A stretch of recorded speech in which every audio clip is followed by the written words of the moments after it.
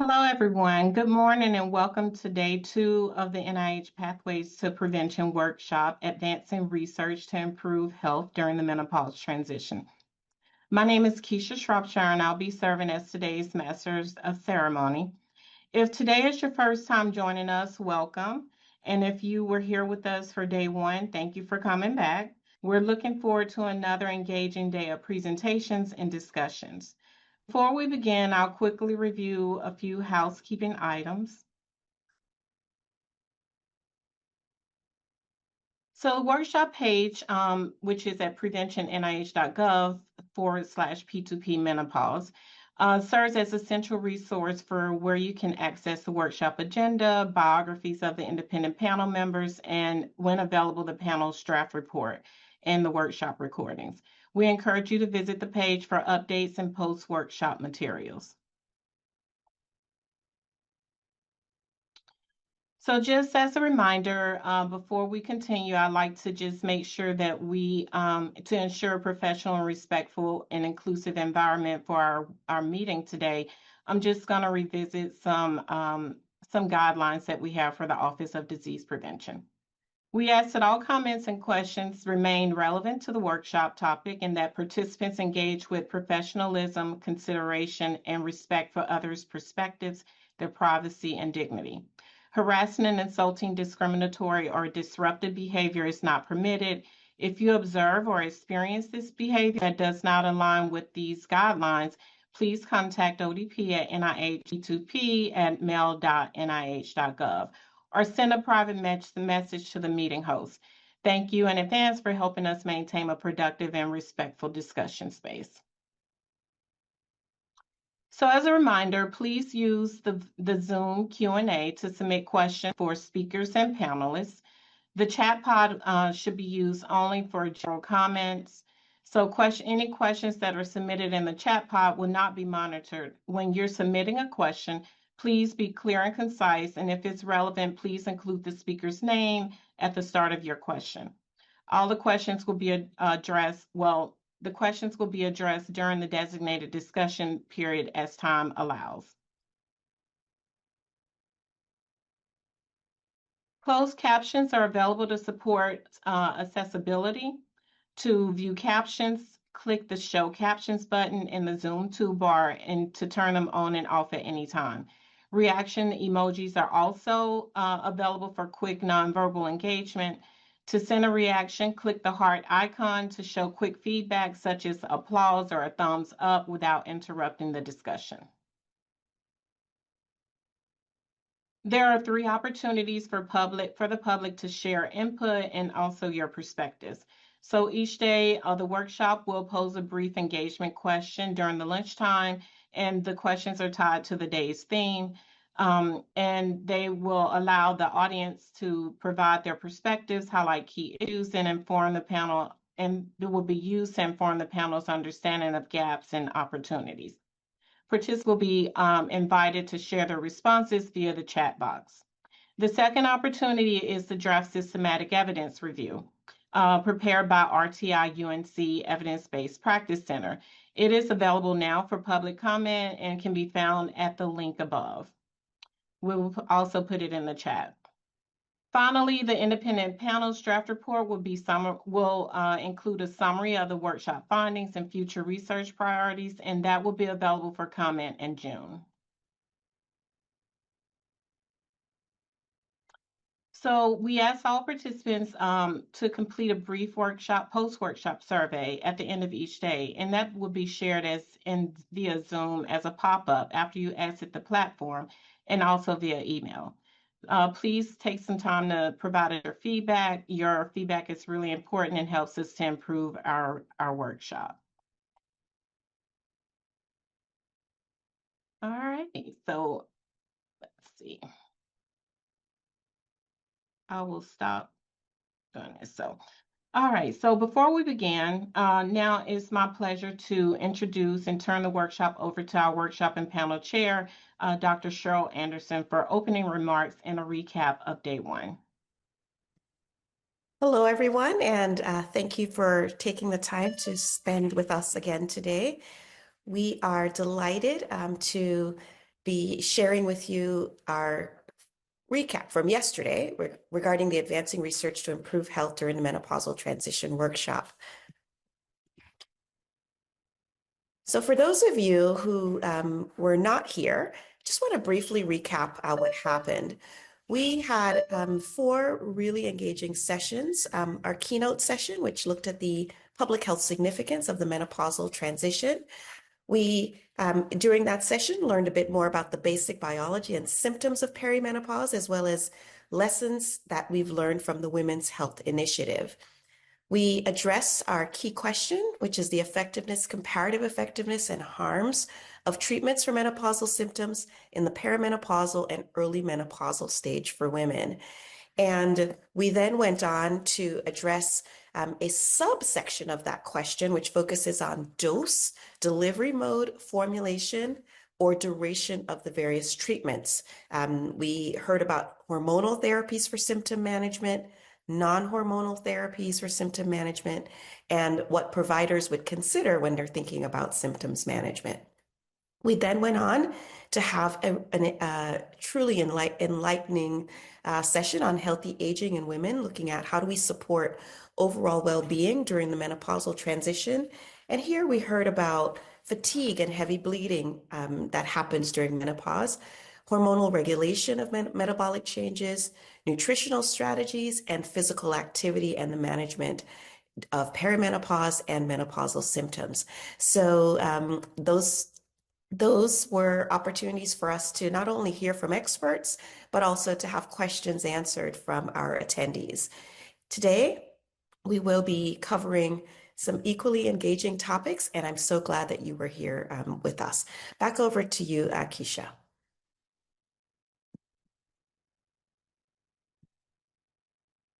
Thank you, Dr. Anderson. So to get us started today, I'm pleased to introduce 2 speakers today who represent NIH leadership. So yesterday's leaders from the Office of Research in Women's Health and the National Institute of Aging provided their perspectives on the importance of this workshop to ORWH and NIA. This morning, we will hear perspectives from the National Cancer Institute and Eunice Kennedy Shriver, National Institute of Child Health and Human Development. So our first speaker is unavailable to join us today, but I'll do my introductions first, and then we'll turn it over and play a pre-recorded and then a live remarks from Dr. Hazra. So our first speaker is Dr. Lori Manassian from NCI. She is Deputy Director for the Division of Cancer Prevention at the National Cancer Institute and is a board-certified medical oncologist with extensive experience in development and conduct of cancer prevention and control clinical trials. In her current role, Dr. Manassian leads the development of the new Cancer Screener Research Network, or CSRN, a clinical trials network designed to evaluate emerging technologies for cancer screening. She has led the NCI team in developing a framework for leveraging the CSRN to evaluate multi-cancer detection assays for cancer screening. Our second speaker is Dr. Rohan Hazra from NICHD. He has been the acting director of the Eunice Kennedy Shriver National Institute of Child Health and Human Development since February 2026. Prior to that, he served as the director of the Division of Extramural Research, NICHD's Extramural Scientific Division, for 6 years. Prior to directing NICHD's extramural research, he was chief of NICHD's Maternal Pediatric Infectious Disease branch.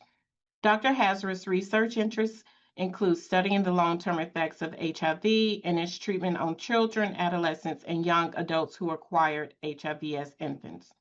We welcome both of them. Dr. Manassian, we will play her pre-recorded session now, and then I'll pass it to Dr. Hazra for his live remarks. Good morning. On behalf of Dr. Anthony Latai and the National Cancer Institute, I'm delighted to welcome you and provide the NCI perspective on this important workshop. I am Dr. Lori Manassian, a medical oncologist and the Deputy Director for the Division of Cancer Prevention. The National Cancer Institute is honored to be a part of this important workshop on advancing research to improve health during the menopausal transition. The discussion of safe and effective interventions to improve health during the menopausal transition is an important scientific and critical issue for women at both high risk for breast and ovarian cancer and those women who have had breast and ovarian cancer and other cancers.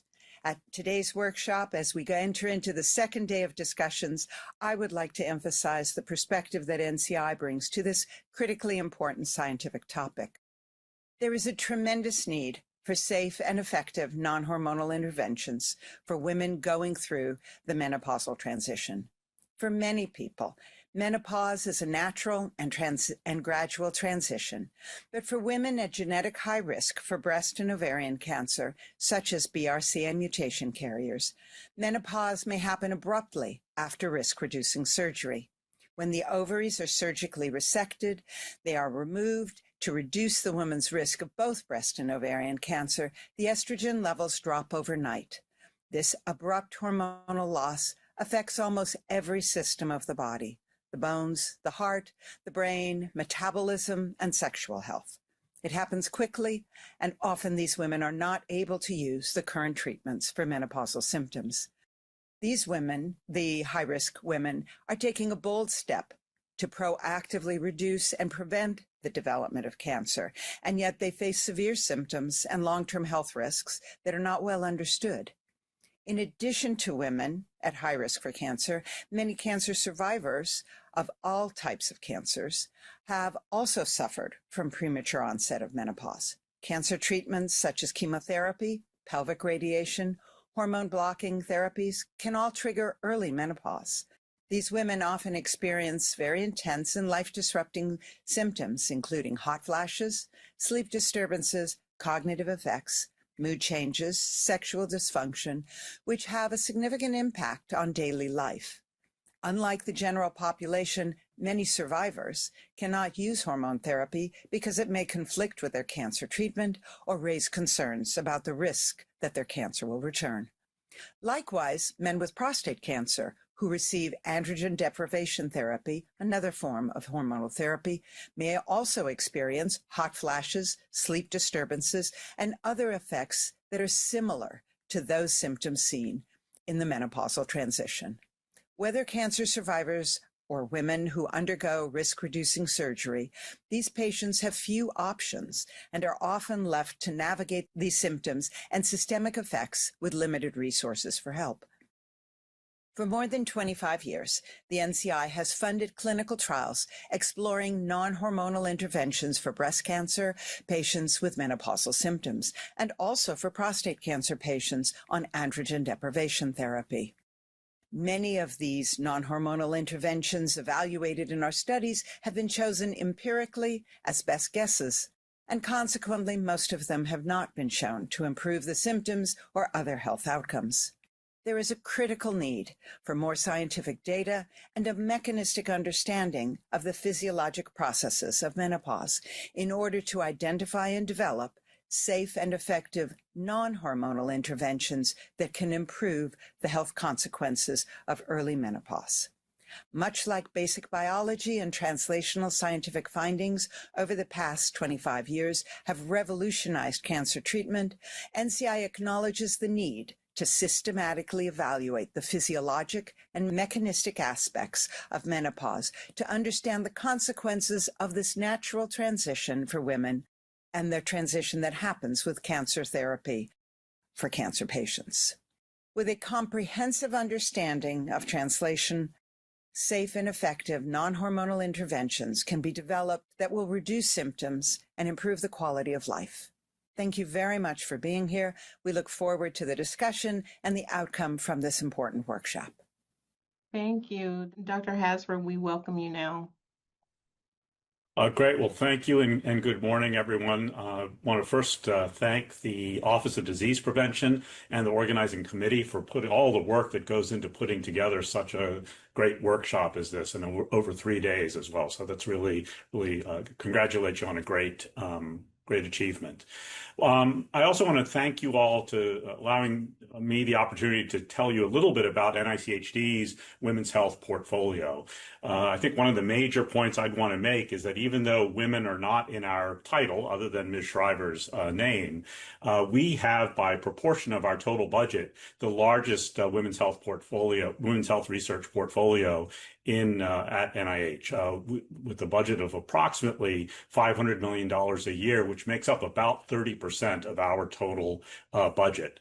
With respect to the menopausal transition, we of course are very interested in that time 5 to 10 years prior to menopause, and then work very closely with the National Institute of Aging on how we then transition some of our studies over to them.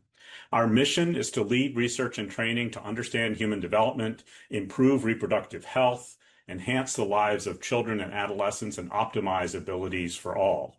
And in our strategic plan, which is available on our website, we have 5 research goals, of which one is specifically to advance gynecologic, andrologic, and reproductive health. We aim to minimize the impact of gynecologic conditions and support lifelong health by supporting research to expand the fundamental knowledge of reproductive health across the life cycle and characterize the role of reproductive aging. This includes women-specific conditions such as endometriosis, uterine fibroids, polycystic ovarian syndrome, pelvic floor disorders, and primary ovarian failure/insufficiency. And of course, these conditions can impact the onset and increase the complexity of the menopausal transition and ultimate menopause. One focus of ours is to improve the fundamental knowledge of the perimenopausal transition and to understand that transition both from a basic science standpoint, but also from a clinical management standpoint. Our research portfolio also aims to understand how to manage some of the side effects or some of the associated effects of the perimenopausal transition, such as vaginal dryness, pelvic floor disorders, and genital atrophy. We also have a very important area of research where we're looking at the effect of impaired fertility on lifelong health in women, including that menopausal transition. And so we have a number of studies looking at basically fertility, not just as a focus of research, but also as a biomarker for future health and disease. Another major area of research for us, as I mentioned, are pelvic floor disorders, and we have been supported for a number of years now the Pelvic Floor Disorders Network, or the PFDN, which is the largest network focused on female pelvic floor disorders in the world, to my knowledge. And just to show you again about the extent of our women's health research portfolio, the average age of participants in the PFDN is in the early 60s. So it just shows you that even though we are called the Child Health Institute, we really take a comprehensive approach to women's health across the lifespan. The PFDN has been very, very successful, and about a quarter of its studies are cited in clinical practice guidelines and have tremendous impact on the care and management of pelvic floor disorders in women. One relevant clinical trial that we're currently enrolling is called the BASIS trial, which stands for the transurethral bulking agent injection versus single incision sling for stress urinary incontinence. And the purpose of the BASIS trial is to compare 2 treatments for people with stress urinary incontinence. And these treatments are outpatient, less invasive treatment options than full-length mid-urethral sling procedures that are commercially available and are FDA approved for patients with stress urinary incontinence. And again, a major issue with respect to menopause-related GU symptoms. We also have, of course, a number of studies looking at bone health and bone density, cardiovascular health, and muscle mass during the life course of a woman. We also look at we have a study looking at an isotonic biome-friendly vaginal moisturizer to relieve GU menopausal symptoms. But of course, there's a lot of research to be done, and we really look forward to the results of this workshop to help inform our future research agenda. And really, once again, want to thank the Office of Disease Prevention and the Pathways to Prevention program for highlighting this very, very important area for women's health research. Thank you.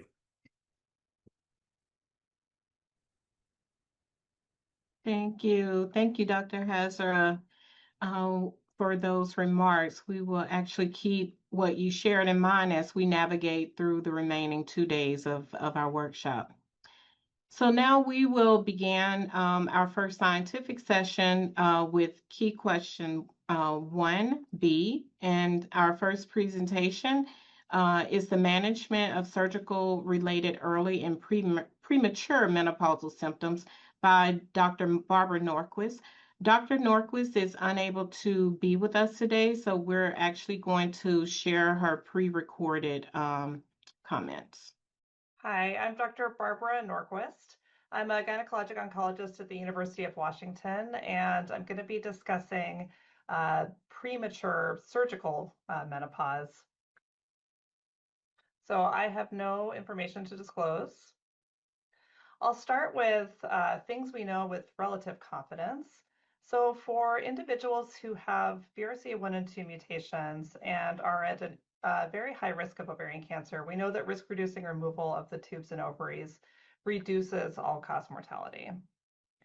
We have reasonable confidence that short-term hormone replacement therapy, or HRT, does not increase the risk of breast cancer, which these individuals are also at very high risk for.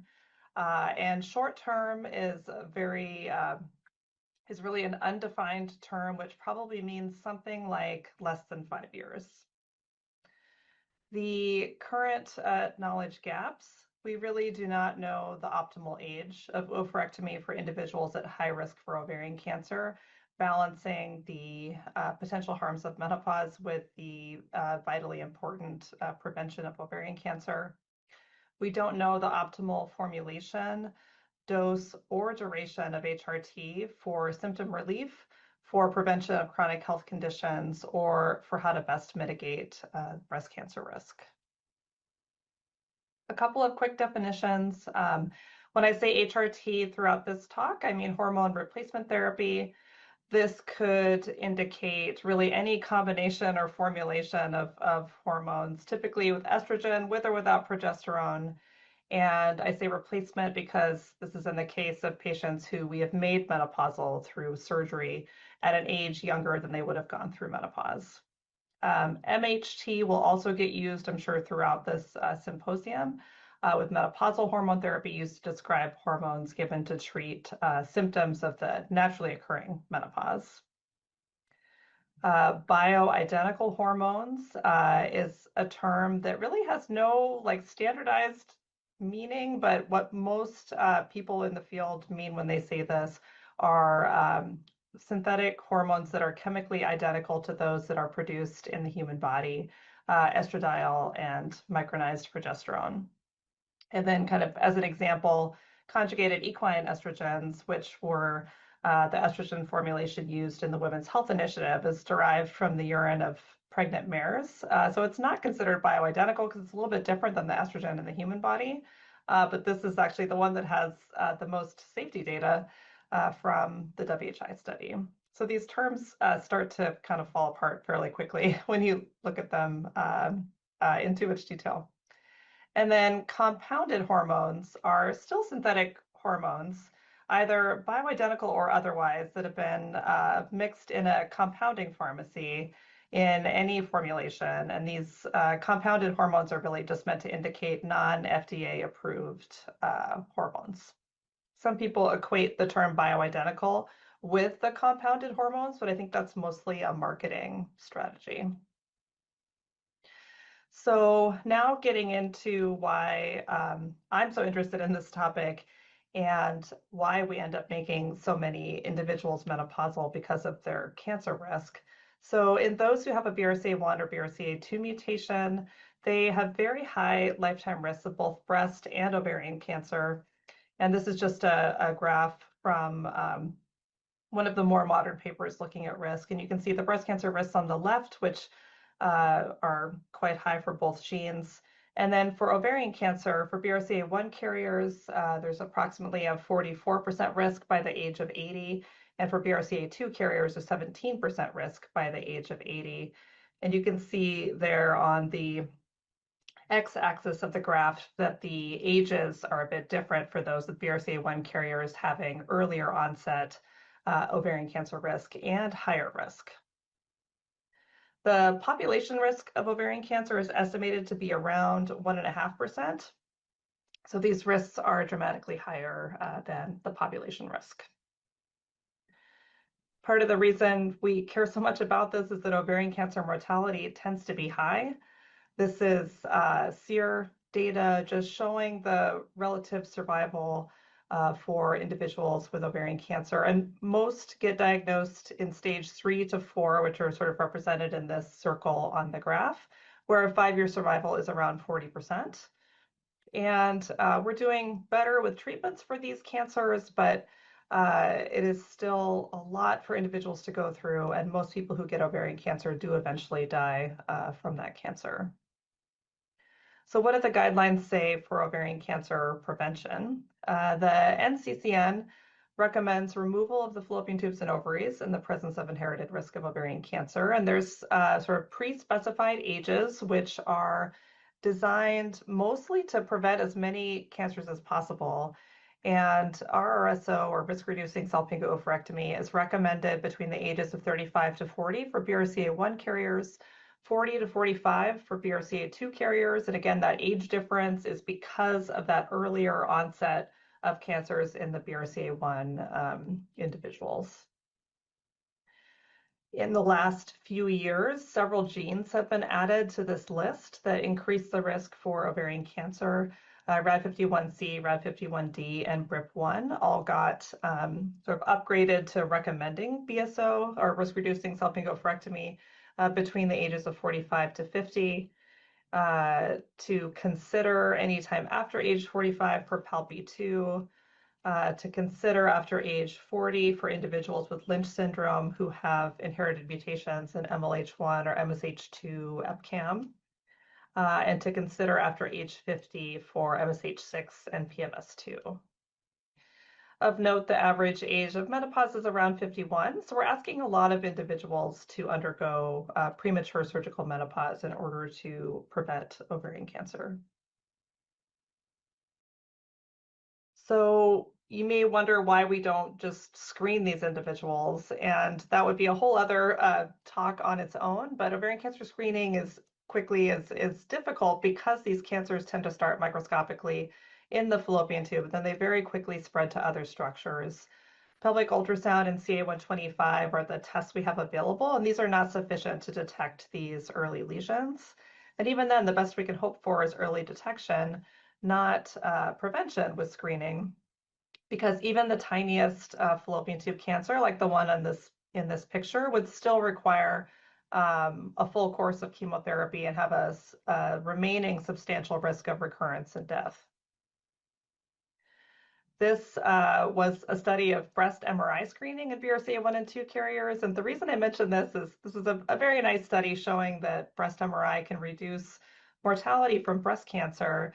This was a prospective study where they were following BRCA1 and 2 carriers over time. And the leading cause of death in this study was actually death from ovarian cancer in this cohort. So just kind of highlighting how serious the problem is.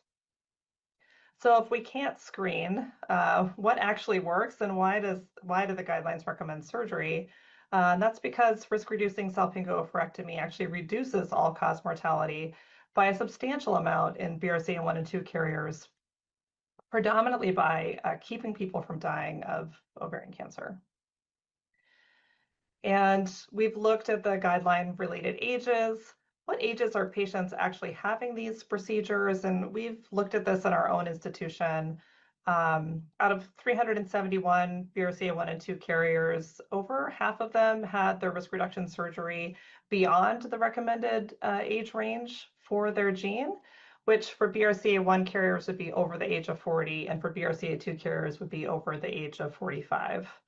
And in this series, we identified 16 individuals who had either precancerous lesions or invasive cancer found at the time of these preventative surgeries when we believed them to not have any cancer.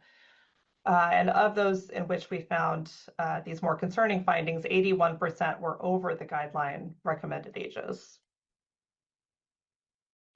Why might an individual delay oophorectomy? And of course, in this study, we don't know why people waited. This was just the data on when they did it. And certainly many individuals don't find out about their risk until they are already past the guideline recommended ages. but we definitely have patients who intentionally delay due to concern over side effects from surgical menopause as well as loss of fertility. Surgical menopause is associated in the literature in the general population with an increase in all-cause mortality, and patients are aware of this data and they're very worried about it. We know that HRT can help with many aspects of surgical menopause, but not all of them. And many patients still experience detriments to their quality of life, to sexual function, to bone density, and to cardiovascular and cognitive health. So there is interest in a strategy of removing the fallopian tubes first and then doing a more delayed oophorectomy in order to prevent this immediate surgical menopause with surgery. And the potential downsides of this is that we really don't know exactly how much this reduces the risk of ovarian cancer. We know that people need 2 surgeries instead of 1. And it is a sterilization procedure, which is either a pro or a con, depending on where a person is at in their life. And the reason I introduced this concept is we do have some data on how people do with surgical menopause compared to individuals who've had fallopian tube removal. And then just quickly, some of the rationale for self-injectomy too also comes from data out of British Columbia, where they've been really systematically removing fallopian tubes anytime someone's having a hysterectomy or a tubal ligation. And they were able to compare this very large number of patients either with or without self-injectomy. And they were able to estimate a 50 to 80% reduction in high-grade serous cancers. And then I really liked how they did this. They also looked at the change in time in breast and colon cancer just to make sure this wasn't a healthy cohort effect. And those rates were unchanged with self-injectomy. So I was involved with the WISP study, which stood for Women Choosing Surgical Prevention. This was a multi-center study that was funded by Stand Up to Cancer, with Drs. Karen Liu and Elizabeth Swisher as the PIs. And this study enrolled premenopausal patients between the ages of 30 to 50 with pathogenic variants in BRCA1 and 2 or other ovarian cancer genes. Patients choose which arm of the study they're going to be in, either a risk-reducing salpingo oophorectomy, which is really our gold standard and has the surgical menopause side effect to it, or an interval self-injectomy with removal of the fallopian tubes, followed by delayed oophorectomy. And the primary outcome of the study was change in sexual function from baseline to 6 months. And the secondary outcomes included menopausal symptoms, with the hypothesis being that those having interval self-injectomy would have less decline in sexual function than those undergoing RSO. HRT in this study was at the discretion of the treating physicians. So this could be really any variety of HRT, but this data was recorded. These are some of the results of this study, which will hopefully be published soon. But this is just looking at the proportion of participants who had sexual dysfunction at each time point, and this was measured by the standardized female sexual function index. So a score less than 26.5 indicates existing sexual dysfunction. And the baseline scores are on the left, and you can see that over time, rates tended to increase, most dramatically in those who had undergone removal of the ovaries, with less sexual dysfunction in those using HRT compared to those who did not, but still a fairly significant increase over time. Looking at the proportion who experienced a clinically meaningful worsening in sexual function as measured by the FSFI. And this is looking at an individual's baseline score from when they entered the study to how that same person filled out the study at either 6 months, 12 months, or 24 months, with a clinically meaningful difference being defined as a 4-point change in the scale. And comparing those who underwent a surgery that caused menopause with or without HRT in this group, there were significantly higher rates of clinically meaningful worsening in sexual function following surgery. This was no longer statistically significant at 24 months. And then if you restrict these data to just the individuals who were taking HRT, And again, we don't have the specifics of what HRT they were taking, but this was about 75% of that RSO cohort. And when you limit it to these individuals, the statistical difference goes away. They are still a bit numerically different, but this is no longer statistically significant, indicating that a lot of that difference was likely driven by that smaller subgroup who was not taking HRT. And then we used inverse probability weighting to compare these groups to help account for the non-randomized nature of this clinical trial. And the group that didn't take HRT was sort of too small and too different from the other groups to really do that statistical analysis. So we can't compare these numbers to the group that took HRT or to salpingectomy, but I think it's just numerically interesting to see what proportion of individuals experienced clinically meaningful worsening in sexual function when they underwent premature surgical menopause and were unable to take HRT. And you can see this 46% at 6 months, 74% at 12 months, and 53% at 24 months.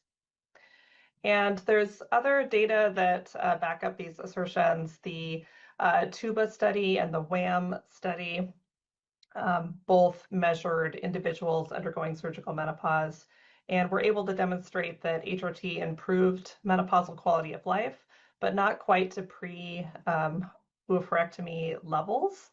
And sexual function appeared to be better than HRT without it, but still not quite back to baseline, which is fairly similar to what we saw as well. Of course, there's still data accumulating on the safety of salpingectomy as a method for ovarian cancer prevention. These two studies are ongoing with the first results estimated in 2036, since you have to have many more individuals to prove a safety from an ovarian cancer prevention standpoint. And this picture just reminds me of this is a long haul. You can see the parking lot way off in the distance, and then these kind of switchbacks looked a little bit like a fallopian tube to me. So that's why I put that in there. So does HRT increase breast cancer risk in BRCA1 and 2 carriers? And we do have quite a bit of data on this. There's a real dearth of randomized controlled trials in this setting, but there are prospective cohorts that have been followed. And these are just a couple of the publications that have come out of those cohorts. This is one of the more recent studies from Dr. Katsopoulos and colleagues in Canada. This is breast cancer incidence among BRCA1 mutation carriers who are either using estrogen alone hormone replacement therapy versus no HRT at all. And you can see that those lines are basically superimposed, indicating that estrogen alone did not seem to increase the risk of breast cancer. They were in this study able to separate out estrogen alone versus progesterone and estrogen. And in that group, the estrogen alone arm looked better in terms of breast cancer risk. And if you restricted it to individuals who were under the age of 45 at the time of undergoing surgical menopause, estrogen alone had an even lower risk of breast cancer than E+P. We've known since the WHI study that hysterectomy likely allows for safer hormone replacement therapy. The Women's Health Initiative, of course, was a massive undertaking. And about half of the individuals in the study had had a prior hysterectomy and were therefore given estrogen alone rather than estrogen plus progesterone. And the estrogen in the study was that conjugated equine estrogen, and the progesterone was medroxyprogesterone acetate. If you look at this graph on the right, this solid blue line is estrogen plus progesterone in the group that did not have a hysterectomy, and these are incidence of hazard of breast cancer over time. And the lowest risk was actually seen in the estrogen alone arm. So what is the role of hysterectomy in providing safe HRT for these carriers who are also at high risk of breast cancer? We know that hysterectomy facilitates estrogen-only HRT, but not every patient wants a hysterectomy. It increases the chances of a surgical complication. They have a longer recovery. We have some patients who are planning to still use their uterus to carry a pregnancy, which you can do without fallopian tubes, and you can also do without tubes or ovaries. And with the uterus left in situ, we don't know the safest way to protect the endometrium, and this is a big gap for these individuals. We don't know if the levonorgestrel intrauterine device might be the safest option versus micronized progesterone versus a combined transdermal patch, which usually contains norethindrone, or using estrogen combined with a SERM that has anti-estrogen effects in the uterus, such as bazodoxifene.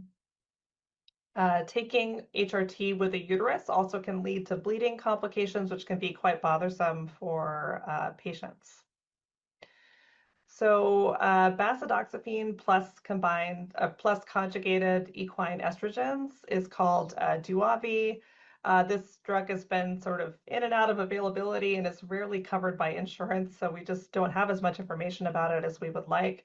But there have been some pilot studies in individuals considered at high risk for breast cancer, indicating that bazodoxifene is both anti-estrogen in the breast and the endometrium, in contrast with drugs like tamoxifen, which are anti-estrogen in the breast but pro-estrogen in the endometrium, thus increasing the risk of endometrial cancer. In this pilot study, they looked at 6 months of this medication, which reduced biomarkers of breast cancer risk, including a small subset that had high Ki67, who then had a reduction in Ki67, as well as reduced menopausal symptoms. But notably, they excluded BRCA1 and 2 carriers from this study, and they also excluded individuals who had had DCIS or LCIS. There is a clinical trial pending that allows individuals with DCIS, but did not allow prior oophorectomy or BRCA1 and 2 carriers. So I think this is a missing opportunity here. So in summary, surgery is the standard of care for ovarian cancer risk reduction. HRT is generally not contraindicated for BRCA1 and 2 carriers in the absence of a personal history of breast cancer, but we still don't know the optimal regimen's dosage or duration. Premature surgical menopause without HRT in high-risk individuals does lead to very bothersome symptoms as well as sexual dysfunction, in addition to the potentially increased all-cause mortality, bone loss, and cardiovascular disease. So key recommendations from my perspective would be to continue to design observational studies to determine the optimal formulation, dose, and duration of HRT in high-risk individuals who are in surgical menopause, with consideration for mortality, bone health, cardiovascular disease, mental health, in addition to optimizing the reduction of symptoms with premature menopause. To expand ongoing self-injectomy studies so that we can determine not just the efficacy in preventing ovarian cancer, but to try to get closer to determining the optimal age of that completion oophorectomy and how long we can safely push that completion surgical menopause, and also of the self-injectomy, just doing it at a younger age, is that more protective than an older age? I'd love to see clinical trials of HRT in individuals with a history of DCIS or even of invasive breast cancer, particularly the hormone receptor negative cancers, which are quite common in BRCA1 carriers. And also to see clinical trials with the combined bazodoxifene combined conjugated equine estrogens in BRCA1 and 2 carriers after oophorectomy, whether they do or don't have a uterus. I think this would be potentially very interesting to this population. And that is the end of my slides. Let's give a round of applause for Dr. Norquist. Next is iatrogenic menopause due to cancer, treatment, gaps, and future directions, presented by Dr. Ann Partridge. Dr. Partridge, welcome. You have the floor. Thank you. It's a pleasure to be here. I am just trying to find the controls there we are. And I'll be speaking about iatrogenic menopause due to cancer treatment, predominantly breast cancer, because that's the area I focus on and where it's most relevant in terms of making people postmenopausal and not being able to give them comfortably hormonal therapy in all situations. These are my disclosures. So I want to start with a little bit of background. As many of you have read in the headlines, there's been a global increase in the incidence of early onset cancers. And that's been worldwide as well as in the US. And most notably, breast cancer is increasing. Breast cancer is the unfortunate #1 killer of women under age, cancer killer of women under age 40. And the majority of these women will be cured, but the majority, in order to get to that place, need to get chemotherapy, especially if they have hormone insensitive cancer, or endocrine therapy, which blocks or reduces estrogen along with targeted therapies. And so these well-intentioned treatments, which are all associated with disease-free and or usually overall survival advantages to prevent death from breast cancer, also have a dark side. And that side is the temporary or permanent menopause that may occur and lead to this iatrogenic problem that's associated with symptoms and problems. So that's what we're talking about today. And that's why we're focusing predominantly on breast cancer, because we can't just give them hormones back generally, although we'll talk about where we might think about doing it. And some other cancers are hormone sensitive, like rare sarcomas or some of the gynecologic cancers in women. Okay, so a little more background. You heard a little bit of this from Dr. Norquist, but there are big differences for the average woman who goes through natural menopause versus treatment-induced menopause. Treatment-induced menopause is often extraordinarily abrupt. It's caused by treatments for cancer, and the symptoms are often more severe and persistent. There are lots of ways to manage them. And otherwise, the other important thing is that they're not always permanent. They can be temporary, and there can also be fluctuations, particularly for our youngest women, where some of our therapies, which include oral endocrine agents like tamoxifen or an aromatase inhibitor. Tamoxifen blocks estrogen, aromatase inhibitors lower estrogen. In premenopausal women, we have to give them ovarian suppression medication if we're using an aromatase inhibitor, and we often also add that to tamoxifen because it improves overall and disease-free pharmacologic strategies. They are getting better and better. This is all comers, and these numbers are even higher in our young onset patients. This can lead to diminished quality of life, and it can actually lead to treatment non-adherence. And we know in young patients that over 20% of people came off either their endocrine therapy or their ovarian function suppression or both, even in a clinical trial population of premenopausal women. So those people are not getting the benefit if they're not taking the duration of therapy, most likely. We know also from nice work done by Patty Gans and colleagues that if you ask people and do a comprehensive menopausal assessment intervention for patients, that you can actually really improve their symptoms with our non-hormonal mechanisms predominantly, but yet we don't get out there to patients. So this is a big issue. Even using what we already know is safe and effective, we are less than effective at getting to our patients. So at least a third of patients in a now older study showed that patients were dissatisfied with the information they got about the effects of their cancer treatment on reproductive outcomes, such as menopause. So we need to do more work on that, even getting the word out as we develop better therapies. Another problem is that there's no standardized method for defining certain menopausal symptoms in our breast cancer survivors and others. You can see here that what's used for drug approval and for mild, moderate, and severe, but there's nothing standard in the clinical setting that clinicians like me use, which can make for very catch-as-catch-can heterogeneous assessment and therefore not as high quality assessment and then intervention, even though we know that interventions, even with what we have, are available and can be safe and effective. We got to get them out to the patients. But let's step back and talk now about this kind of resurgence of consideration of using menopausal hormone therapy in breast cancer survivors.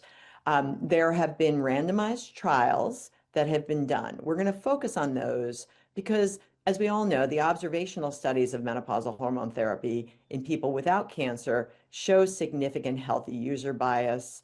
The observational studies in survivors show bias, of course, towards people at low risk of recurrence. And there have been 4 randomized trials conducted. I'm going to take you through them and tell you why we're not just saying everybody can go back on hormones. In fact, we don't say that at all. There were 2 trials, the Habits and the Stockholm trial. They were started now over 2 decades ago. There were 2 independent randomized controlled trials, and they decided to pool their results and jointly monitor later. And what they showed was that their pooled assessment in habits was that there was an increased hazard ratio, statistically significant, from giving back hormone replacement in breast cancer survivors. You can see an odds ratio of 3.5 in the hazards trial, and there was a non-significant improvement in the Stockholm trial. I'll show you more data on this. But pooled, which is what they had decided to do a priori, it was a hazard ratio of 1.8. Now, here's the habits trial. What they were giving people was menopausal hormone therapy. The doctor could choose, and they had a median follow-up of 4 years. And you can see the 2 arms and the breakdown of the different patients that enrolled and were randomized. And what they found is indeed a hazard ratio in habits of 2.4 in terms of a breast cancer event at 5 years.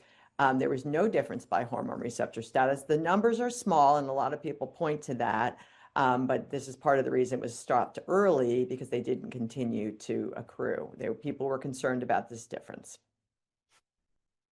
The Stockholm trial used estradiol for all, and then if they had a uterus, they got MPA. They had much longer follow-up. Here you can see the breakdown of the 2 different arms, small numbers relatively.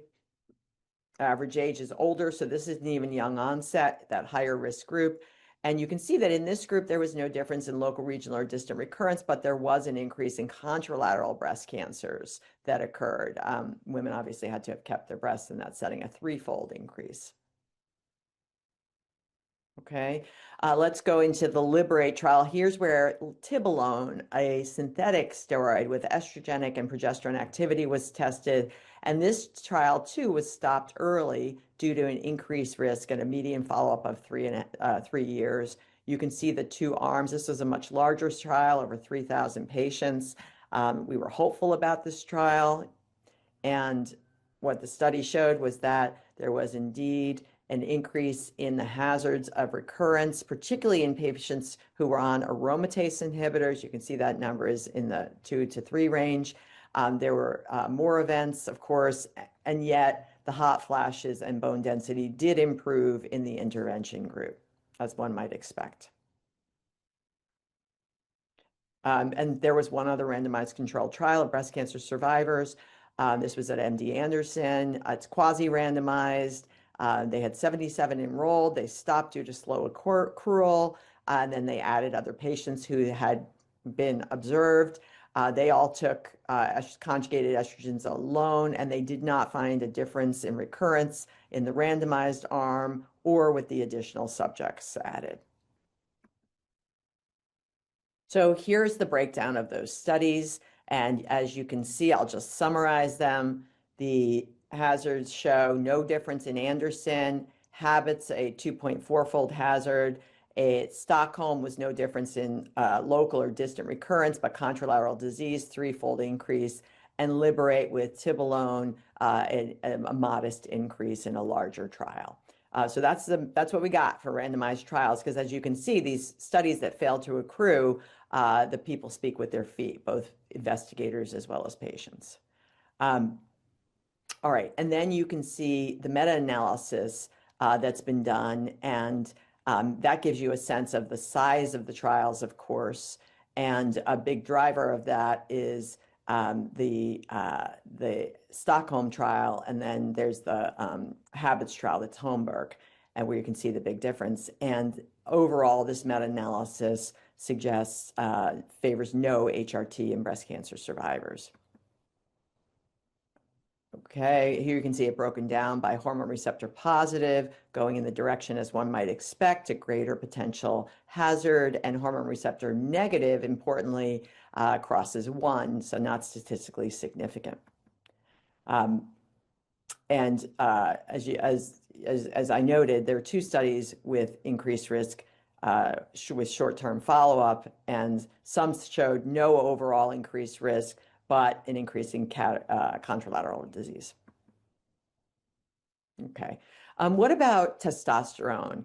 And this has been looked at intravaginally, and you can see in breast cancer survivors in a study that was done for patients who, and these are not randomized. So patients received vaginal testosterone, oh, this was randomized, excuse me, versus an estrogen ring for 12 weeks, and both improved vaginal atrophy and sexual functioning.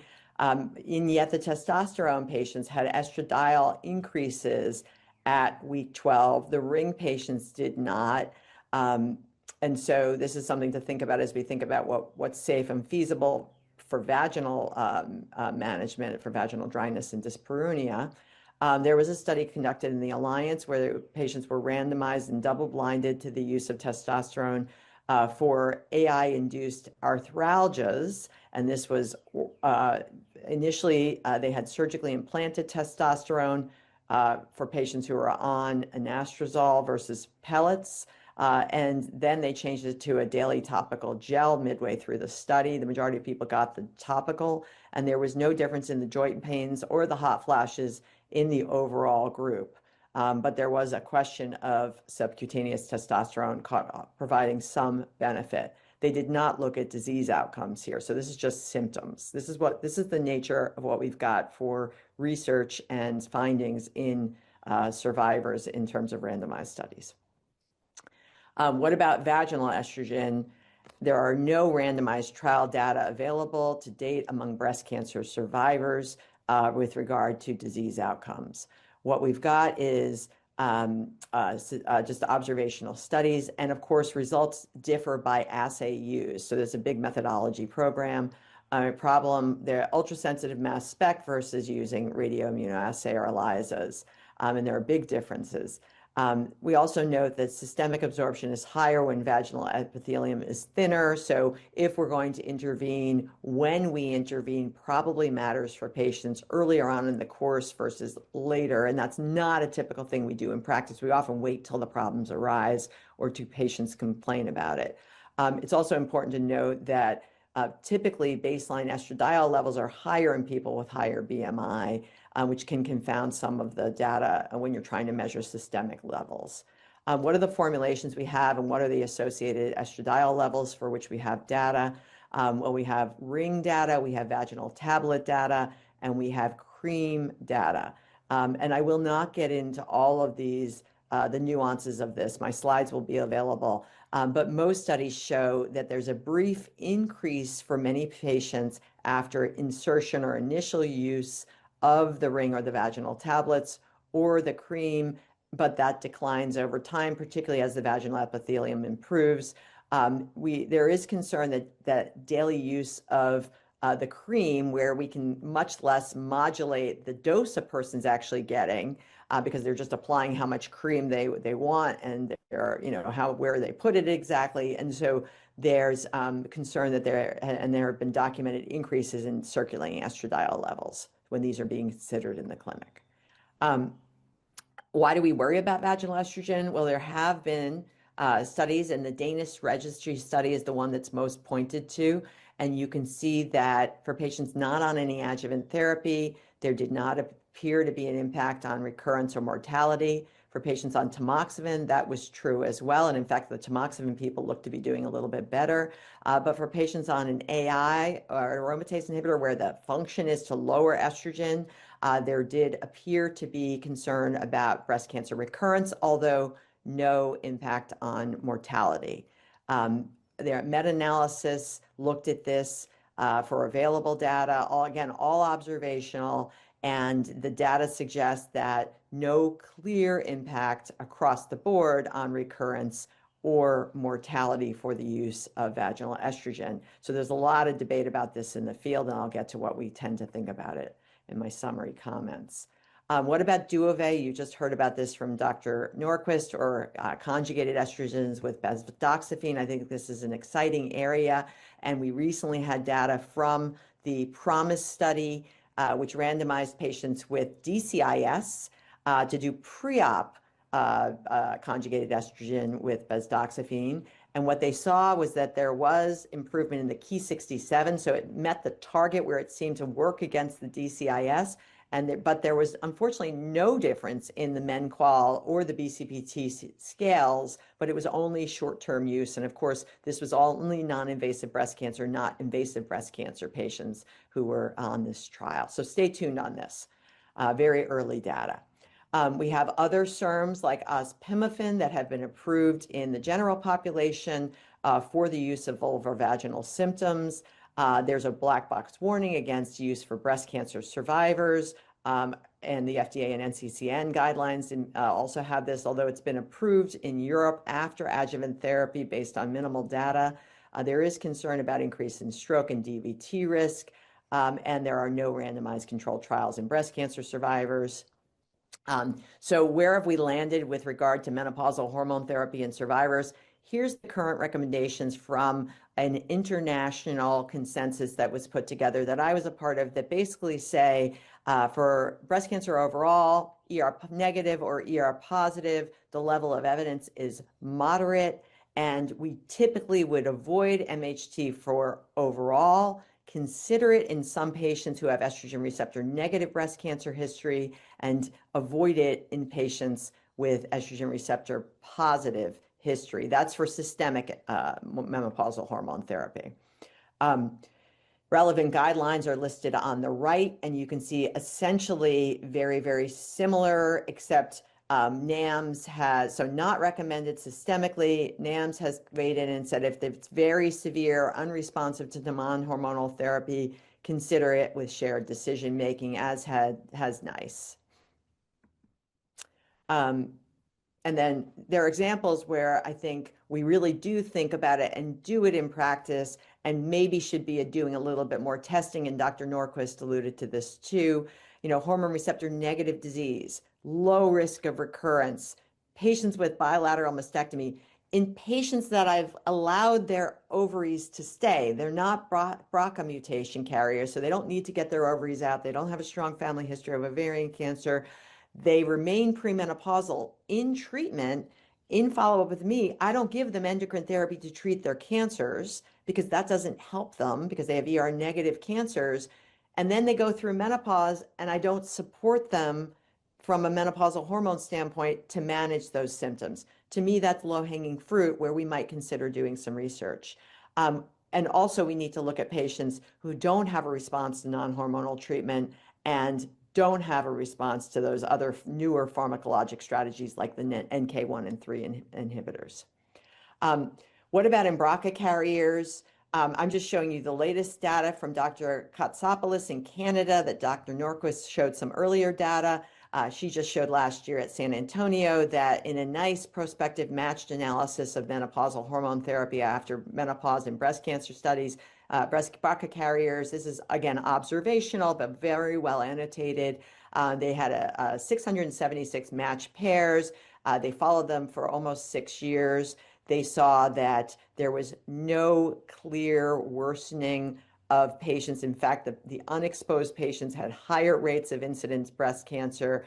The difference was greater in people with estrogen alone, meaning if you got estrogen alone, it was actually protective in these BRCA carriers, and there wasn't a clear signal for harm in the patients who did get progesterone. So these are exciting new data for our BRCA carriers.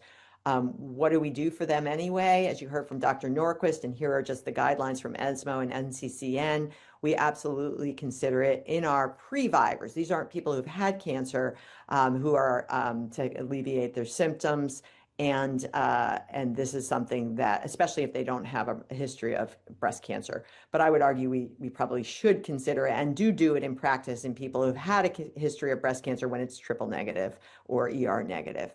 So where are the gaps? I'll do these very quickly and we can talk about them more on the panel. I think we do need to reassess the risk of breast cancer with emerging evidence on the use of MHT. There are newer formulations of MHT. They appear to be less associated with breast cancer risk.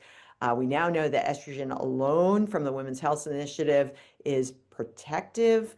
And in our breast cancer survivors, might it be earlier trials did not include patients receiving aromatase inhibitors. So we have to be very careful with that group where the true goal is to lower their estrogen and get them below assay.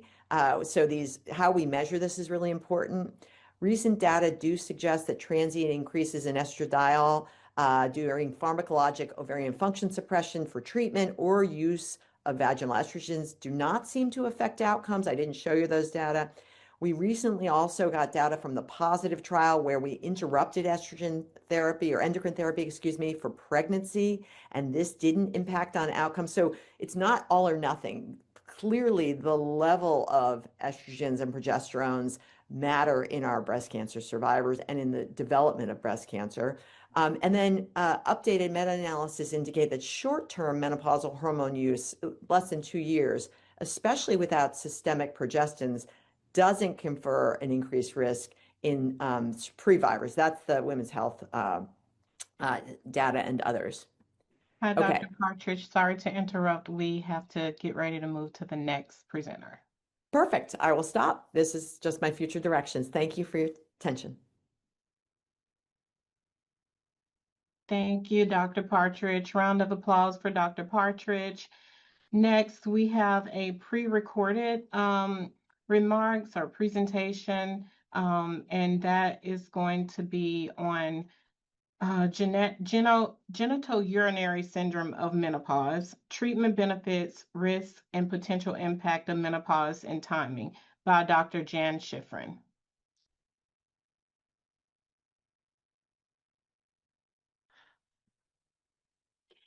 Hello, I'm Dr. Jan Schifrin, a gynecologist and reproductive endocrinologist and director of the Mass General Midlife Women's Health Center in Boston. It's a pleasure to speak with you today about the genitourinary syndrome of menopause, treatment benefits, risks, and potential impact of menopause type and timing. I have no disclosures. The knowledge gaps that I believe are most important for GSM are to assess GSM in perimenopause and early menopause. And of course, that fits in very well with the goals of this Pathways to Prevention workshop. We need to know more about the prevalence, impact on health and quality of life, treatment efficacy and safety, and potentially the role in the prevention of the late sequelae of GSM. In addition, we need more data on GSM in women with cancer. That includes breast, gynecologic, hematologic, and solid tumors. We need to know more about menopause induced by chemotherapy, radiation, and surgery. And when we're assessing GSM in this special group, we need to know about prevalence, impact on health and quality of life, and treatment efficacy and safety. In general, there are gaps in GSM research overall. Principally, we need standard diagnostic criteria and outcome measures, and we need long-term studies of efficacy and safety of therapies. As background, the genitourinary syndrome of menopause essentially refers to signs and symptoms associated with postmenopausal hormone deficiency in the genitourinary tract. This includes changes to the labia, vagina, urethra, and bladder, all of which have hormone receptors.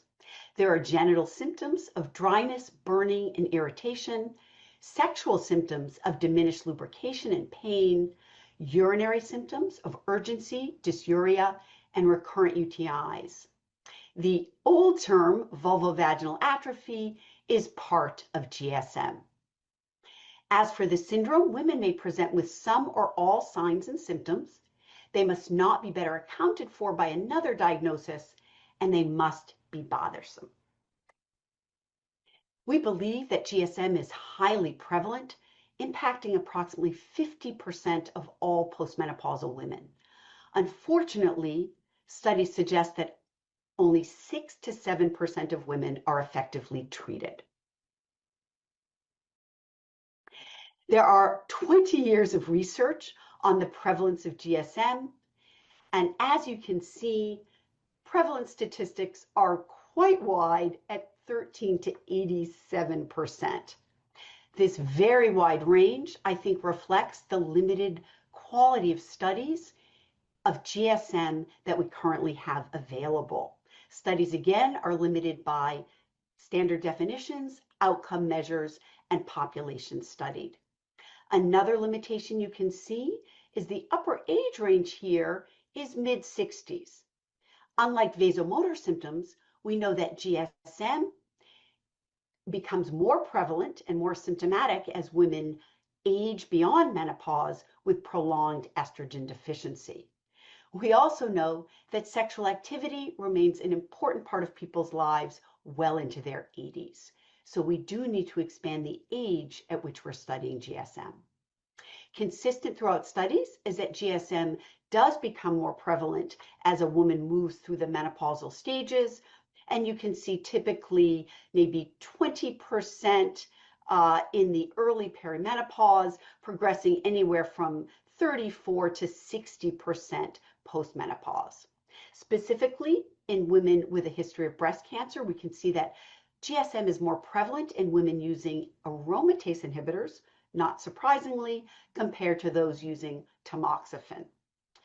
Sadly, in a study of how often women spoke to a healthcare professional about their bothersome symptoms, that was limited to fewer than 8% of symptomatic women.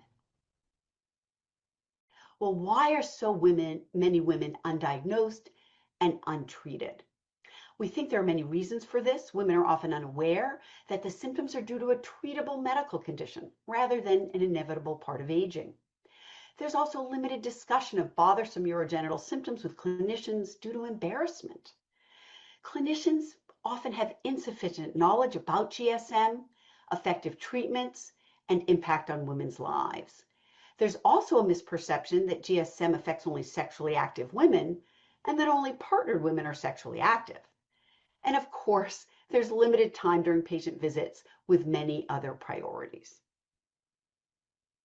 GSM clearly impacts sexual function, including enjoyment, spontaneity, intimacy, and relationship with partner. In addition, there's a significant impact on the urinary tract, and GSM is an important cause of recurrent urinary tract infections in postmenopausal women. I often think that it is best to understand the impact of GSM on women's lives in their own words.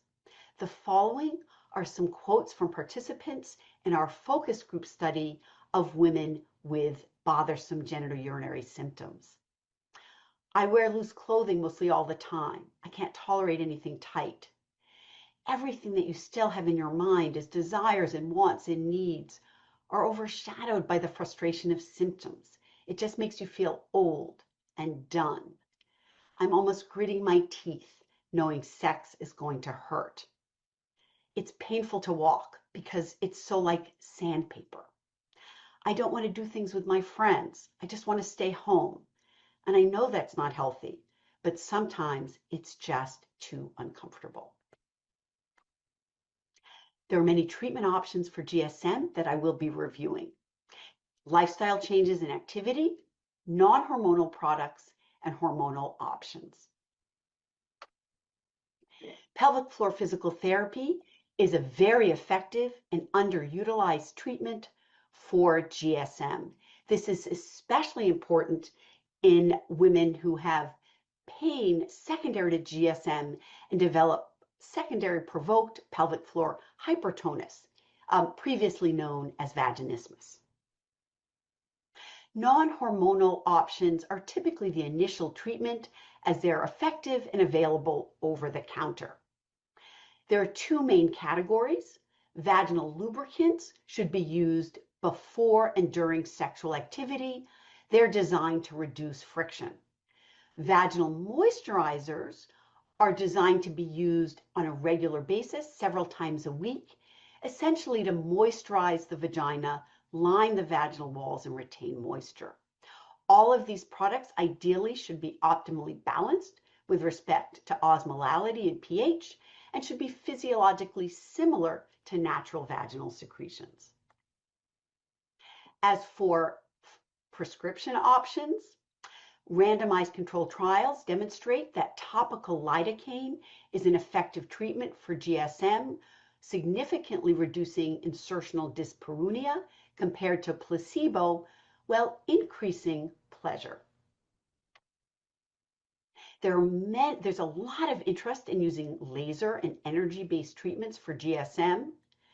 Unfortunately, many of these options are high cost, and risks may include vaginal burns, scarring, chronic pain, and pain with sex. The FDA warns against the use of energy-based devices to perform vaginal rejuvenation or cosmetic procedures, and no energy-based devices are approved to treat symptoms related to menopause, incontinence, or sexual function. Sham control trials, which are truly the gold standard for devices, are available only for laser. None are currently available for any other energy-based treatments, including photobiomodulation, for which you'll hear a very interesting presentation following mine. When we look at the sham control treatments of CO2 laser, in essence, they all generally demonstrate that active laser, is no more effective than sham laser. Currently, the principal mainstay treatment for genitourinary syndrome of menopause is low-dose vaginal estrogen therapy. We have several FDA-approved options. They include vaginal cream, vaginal ring, vaginal tablet, and vaginal insert. They're principally the hormone estradiol, although we also have creams that include conjugated estrogens. There are advantages and disadvantages to the different FDA-approved formulations, but studies confirm that all are equally effective. Importantly, low-dose vaginal estrogen therapy does not increase systemic blood levels for estradiol, which would help us anticipate a very high degree of safety. As you can see, since vaginal cream dosing is variable, blood levels are variable. But when we examine the FDA-approved fixed-dose estradiol preparations, we can see blood levels that are essentially equivalent to that of untreated postmenopausal women.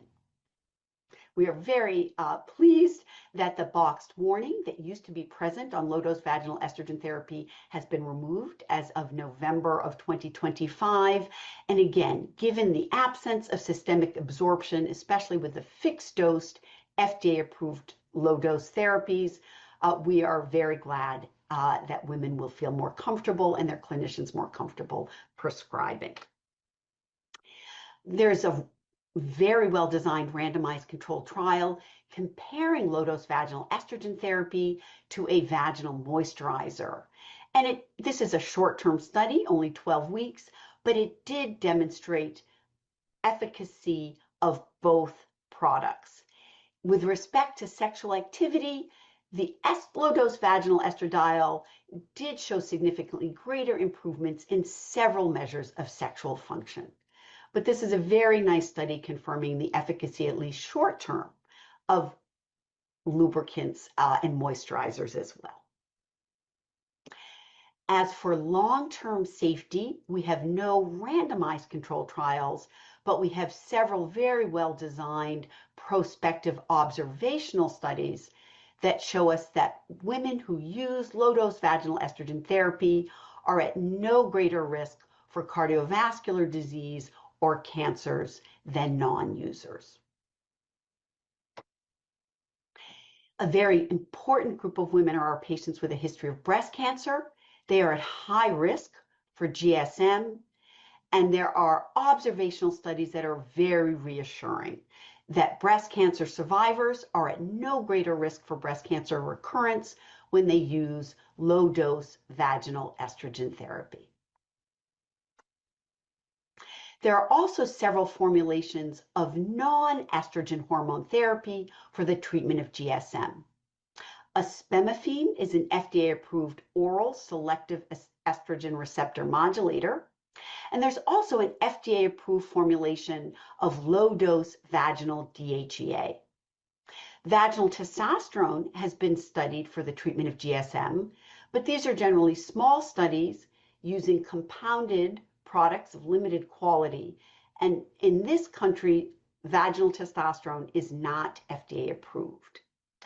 There's some interest in using vaginal androgens for women with breast cancer using concurrent aromatase inhibitors, because the aromatase inhibitor will prevent the conversion of the vaginal androgens to estrogen. We see sexual improvements with vaginal androgens and selective estrogen receptor modulators in double-blind randomized controlled trials. And given the minimal systemic absorption, this is really due to the treatment of bothersome pain and dryness rather than a systemic effect of androgens or SERMs. GSM research and clinical care are limited by lack of a high-quality patient-reported outcome measure to identify and assess the condition, so we have developed the Vulvovaginal Atrophy Questionnaire. We developed this questionnaire through focus groups in menopausal women with genitourinary symptoms. The VVAQ has been designed for epidemiologic research, clinical trials, use in clinical practice, and the development of drugs, devices, and over-the-counter products. We have just completed a psychometric validation study in 200 menopausal women. And ongoing, we have an epidemiologic study of GSM prevalence and predictors and a representative cohort of 5,000 US women using the VVAQ as the principal outcome measure. We anticipate that the VVAQ will be freely available to clinicians, researchers, and patients this year in 2026.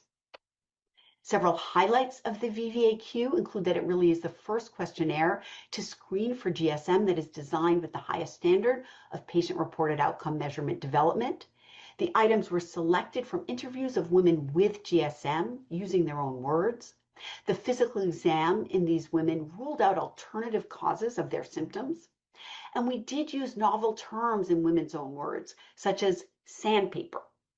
Of course, we included urinary symptoms, as this is a principal part of the definition of GSM. We assessed symptoms in both sexually active and inactive women. And the reason for sexual inactivity was elicited, as this is often GSM. Sexual activity is very well defined in the VVAQ, including penetrative and non-penetrative activity in patients with and without partners. And of course, the degree of bother is assessed because that is the indication for treatment. The impact of GSM on partner relationships is included, as this was highly relevant to women in our focus groups. I would like to draw your attention to an excellent systematic review of GSM by the Agency for Healthcare Research and Quality and the Patient-Centered Outcomes Research Institute.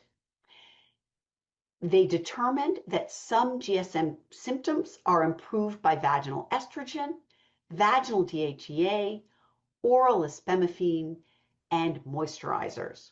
There was no evidence of efficacy for testosterone and energy-based therapies. There are limited studies in women with breast or gynecologic cancers. Recommendations to improve GSM research impacting care include standard definition and diagnostic criteria, a common set of validated outcome measures, clinically relevant populations, and comparisons of interventions. We need long-term data on efficacy, safety, tolerability. Most outcomes are assessed at only 3 months, and there are almost no outcome data beyond 1 year, including endometrial safety, in women using low-dose vaginal estrogen therapy and other hormone therapies.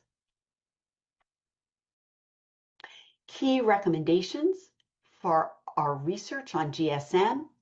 Overall, we need to standardize diagnostic criteria and outcome measures. We need to identify novel, effective, safe, and convenient therapies. We need to conduct studies that compare and combine available therapies. And we need long-term studies of treatment efficacy and safety. We need more studies of GSM in perimenopausal women, early menopausal women, and women experiencing induced menopause. We need to assess prevalence, impact on health and quality of life, treatment efficacy and safety, and the role of early treatment in the potential prevention of the long-term sequelae of GSM. We also need to study GSM more in women with cancer with some of the same outcomes, including prevalence, impact, and treatment efficacy and safety. Thank you very much.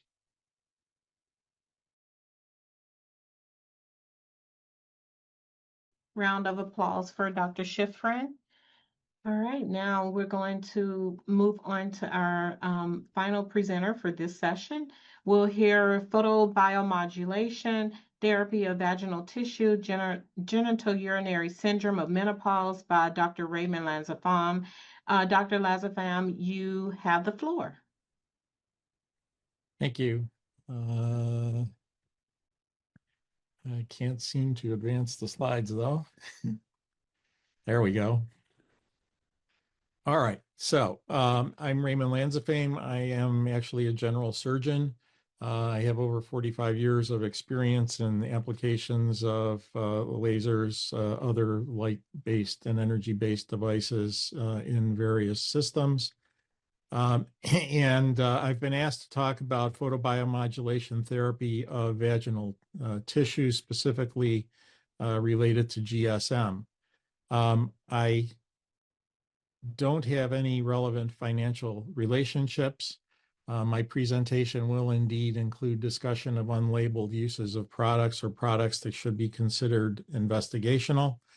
I do have a number of relationships that are relevant to this presentation, including the fact that I serve as an SGE to the General and Plastic Surgery Devices Panel of the Medical Devices Advisory Committee of the FDA's CDRH, and several current and or past board and editorial functions. I want to remind you that information and opinions contained in my presentation are solely mine and shouldn't be construed as being official or reflecting the views of the FDA or NIH. So there are a couple of things that I think we should delve into before we get into the weeds.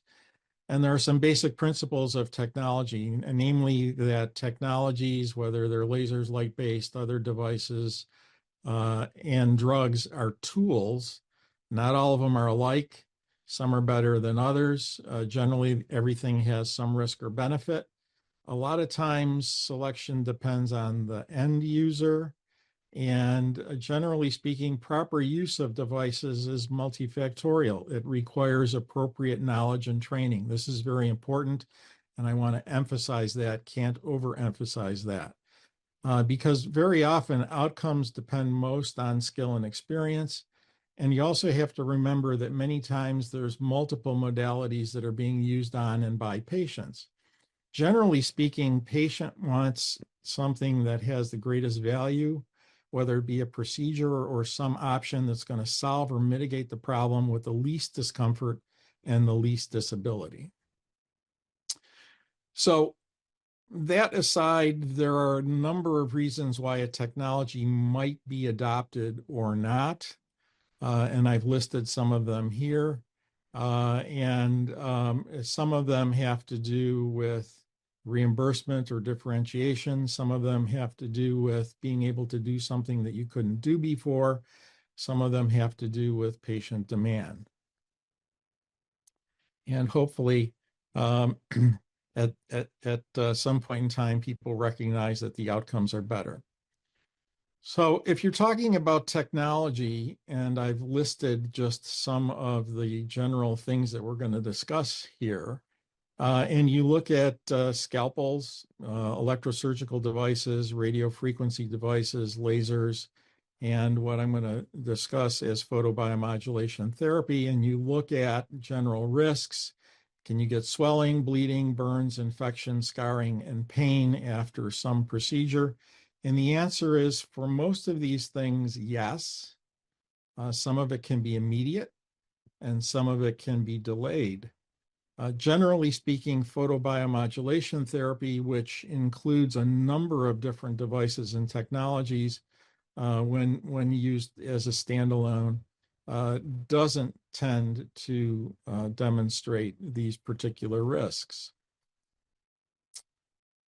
Oh, there we go. So let's talk a little bit about light. Well, light, particularly invisible in the infrared, has been used in the female genital tract to both diagnose and treat conditions for more than 50 years.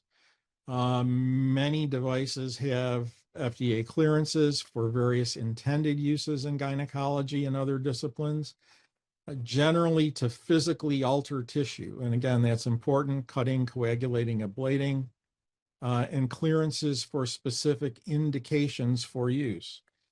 Yes, it's true, no devices have specific clearance to treat GSM, SUI, or other menopause-related indications. For that matter, there aren't any specific clearances for lasers or energy device-based procedures used for aesthetic procedures as well. With this context, understand that PBMT has been proposed as both an alternative or an adjunct in managing GSM.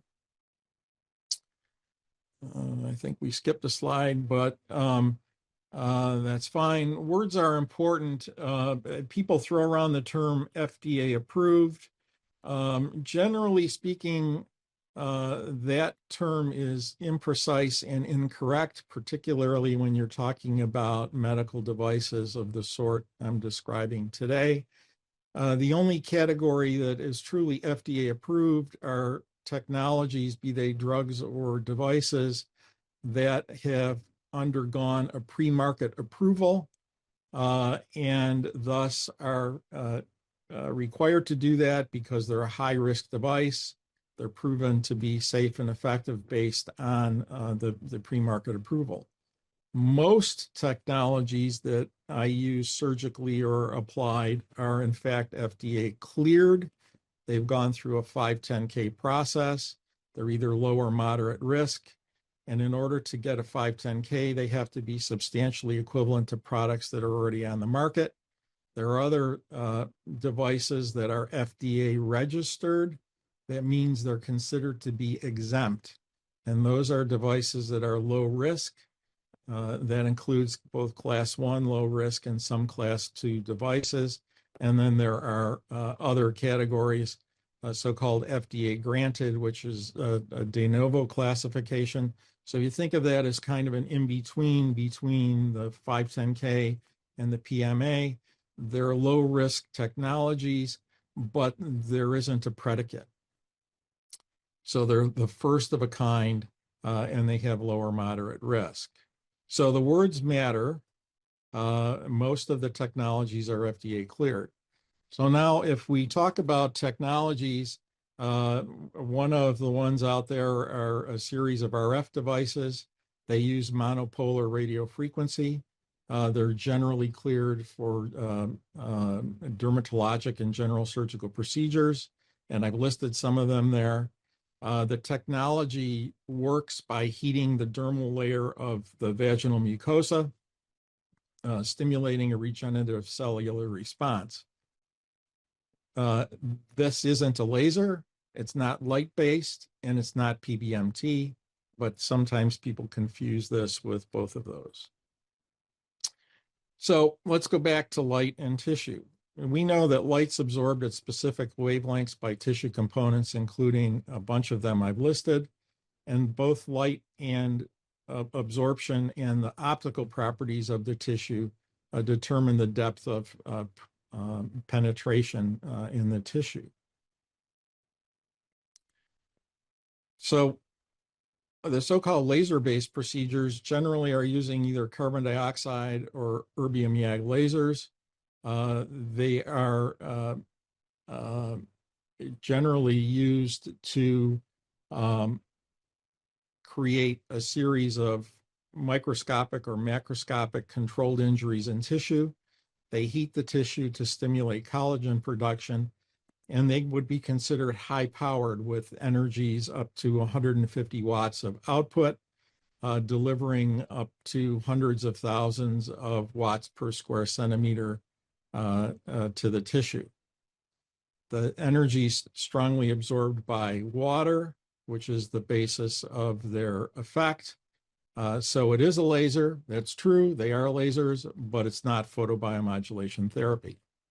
So what is photobiomodulation therapy? Well, it's non-invasive and generally uses near infrared light. Typically, it's low intensity, measured in milliwatts per square centimeter. So to put that into perspective, the light doses can be anywhere from 1 to 50 joules. So 50 joules of energy would be equivalent, for example, to the amount of light a 5-watt night light puts out in 10 seconds. The PBM triggers photochemical or photobiologic changes in the same way that photosynthesis affects plants or sunlight causes vitamin D synthesis or tanning. It's non-destructive. It doesn't cause any direct, immediate physical changes in tissue. And we know that various molecules and structures can absorb the energy at various wavelengths. But in order for the effect to occur, you have to have interaction with cells and the photoacceptors, and I've listed some of those for you. But generally speaking, if you apply light to a cell or a tissue, you can get a number of effects depending upon the hows and the whats of your application. So the point is that all organic molecules and structures absorb light at specific wavelengths. And if you understand that, you can use light much like a drug to achieve biological responses by targeting specific molecules. And ultimately, the tissue effects and outcomes are determined by wavelengths, how it's delivered. That includes a number of things, as I'll point out a little bit later: the light source, the delivery system, and the treatment time course. And variations in that and technique can make a huge difference in terms of the results that are obtained.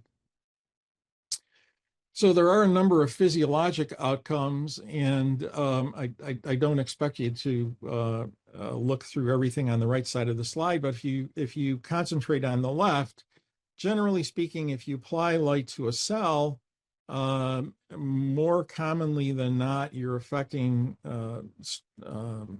molecules in mitochondria, and you can get a number of responses, including increase in anti-inflammatory processes, increase in collagen production, protein synthesis, cell metabolism and repair, and antioxidants. To date, there's been limited use of PBMT of vaginal tissues, but the use of PBMT is based on science and over 60 years of clinical experience in treating various diseases and conditions. The rationale is to stimulate synthesis of collagen and elastin and supporting the various structures. And some of this is very well supported by decades of clinical and laboratory study, demonstrating the ability of PBMT to stimulate microcirculation among a variety of other effects in tissues and clinical applications. I will point out that there are a number of FDA clearances for PBMT devices and applications based on those effects, but again, none of them are specifically approved for use in GSM. So does the light get to the tissue? The short answer is yes, and this has been demonstrated in a number of different studies, and I won't go into the details here. If you look at the rationale for using PBMT for GSM, we reported some preliminary information on this and what the rationale might be based on patients being either treated at home or in an office setting using both red and NIR light delivered at typical parameters used for photobiomodulation. And based on the preliminary evidence available,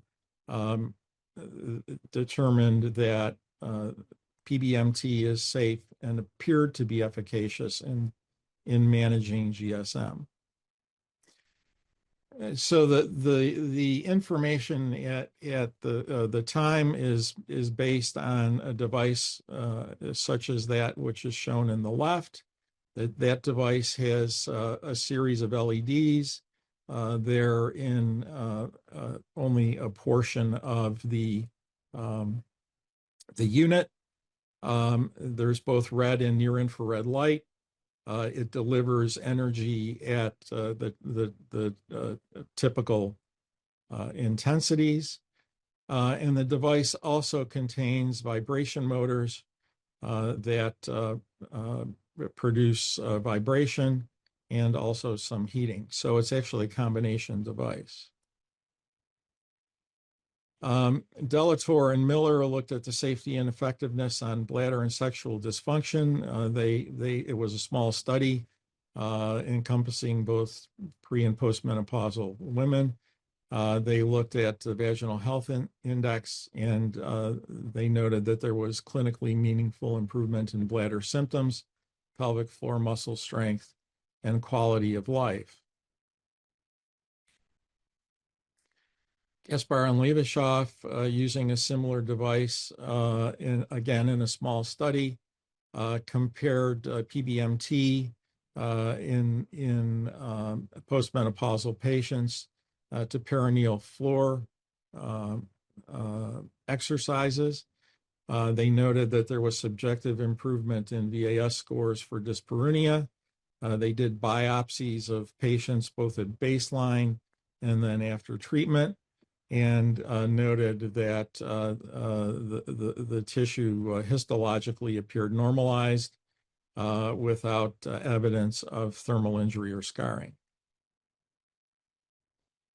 What about using it as an adjunct after laser therapy? This is a small study in 10 postmenopausal women at 12-month follow-up after 3 fractional laser treatments using the device that I showed you before. And they followed up the patients at 1, 3, 6, and 12 months, again looking at vaginal assessment scale and vulvovaginal symptoms. Ultimately, there was statistically significant improvement in GSM symptoms that persisted for an additional 12 months, which is 2 years post-laser.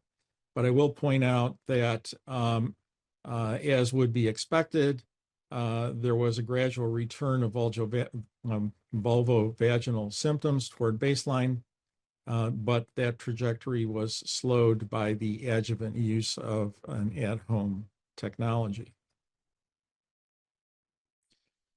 So there's a number of devices that are on the market. They're sold both over the counter or direct to consumer. They're available in doctors' offices. The device characteristics and quality vary widely. They're generally marketed for general vaginal wellness or intimate wellness and improvement of sexual function. The FDA doesn't consider general wellness products to be medical devices. Beyond that, I'll say marketing information is variable and can be misleading. And some of the devices do deliver the appropriate wavelengths at the appropriate parameters. but they also tend to incorporate heat and vibration. So what's a general wellness device? I have the chapter and verse here, but a general wellness product is a product that is intended only for general wellness use and present a low risk to the safety of users and other persons. Products aren't general wellness products if their labeling, advertising, or functionality includes references to specific diseases or conditions. Treatment guidance intended to direct management or claims of being equivalent to something that is a medical device. And we seem to be stuck. There we go. So the pictured device at the left was granted a low-risk general wellness device status in 2017, and the details of that are there. It has red light, heat, vibration energy, and like most things in the modern age, it also comes with an app. It produces heat as a result of vibration. It has red LEDs that are at an appropriate wavelength. And it delivers an appropriate amount of energy to tissue. Contrast that to this device, which is produced by a non-US manufacturer. It's marketed online as providing both red and blue light. It has marketing claims including vaginal rejuvenation and hygiene, as well as for, quote, mild nonspecific vaginitis and cervicitis, which in my view, crosses a line. The manufacturer claims that it can increase the circulation and supply of oxygen and give the vaginal a healthy environment. It also is a vibrator. Information on its FDA status is indirect, and there's no clear statement about whether it has really the ability to be marketed for wellness applications. So there's a wide variety of things that are out there, some good, some bad. To summarize where we are so far, PBMT has been proposed as an alternative or an adjunct. It's generally safe and effective with multiple uses and clearances. There are some devices that are cleared for stress urinary incontinence, dryness, and sexual dysfunction outside the US. The devices are generally low risk, so they're not considered to be medical devices within that category. There aren't any specific FDA clearances for GSM or SUI, and the devices are being used both as direct-to-consumer OTC as well as in investigations. So what are our gaps in knowledge? Well, treatment regimes inclusive of light wavelengths, light dosing, and other parameters are varied. There's limited data on how to optimize the tissue response, whether there's preemptive strategies in perimenopausal patients, what's the utility of strategies employing multiple wavelengths. Many of the devices have other modalities. So data on light alone versus sham or alternative therapies needed. And most of the published data is based on small numbers of patients. Few are randomized controlled trials. Parameters are important, and I've listed a bunch of them there. The bottom line is a lot of this information is missing and is really critically important if we're going to understand and evaluate these. You need to have meaningful endpoints. And so my key recommendations are that we should foster efforts to increase the dialogue between science, industry, and clinical practice. Both professionals and the public need to better education and tools to understand and differentiate them from other technologies. We need more translational research. Outcomes research should be supported, and funding should be secured to study PBMT and well-controlled RCTs. Comparative studies with appropriate power, size, and scope should be performed. Studies should evaluate devices that evaluate light only, and studies comparing placebos or sham devices and or in conjunction with standard of care therapies should be mandatory. I thank you for your attention. Thank you. Round of applause for Dr. Lanzafame.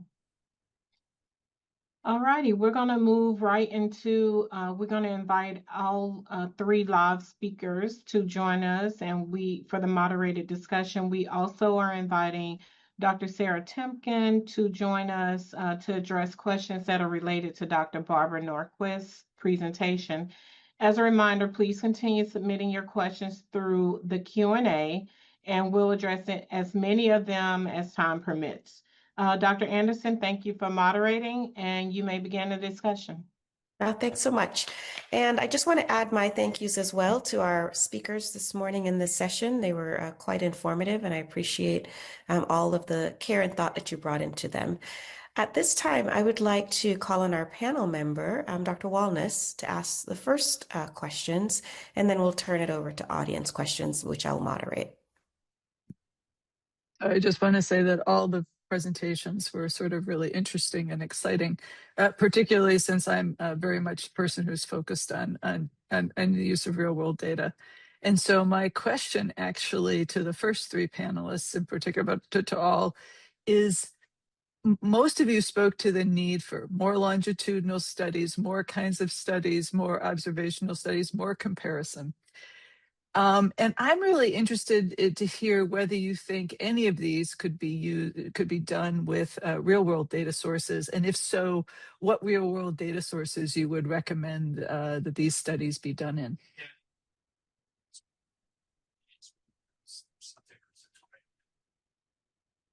I'm Do you want happy to to tackle that first? You go first, Jan.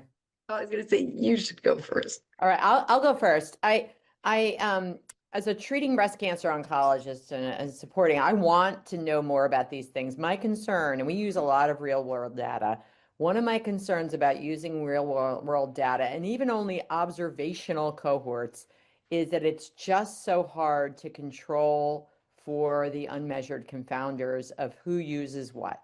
That's a clear, obvious epidemiologic challenge that we see in all of these things. And the other component of that, and we've been fooled before, by the way, with these observations in breast cancer in particular. But the other challenge is that, and one of the things that I think people don't necessarily recognize unless they live in this space, is that when we do studies to look at the benefits of breast cancer treatments, our studies typically in the adjuvant setting, in the curative setting, entail somewhere between 3,000 to 8,000 people. And we're randomizing them. And yes, the real world happens for them, but we're saying, you know, you're going to randomize to this, you're going to randomize to that. And sometimes we're seeing small benefits, like 2 or 3% benefits for tweaks of endocrine therapy that women want.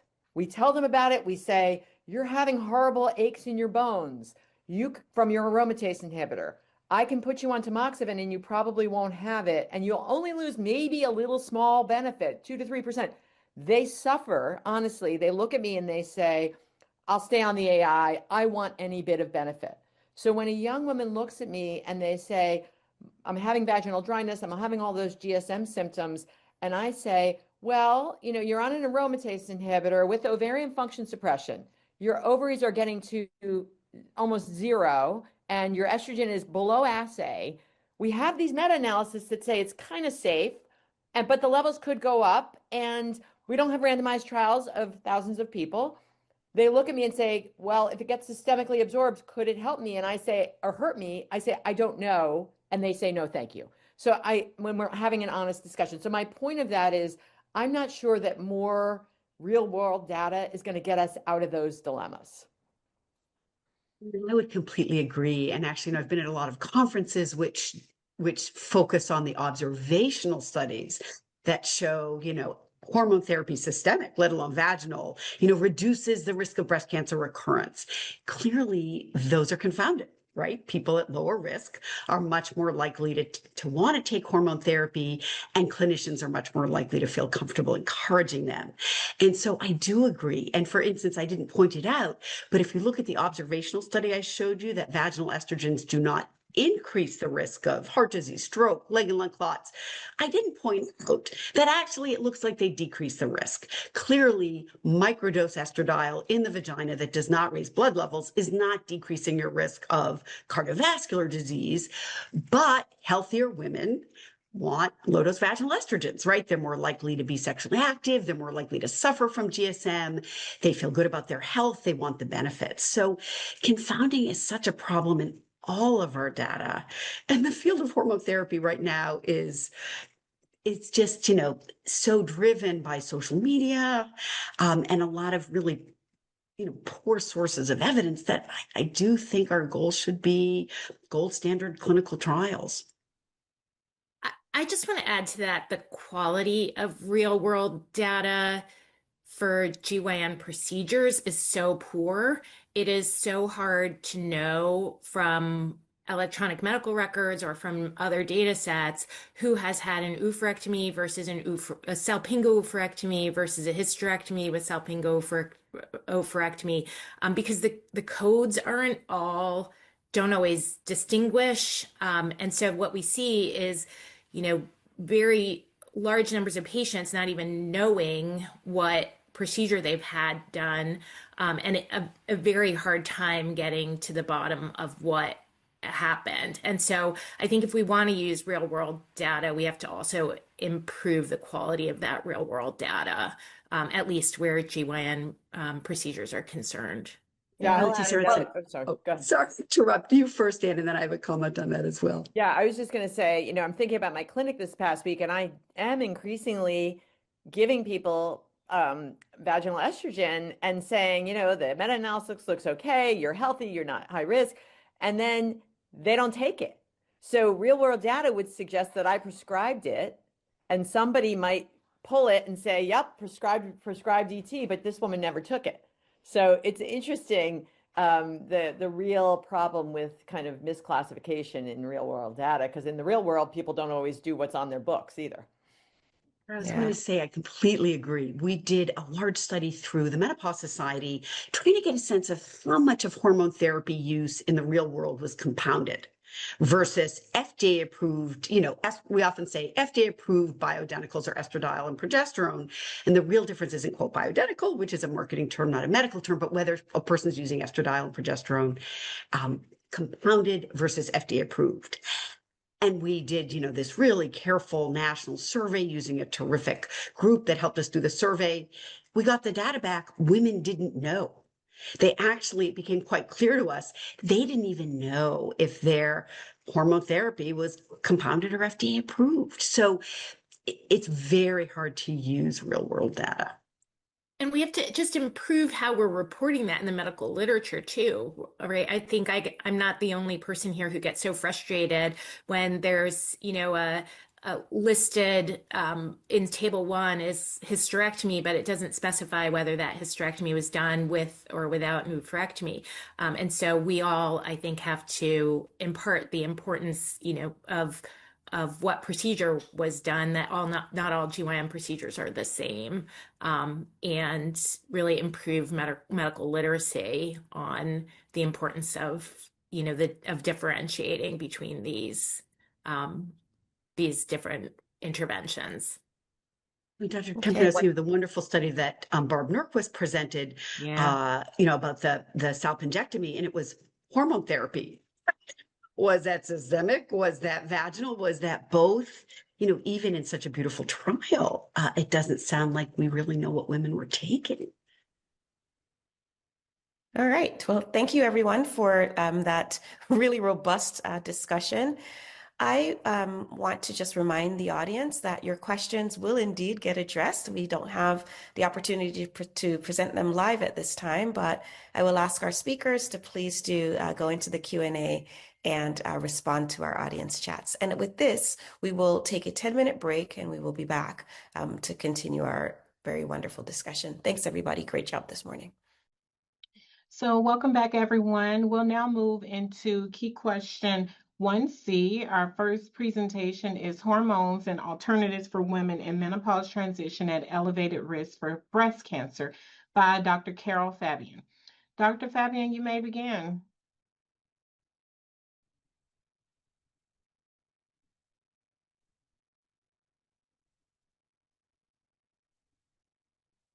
Well, good morning, everyone. I'm having a little problems getting my video started. I think I'm still disabled.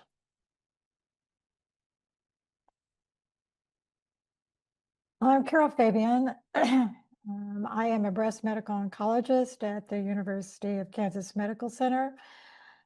And my research focus is actually in early phase prevention trials for women who do not have breast cancer, but are at high risk for breast cancer.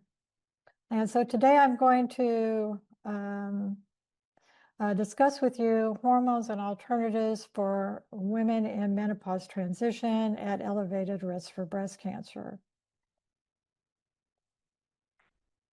Most of these trials have been funded by the National Cancer Institute. However, by way of disclosure, I do have an investigator-initiated trial involving lanzanitant under consideration for funding by Bayer Healthcare Pharmaceuticals.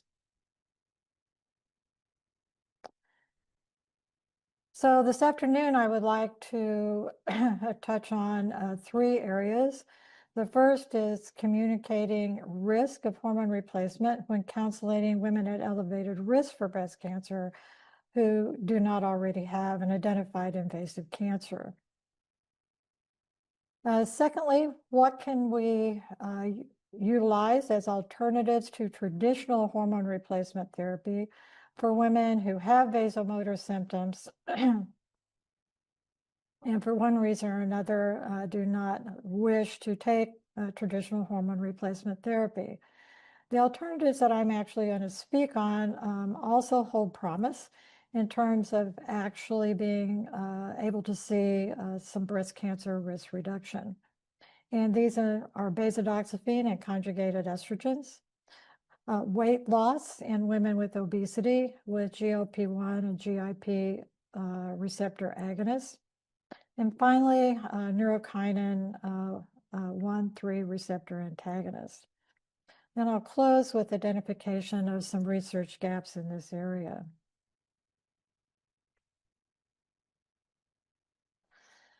Hormone use impacts all 3 major areas covered in consultations with women at elevated risk for breast cancer. This includes identification to any changes in short and long-term breast cancer risk estimation. And here we try to look at relative risk communication as well as any increase in absolute risk. Surveillance imaging. This is particularly true for women considering estrogen and progestin therapy, which may increase the amount of breast density. Finally, if women are considering going on traditional hormone replacement therapy, this may impact different types of risk reduction strategies that they are offered. We've heard from other speakers in this workshop that systemic estradiol as well as vaginal hormones are not likely to significantly impact risk. But when we start adding progesterone, and particularly synthetic progestins to the estrogen, that will increase the risk of cancer. And that increase can be escalated with higher doses, longer duration of therapy, particularly more than 5 years, as well as an older age at initiation. Avoiding combined estrogen-progesterone hormone replacement after age 50 has historically been part of breast cancer risk counseling that we add into the typical information we give about healthy behaviors.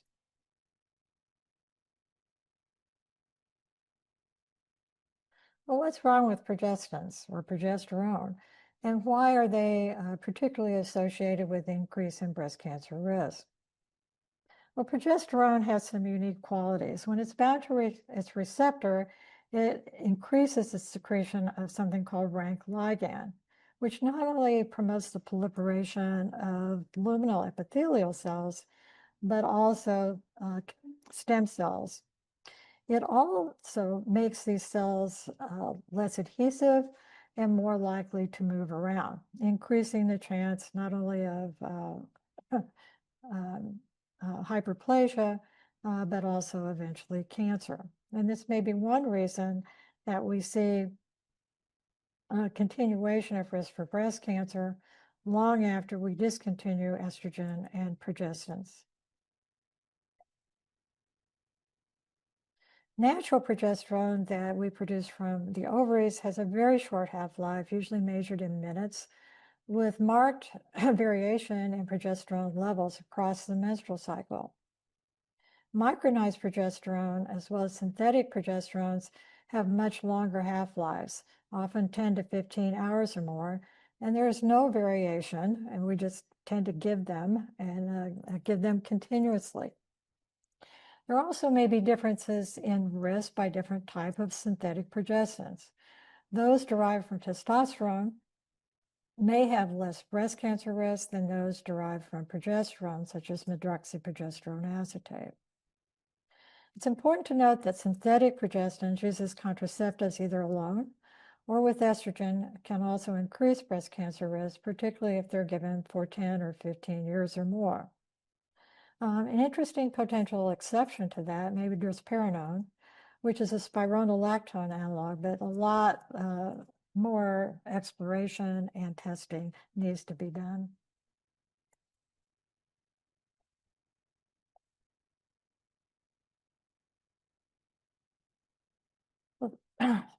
Sorry about this. The absolute increase in breast cancer risk with hormone replacement may be quite small for the women with average to moderately increased risk, where the risk factors are mainly family history and high breast density. But once we get into the high and very high risk women, such as those with a prior precancerous biopsy or lobular ductal carcinoma in situ, or individuals with a BRCA1 or 2 mutation, that risk is much more substantial.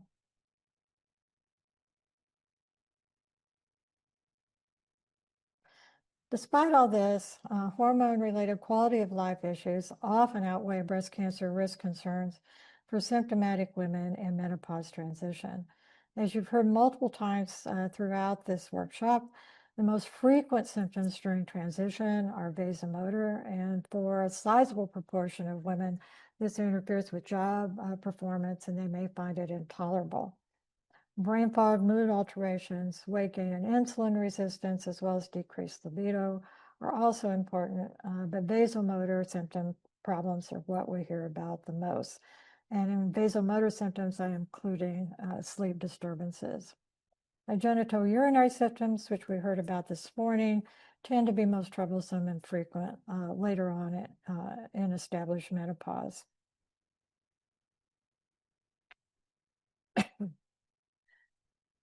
Also, as we've heard from other speakers, the women that tend to be most bothered with menopausal symptoms, particularly vasomotor symptoms, are those who enter the menopause abruptly after premenopausal oophorectomy. And I think it's important to note that even high-risk BRCA1 mutation carriers can safely take estrogen after oophorectomy.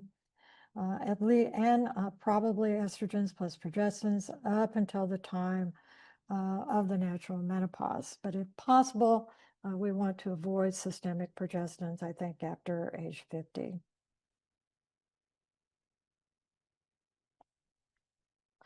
Women at moderate or higher risk are often asked to consider endocrine therapy, which is not generally given concomitantly with systemic hormone replacement. Tamoxifen, a selective estrogen receptor modulator, is the usual agent offered to women in menopause transition for risk reduction. Historically, uptake of full-dose tamoxifen is low for primary prevention due to concern about side effects, predominantly menopausal symptoms, and lack of a survival of benefit. Again, when we're talking about primary prevention, this is not in women with invasive breast cancer.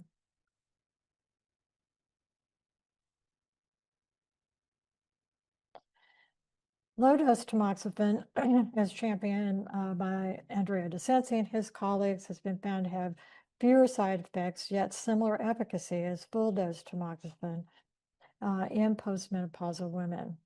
In postmenopausal women, in the TAMO-1 trial, there was a reduction in DCIS and cancer incidence by at least half, but no difference from placebo in the incidence of serious side effects such as thromboembolism or uterine cancer. Importantly, the vasomotor symptom incidence as well as severity was reduced over that expected with full dose, but was still slightly higher than placebo. Despite all that, there's no question that the low-dose option for tamoxifen has increased its uptake for primary prevention.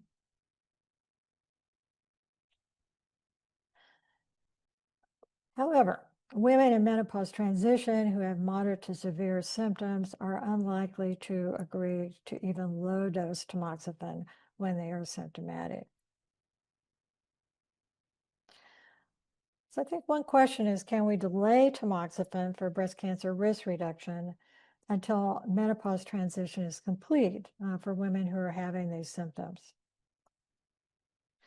And consider instead minimal risk traditional hormones, again for the symptomatic period, or alternatives to traditional hormone replacement therapy that are not only highly likely to relieve symptoms, but could potentially reduce risk for breast cancer as well. So this brings me to the second portion of the talk, and that is alternatives for women with vasomotor symptoms. The three that I'm going to speak about again are beta-doxepine and conjugated estrogens, weight loss in women with obesity, particularly with the GLP-1, GIP receptor agonist, and the neurokinin 1,3 receptor antagonist. Note that all of these alternatives are generally much more expensive than a traditional hormone replacement therapy, and they likely do not relieve all menopausal symptoms such as the hormone replacement therapy can do. So we can use beta-doxepine instead of a progestin in combination with estrogen for women with the uterus. And this combination has been approved by the FDA for relief of vasomotor symptoms and prevention of osteoporosis. For those of you who are not familiar with beta-doxepine, it is a selective estrogen receptor modulator. It binds to the estrogen receptor and actually also degrades the receptor faster than some other types of selective estrogen receptor modulators. In preclinical studies, it was found to counteract the effects of either estradiol or conjugated estrogens in the mammary gland and uterus in a dose-dependent fashion. This brought up the question of not just relief of vasomotor symptoms, but the possibility of breast cancer risk reduction with this combination. Swati Kulkarni started several years ago a window of opportunity trial where beta-doxepine and conjugated estrogen versus placebo was given for a month in women with ductal carcinoma situ in between the initial biopsy and the re-excision. Beta-doxepine and conjugated estrogen reduced proliferation more than the placebo. Dr. Partridge presented this earlier.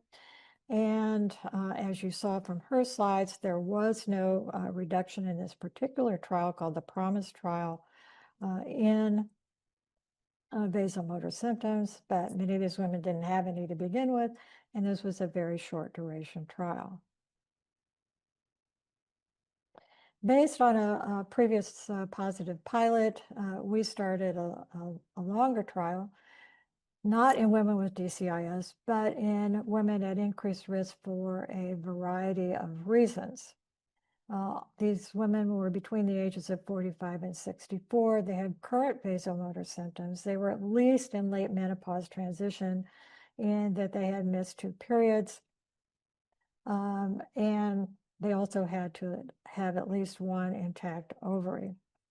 Women, after going initial tissue sampling, imaging, and hormone draws, were randomized to basidoxifene and conjugated estrogen for 6 months or waitlist. These tests were then repeated.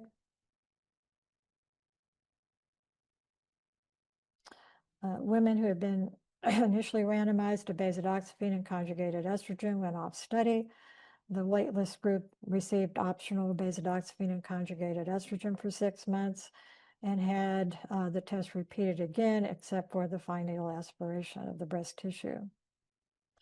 The primary endpoint was change in automated fibroglandular volume in the randomized portion of the study, with multiple secondary endpoints, including change in breast tissue proliferation, estrogen response genes, insulin resistance, and body composition.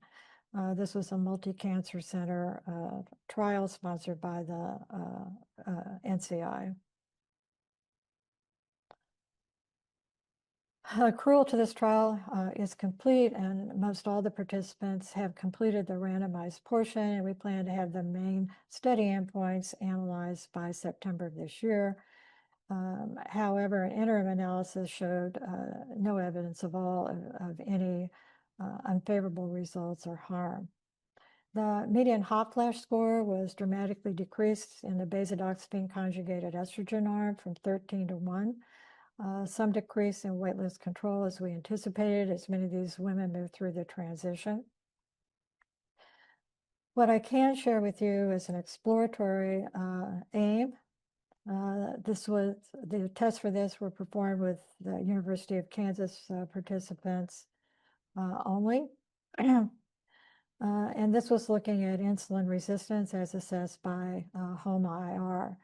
This was dramatically decreased in the basidoxifene arm. You can see here the gold and red for mild insulin resistance and significant insulin resistance. Whereas in the waitlist control, as expected, insulin resistance went up in the waitlist control arm over a 6-month period.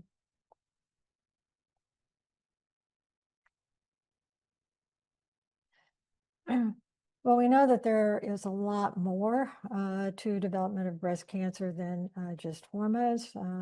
The majority of breast cancers actually occur in women over the age of 50 where hormone levels are low. Obviously, this is due to a variety of things, including increasing somatic mutations over a person's lifetime. Gupta et al., however, recently published a very, very interesting paper where they did spatial transcriptomics on benign breast tissue as women go through the lifespan. What they found is that there was maximum breast remodeling actually occurring in the menopause transition. At the time, we also see an amazing increase in risk for breast cancer. We've known for a long time that there is a decrease in both epithelial and stromal cells during this time, as well as an increase in adipocytes. I think one of the great, amazing things to come out in this paper is that during this remodeling, there is a really interesting change in immune cell ratio with a loss of tumor suppressor immune cells and an increase in the pro-inflammatory phenotype. So I think this is a call to action to make sure that we are minimizing other things that can cause a chronic breast inflammation. And we know that one of those things is obesity. We also know that substantial weight loss in women with obesity can not only reduce inflammation, but the Women's Health Initiative showed us that a 10% or greater weight loss is associated with reduced vasomotor symptoms in women with obesity. This amount of weight loss is also likely to be associated with reduced risk for breast cancer. Unfortunately, it's hard to lose 10% of your weight, and it's hard to maintain it. The advent of the GLP-1 or GLP-1/GIP receptor agonists, such as tirzepatide, makes this type of weight loss much more achievable for most women. Furthermore, tirzepatide has been associated with reduced mammary cancer in preclinical studies. Consequently, we started a pilot of the effects of 6 months of tirzepatide on risk biomarkers in women with obesity, as well as additional risk factors for breast cancer. This is kind of similar to the schema that you saw before, where women who had obesity, as well as other risk factors for breast cancer, were recruited into the study, underwent imaging and breast tissue harvesting, as well as stool microbiome collection, and then all underwent clinically supervised weight loss with tirzepatide. The biomarkers were then repeated.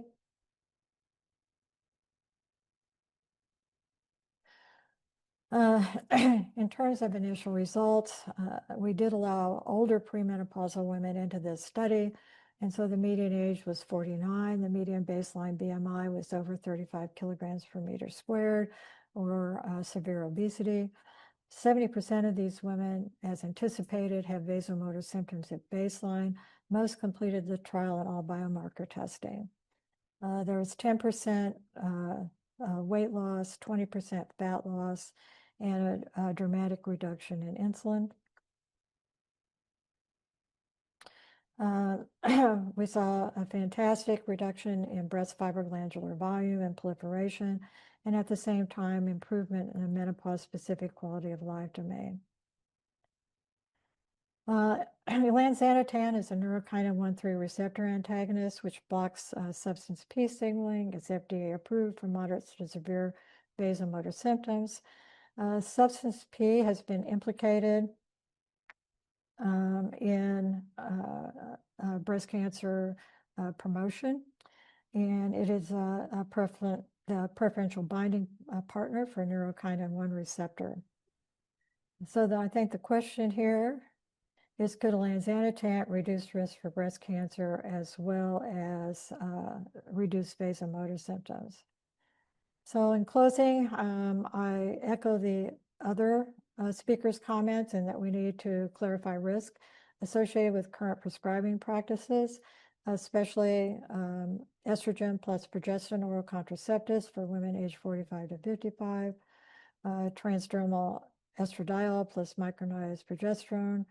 There are a variety of studies that need to be done with beta-doxyphene and estrogens, looking at alternative estrogens, which may have less chance for clots, and looking at them at a younger age, particularly if women have fibroids or endometriosis.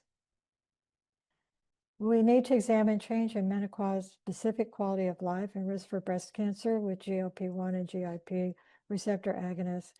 And finally, we need to launch studies of breast cancer risk reduction with the newer neurokinin 1,3 receptor antagonists. I want to thank the organizers for inviting me, and I'd be happy to take questions at the panel discussion or through the chat. Thank you, Dr. Fabienne. Round of applause for Dr. Fabienne. So next, we have a presentation on should menopause hormone therapy be used to reduce the long-term risk of cognitive decline and dementia, being presented by Dr. Walter Roca. Dr. Roca, welcome, and you have the floor.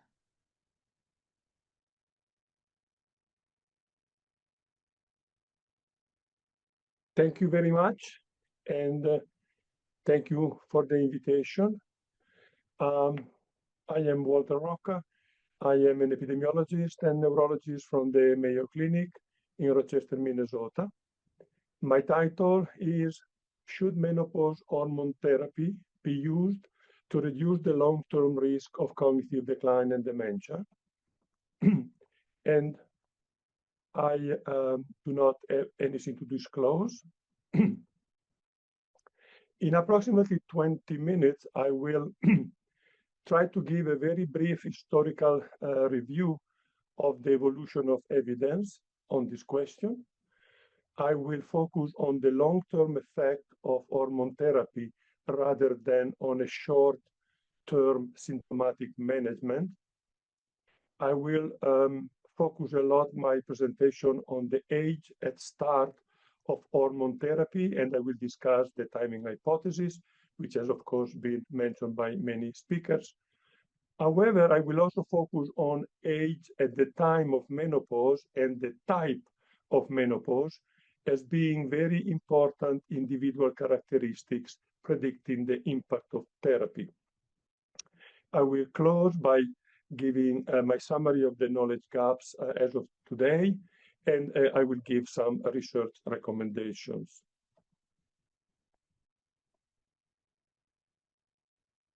Is menopause hormone therapy beneficial? Is it neutral, or is it harmful when we look at the outcome of cognitive decline and dementia? This is our question, and the answer has changed quite dramatically over time.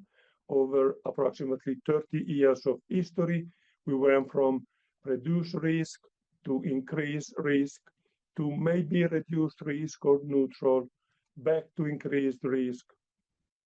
And so as of today, we are left with quite a bit of uncertainty, and the answer is probably, the best answer is probably it depends, and the answer depends on the age of menopause and the type of menopause, on the age at start of hormone therapy, and also on the formulation, dose, duration, and the presence of other individual characteristics, such as being a carrier of a genetic risk for dementia. So things have changed over history, and I will follow an historical presentation of the developments.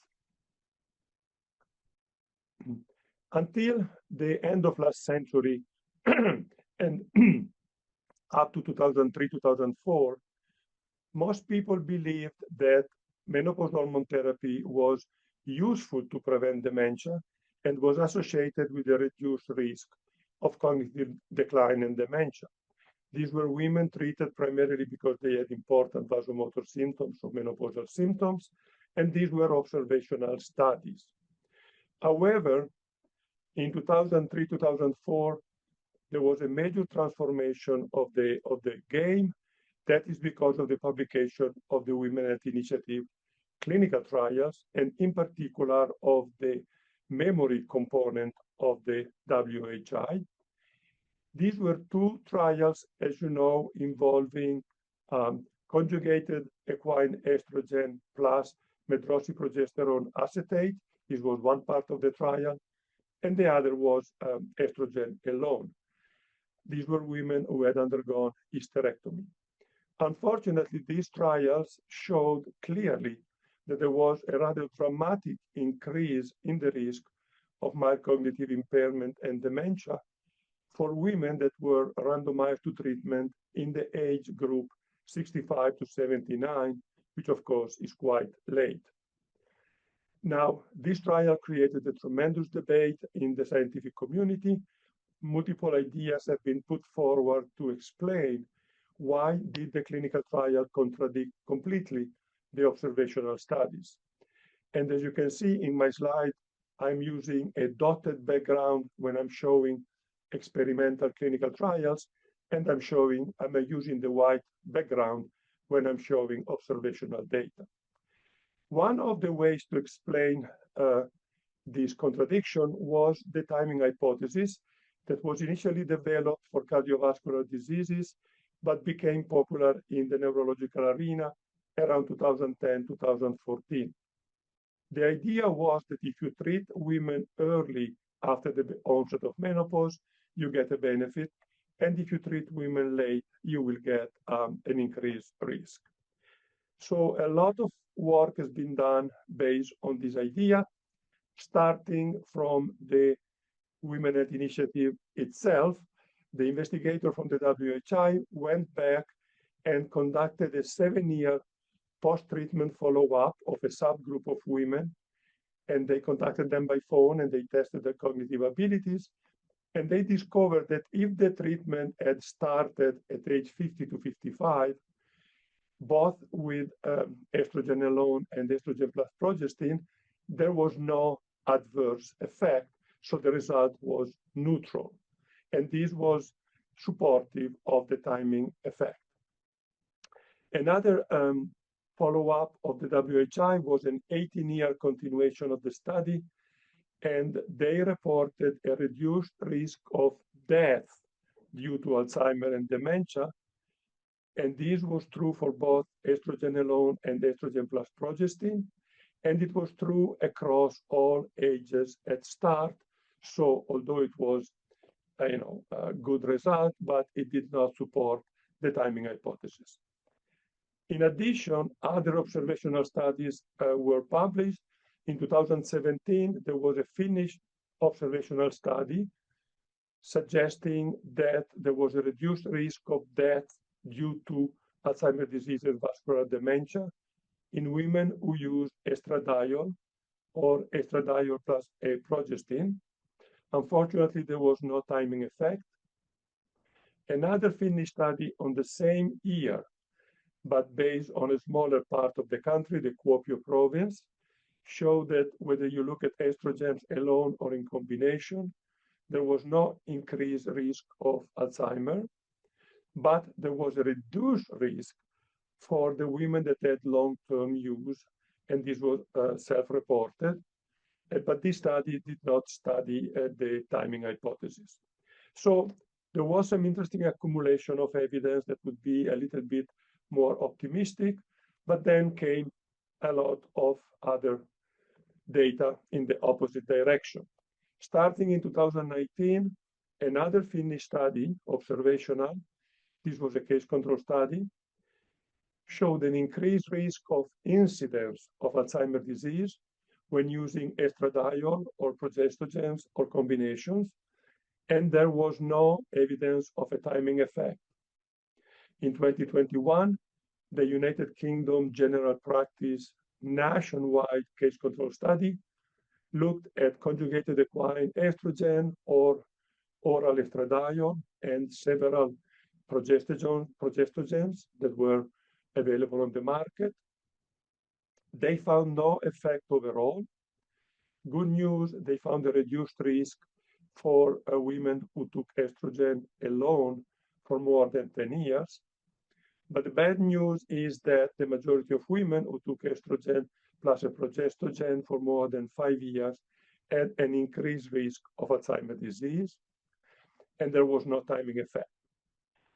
Another study in 2022 came from Taiwan, again a nationwide cohort study. They looked at estrogen, progestogens, combination, and even selective estrogen receptor modulators. Unfortunately, the risk of dementia was increased, and there was no timing effect. Going to more recent years, 2022, a first Danish observational study, a nationwide case control study, looked at systemic estrogens, progestogens, and combinations. Those were different products, of course, on the market. Unfortunately, there was an increased risk of Alzheimer's disease for women who used this product before 2003, which is the cutoff dictated by the publication of the WHI studies. And they did not test the timing hypothesis. However, two more recent studies report from Denmark, one in 2023, that was again a nationwide case control study, separated combined estrogen and progestins, and they reported an increased risk of dementia, both with early and with late initiation, so no timing effect. The following year, they reported the other part of the story, which is women with estrogen only or estrogen alone. These were women who underwent hysterectomy with ovarian conservation, again, increased risk of dementia with oral estradiol.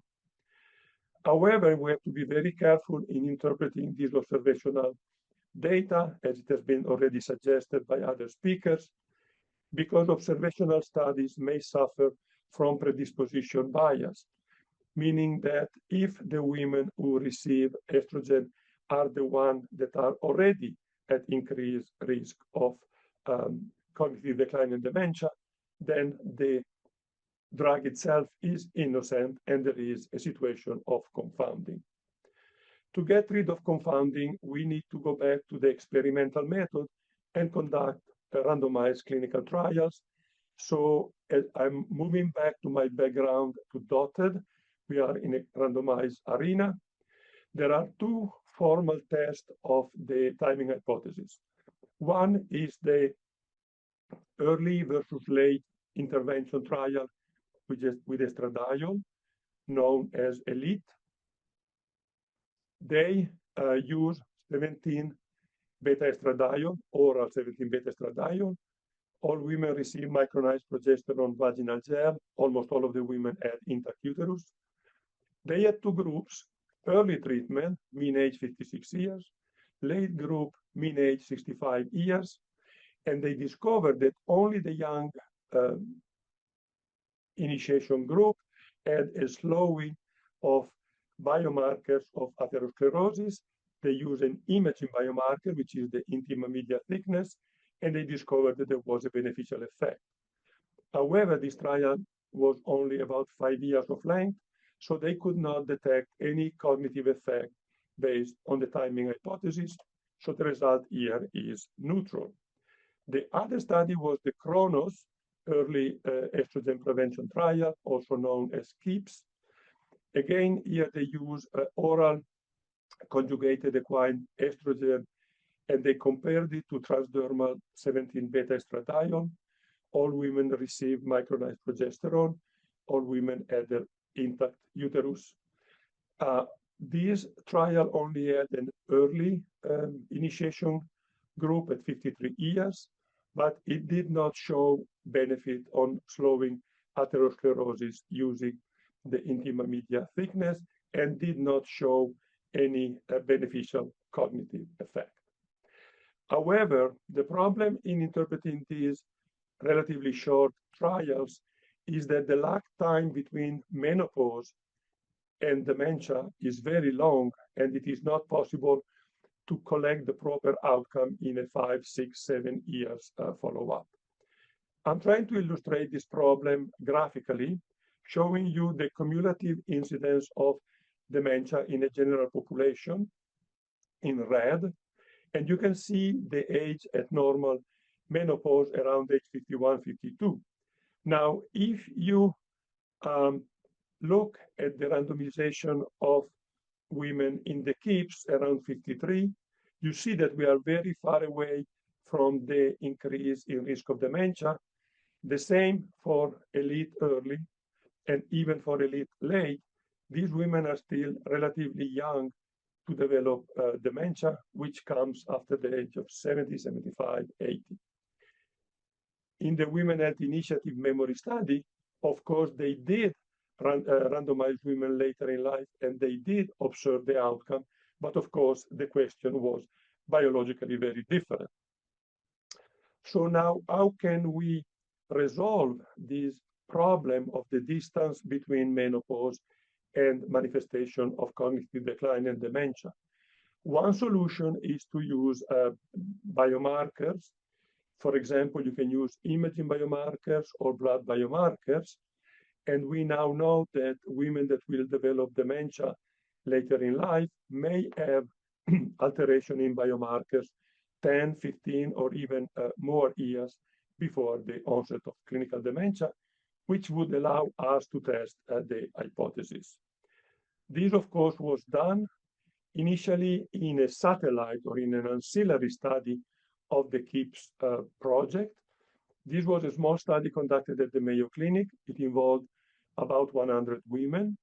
These women were followed for 3 years after 4 years of treatment, total of 7 years. Unfortunately, we saw already before there was no cognitive effect, so the result is neutral. But there were some very interesting effects on imaging, so preservation of the prefrontal cortex, reduced beta amyloid deposition, and the effects were apparently better for the 17 beta estradiol compared to the conjugated equine estrogen, and the effects were stronger in women that were carrying an ApoE epsilon 4 risk variant. Now, these results created a lot of enthusiasm and excitement because it seemed to be a way to test the hypothesis. So this study was expanded into a KIPS continuation study involving a collaboration of seven centers throughout the United States, recruitment of almost 300 women. The follow-up was 4 years of treatment plus 10 of follow-up, total 14. So we are getting to a little bit more informative women.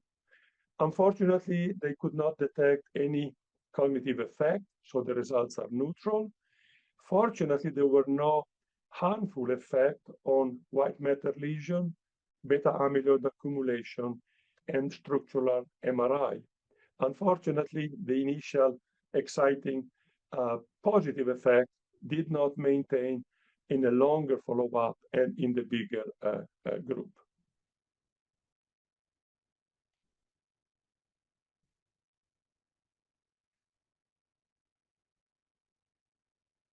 So we are now in 2026, and we are facing a situation where menopause hormone therapy should not be used for the prevention of cognitive decline and dementia.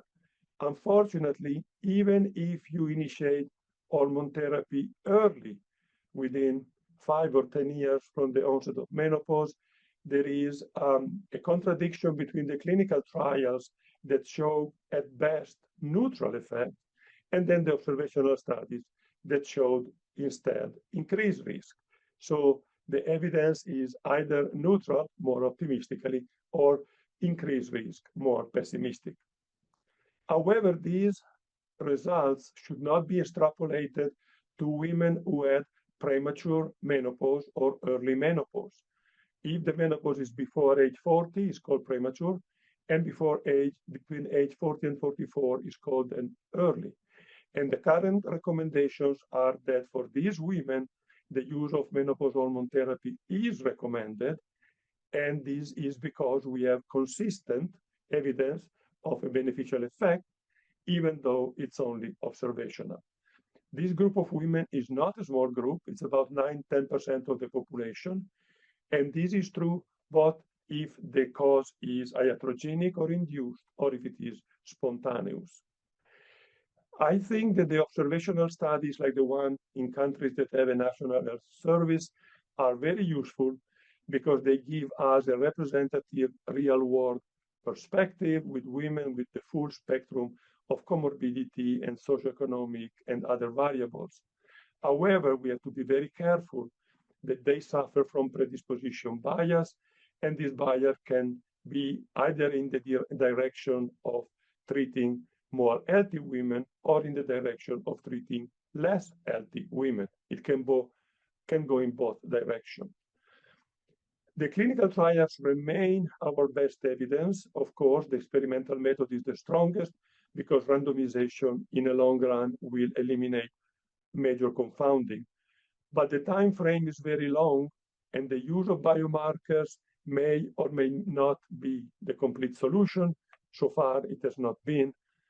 Also, you have to remember that clinical trials involve selected groups of volunteers, and so you have to be very careful that the extrapolation of findings from a clinical trial to the general population may not be correct.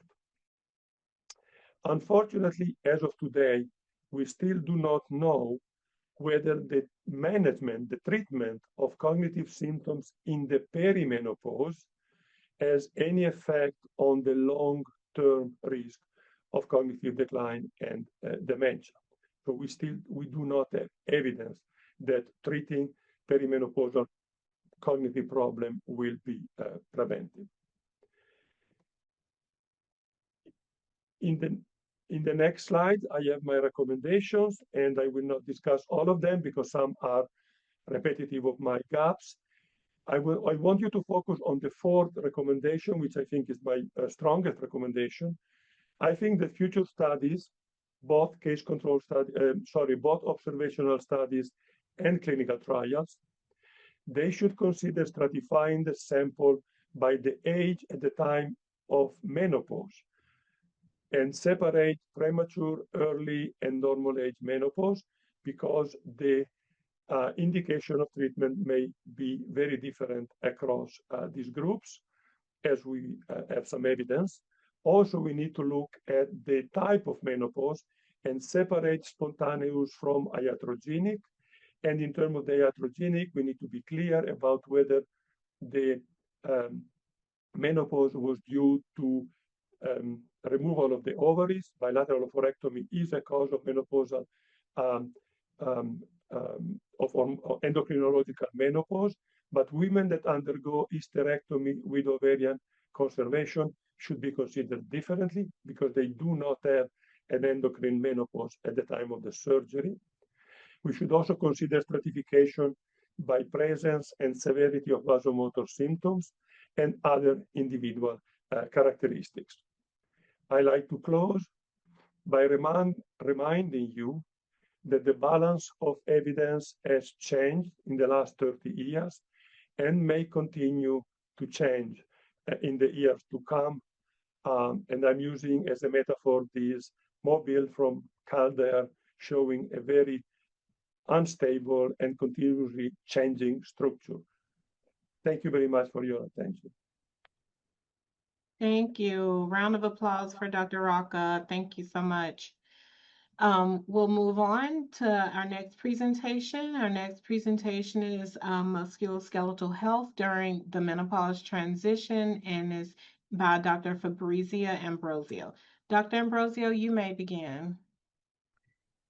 All right. Thank you very much. While my slides are coming up, I will take this opportunity to thank the organizers for such a wonderful workshop. I am very grateful to have been invited to participate. My name is Fabrizia Ambrosio. I am the Atlantic Charter Director of the Discovery Center for Musculoskeletal Recovery at the Schoen Adams Research Institute at Spalding, Harvard Medical School. I have no information to disclose, so we will go ahead and jump right in. So I think it will probably come as no surprise to most, if not all of the people on this call, that women are at a significantly higher risk of developing musculoskeletal pathologies and pain when compared to men counterparts. Menopause induces a number of different changes in the musculoskeletal system, as in so many systems. Such changes include things like metabolic alterations, inflammatory cascades, extracellular matrix remodeling, all of which may compromise the integrity of musculoskeletals, contributing to things such as osteoarthritis, sarcopenia, and osteoporosis. So in our laboratory, we're very interested in understanding causality. What are the mechanisms by which aging and menopause contribute to these musculoskeletal tissue declines? Some of the main questions that we have been thinking about include things like which hormone perturbations are the primary drivers of musculoskeletal tissue decline. A lot of times we focus on estrogen, but there are a lot of shifts that are happening with menopause, and how might these hormones be playing differential effects? How does musculoskeletal tissue pathology emerge, evolve, and amplify over time? We have been hearing a lot about different stages and really evolving landscape of menopause and the impact on tissues. So a key goal will be, can we identify early indicators?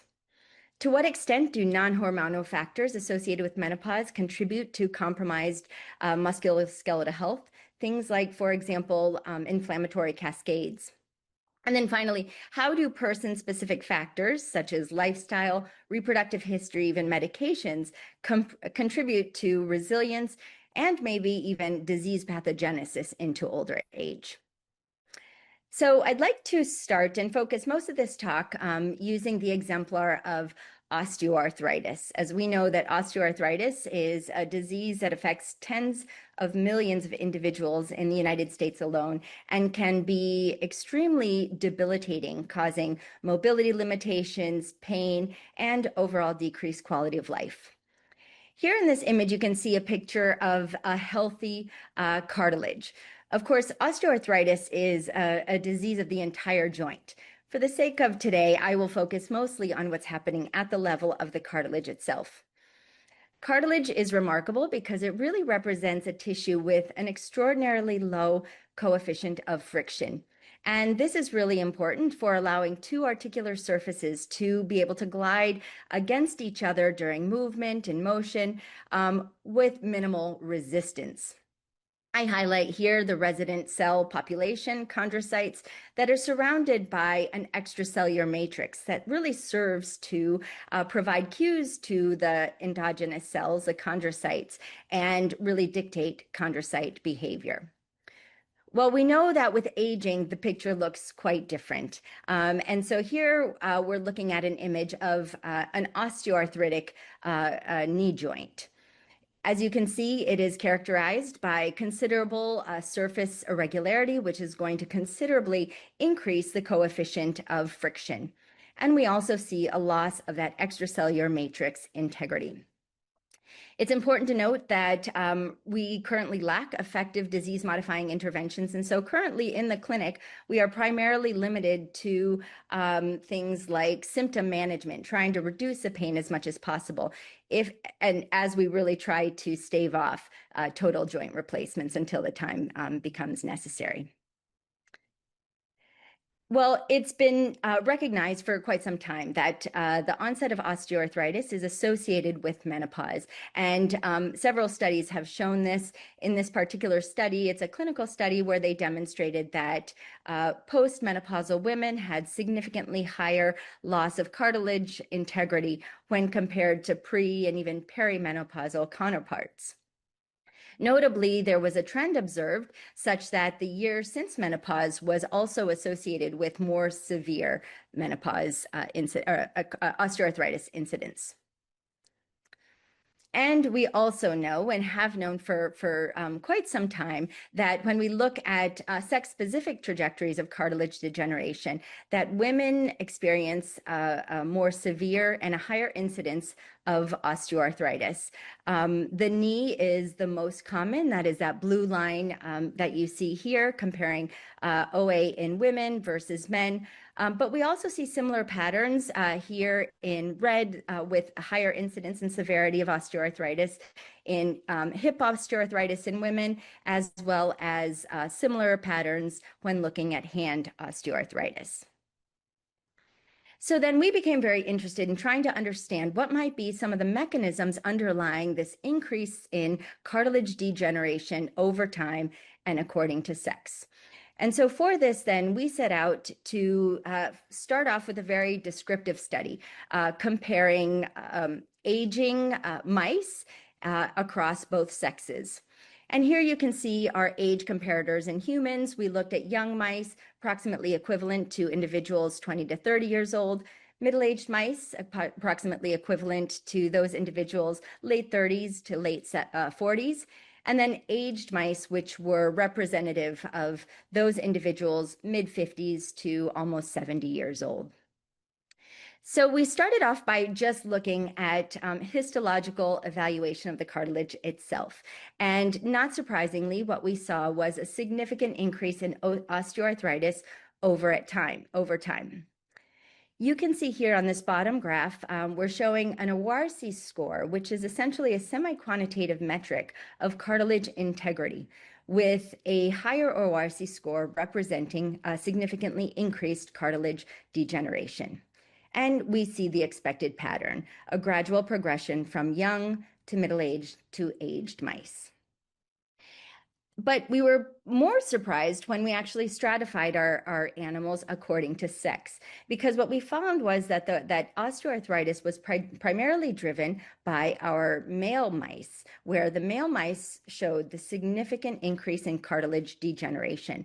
But surprisingly, the female mice actually showed relative protection. And in fact, we didn't see any significant difference in cartilage integrity, even when comparing the aged mice to the young mouse counterparts.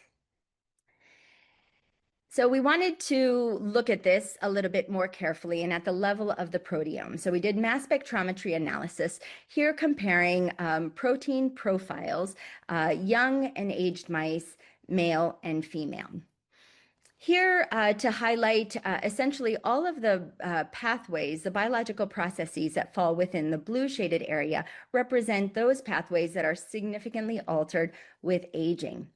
And what we saw was that in the male mice, consistent with those really robust histological changes that we saw over time, there were a number of different biological pathways that were also significantly changing when comparing male aged mice to male young mice. However, similar to what we had seen at the level of histology, when it came to our female mice, we saw very few biological changes were occurring. So this really got us wondering about what might be underlying this disconnect between sex differences that we see consistently in the clinic between males and females in the incidence of osteoarthritis versus the very different profile that we see in our male and female mice. Well, it turns out that even though it's not so broadly considered in the field of aging biology, preclinical studies in reproductive biology have consistently recognized that aging female mice really do not represent good and effective models of female aging trajectories. And that is because in many ways, female aged mice do not display archetypical features of menopause. And for reasons that are still unknown, female aged mice are able to sustain higher relative levels of circulating sex hormones when compared to aged female individuals. So this became clear to us then if we really wanted to be able to understand some of the mechanisms underlying this increased incidence of osteoarthritis in female individuals, that we would need to introduce a menopause model into our mice. And we really wanted to think about this because we see that there's this great disparity and the divergence between the curves, males and females, really seems to occur around that 50 to 55-year time point, of course, where menopause most often occurs.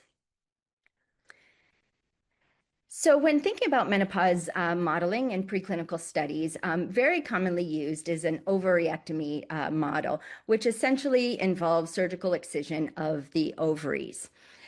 This model has the advantage of being highly reproducible and also offering very time-locked changes in the endocrine milieu. I'm showing here on the right side different profiles of the human menopause transition here on the top versus the OVX mouse model transitions on the bottom. And really, this is just to highlight how in human menopause, as we've consistently heard over this workshop, it really does represent this gradual transition that spans a perimenopause phase, early menopause to late menopause. And so we start to see this gradual loss of things like estrogen with a concomitant increase in follicle stimulating hormone as we see that loss of cyclicity. Of course, with surgical removal of the ovaries, however, all of that becomes very, very abrupt, where we see an instantaneous loss of ovarian sex hormones and the corresponding changes. So we really thought that it would be interesting and important as we were modeling menopause in our mice to consider that perimenopause phase, specifically because we recognize that so many of the pathologies that ensue in musculoskeletal tissues over the menopause transition really first manifest before the actual onset of menopause itself. So for that, then, we decided to use a 4-vinyl cyclohexene diapoxide model, which is essentially an ovarian toxin that we injected into our animals suspended in sesame oil, with our control group receiving sesame oil injections alone. And importantly, because this is a ovarian toxin that gradually induces degeneration of the ovaries, we can capture this menopause phase before the onset of full ovarian failure. Another thing that I want to bring to your attention is that we decided to use our model in middle-aged female mice. And that is because we noticed that most of the studies to date have used young mice for modeling menopause in preclinical studies. And so we thought this was an interesting opportunity to be able to look at how an aged microenvironment might be influencing the responses of our tissue to these changes in sex hormones, anticipating that an aged microenvironment is likely to respond differently than a young one. So this is just a graph then to compare kind of the human menopause progression versus that we see in the VCD. Again, here just emphasizing again that it is the VCD model represents this more gradual progression and loss of ovarian function that more closely mimics the human experience and importantly captures that perimenopause phase. So we wanted to validate our model, and one of the first things we did was to validate that indeed our mice were undergoing full ovarian failure. And we found that full ovarian failure, or the start of menopause equivalent, took place around the time of 115 days after the first injection. And we defined the menopause equivalent as 10 straight days of diestrus, or that quiescent cellular phase within the ovaries. We also confirmed significant atrophy of the uterine horn, as well as a significant reduction in circulating estradiol, here as quantified by mass spectrometry analysis. Well, then we wanted to take a look at the cartilage and see what was happening in our aged mice that had received the VCD injections. And here what we saw is that those sesame oil control mice, just as we had seen in our earlier studies, didn't really demonstrate a significant alteration in cartilage integrity over time, even when we took them to that late menopause phase, which represents around 65 years old in humans. However, in our menopausal model mice, we saw right at the start of menopause, or 115 days, there was a significant increase in that cartilage degeneration, here as denoted again by a significant increase in that ORC score. We again revisited our proteomic analysis. These are the images that I showed before, comparing naive, young, and aged male and female mice. When we repeated these studies, our sesame oil control aged animals displayed a similar profile as what we had previously seen, and there really wasn't that much of a difference when comparing female young animals with our sesame oil control aged animals. However, the picture was quite different when we looked at our aged menopausal animals. And in fact, we saw a number of biological processes were significantly shifted in the setting of menopause. So there was a lot of information that we received from looking at these proteomic analyses. And we decided to pursue, to really be able to understand the evolution of cartilage changes over time and with the menopause transition. We decided to pursue a systemic approach that really involves network medicine to integrate changes over time. And so this was the network that we created.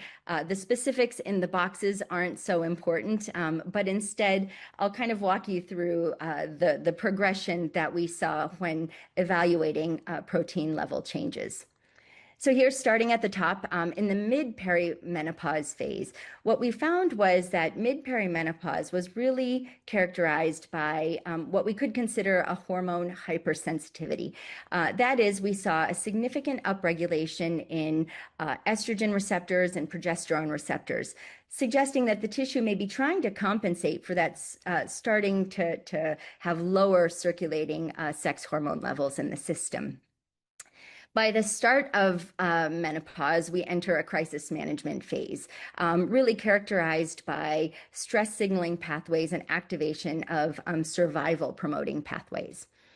And then by late menopause, the system enters what can be considered a decompensation phase. Really looks like stark osteoarthritis, characterized by an increase in markers of cellular senescence and profound extracellular matrix remodeling. And so we think that this type of mapping of the evolution of tissues and the changes that are occurring in the tissues in the setting of the menopause transition might be informative for helping us to better understand why it is that tissues respond potentially in one way at the earlier stages of menopause or even perimenopause, and how they may be responding quite differently in the late menopause stages. I just wanted to add in a slide here to speak to skeletal muscle as another important area of the musculoskeletal system that we also know to be profoundly affected by the effects of menopause. And here, one of the things that I wanted to highlight is, again, the differential effects of different sex hormones that are changing in the setting of menopause. These are still somewhat preliminary data, but what we see is that estrogen and progesterone loss with a menopausal environment seems to really contribute to compromised myofiber contractility, whereas it's an increase in follicle stimulating hormone that seems to be driving dysregulation of resident fibroadipogenic progenitor cells. And this dysregulation is important because it's these cells that lead to that fibrofatty infiltration that we know to be characteristic of aging skeletal muscle, and in particular, menopausal skeletal muscle. And so together, these changes we hypothesize are contributing to the overt muscle weakness and sarcopenia that we see over time. And then finally, I just added, this is the last data slide that I wanted to add that speaks to other factors that may similarly be affecting skeletal muscle, cartilage, and other musculoskeletal tissue health over the menopause transition and with aging. And here specifically thinking about reproductive history. These are just preliminary data, but in fact, what we see in our aged mice is that just having a history of parity significantly decreased force-producing capacity of the skeletal muscle when compared to the nulliparous control counterpart mice. And so this is something that we still have a lot of questions, far more questions than answers, but I think it highlights the need to really be able to understand more reproductive history and how that might be interacting with age and menopause status. So then just to wrap it up with some key recommendations, I think what we've consistently heard throughout this workshop so far is that there's a great need to deepen our mechanistic insight into the molecular and cellular changes underlying tissue declines, and in this case, specifically musculoskeletal tissue declines after menopause. There's a need to develop translationally relevant models that faithfully recapitulate human menopause. There's value in animal models, but we also need to recognize the limitations that come with those. And then also think about alternative systems. I think there's a lot of promise of things like organoid models, human organoid models that may offer some platforms for evaluating some of these mechanisms and testing interventions. We need to better understand the temporal dynamics by which tissue dysfunction emerges and changes and progresses along the menopause transition, all while accounting for individual heterogeneity and things like lifestyle and history. So with that, I want to thank our lab and thank all of you for your attention. I look forward to the panel discussion. Thank you. Round of applause for Dr. Ambrosio. Next, we will hear from Dr. Summer El-Khodari on prevention of cardiovascular disease risks to ensure overall heart health during the menopause transition. You may begin, Dr. El-Khodari. Thank you so much. I guess I will take this opportunity to thank the organizer for having me on this workshop, excellent workshop to advance women's health during the menopause transition. I am Samar Khodari, and I am a chair and a professor of epidemiology at the Virginia Commonwealth University. And today I will be building on the discussion that you just heard from multiple. Today I will be building on the previous excellent talks on different outcomes that could be impacted by the menopause hormone therapy to treat symptoms. Term of, I'm trying to advance. Okay, I have noticed, oops, that's quick. Okay, I have nothing to disclose. My talk, I will start by framing my talk into the key questions that we have asked to address today, mainly about the treatment cardiovascular effect, whether that impact by individual or system level factors. So we want to think about this as no one size fit all. And we want to think about this that we want to avoid an overall effect and try to all the time tailor this question toward who would benefit, who would be at risk, and why the variation exists. I will be focusing on the perimenopause because perimenopause is matter when it's come to cardiovascular risk. We see a significant increase and change in the trajectory of cardiovascular disease starting at the perimenopause. I will talk about the variability in the biology as well as the timing and the context of shaping the outcome. And then I will present quickly the evidence showing that the relationship is not uniform and it's actually heterogeneous, and will then summarize the driver for this variation and will translate in the context of who benefit versus who is at risk.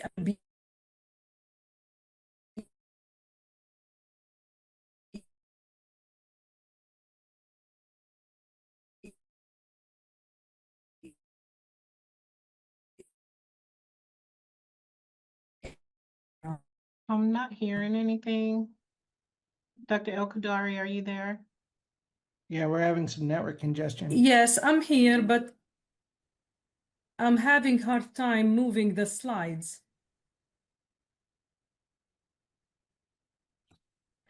So to put this all in one framework, usually the care of menopause focus actually on symptoms itself. But I want to argue that preventing cardiovascular disease and long-term heart health is really as critically as important for perimenopausal women.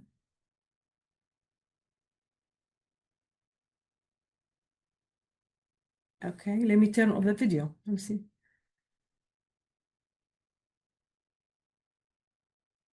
I'm happy to advance your slides for you if you'd prefer. Okay, maybe do this for me, please. Yeah, absolutely. But keep on this slide. So okay. With that being said, no one size fit all when it comes to cardiovascular risk related to the menopause transition and use of hormone therapy. We want to focus on individual factors as well as system factors, how they impact the decision, that the clinical decision in providing and prescribing this medication, with the ultimate goal of symptom relief and heart health at the end. Next slide. Cardiovascular disease is the leading cause of death in postmenopausal women, and the risk is higher mainly in women older than 65 years old. It's very important to keep in mind as we think of this that the cardiovascular disease here is not the starting point. It's actually the end process of a long trajectory that starts way early in life and mainly increase during the menopause transition. The question that we all the time want to keep in mind, what kind of changes during the transition that will lead to some people experience these events as to others. Next slide. So evidence from longitudinal studies, and here I want to highlight data from the SWAN study, showed us that the menopause is actually a cardiometabolic transition period. And it's not just a reproductive milestone. Focusing on this slide on the left side toward down, women experience an acceleration in the risk of metabolic syndrome 1 year before menopause. Alongside, there are changes in the vascular health. We see an increase in the intermediate media thickness, and we see an acceleration in the arterial stiffness. Moving to the middle, women also start to accumulate visceral fat in their abdomen, and also they experience a deceleration in their lean mass. Lipids is not an exclusion. We see an acceleration in LDL cholesterol, and for the good cholesterol, interestingly, we see that the quality of the particle decline, leading to a decline in the main function of HDL as women transition through menopause. Interestingly, these changes are not uniform. They are actually heterogeneous. And you can see, for example, for systolic blood pressure, women are not experiencing the same trajectory and the change over time. There are a group of women who experience a significant rise in their systolic blood pressure around the time of menopause, and there are a group of women who just keep going up gradually as they get older. Next slide. The heterogeneity in cardiometabolic changes during the transition extend toward symptoms the women experience. And these findings in SWAN very unique. I will be focusing today on vasomotor symptoms and sleep disturbance. And you can look at the left of the slide.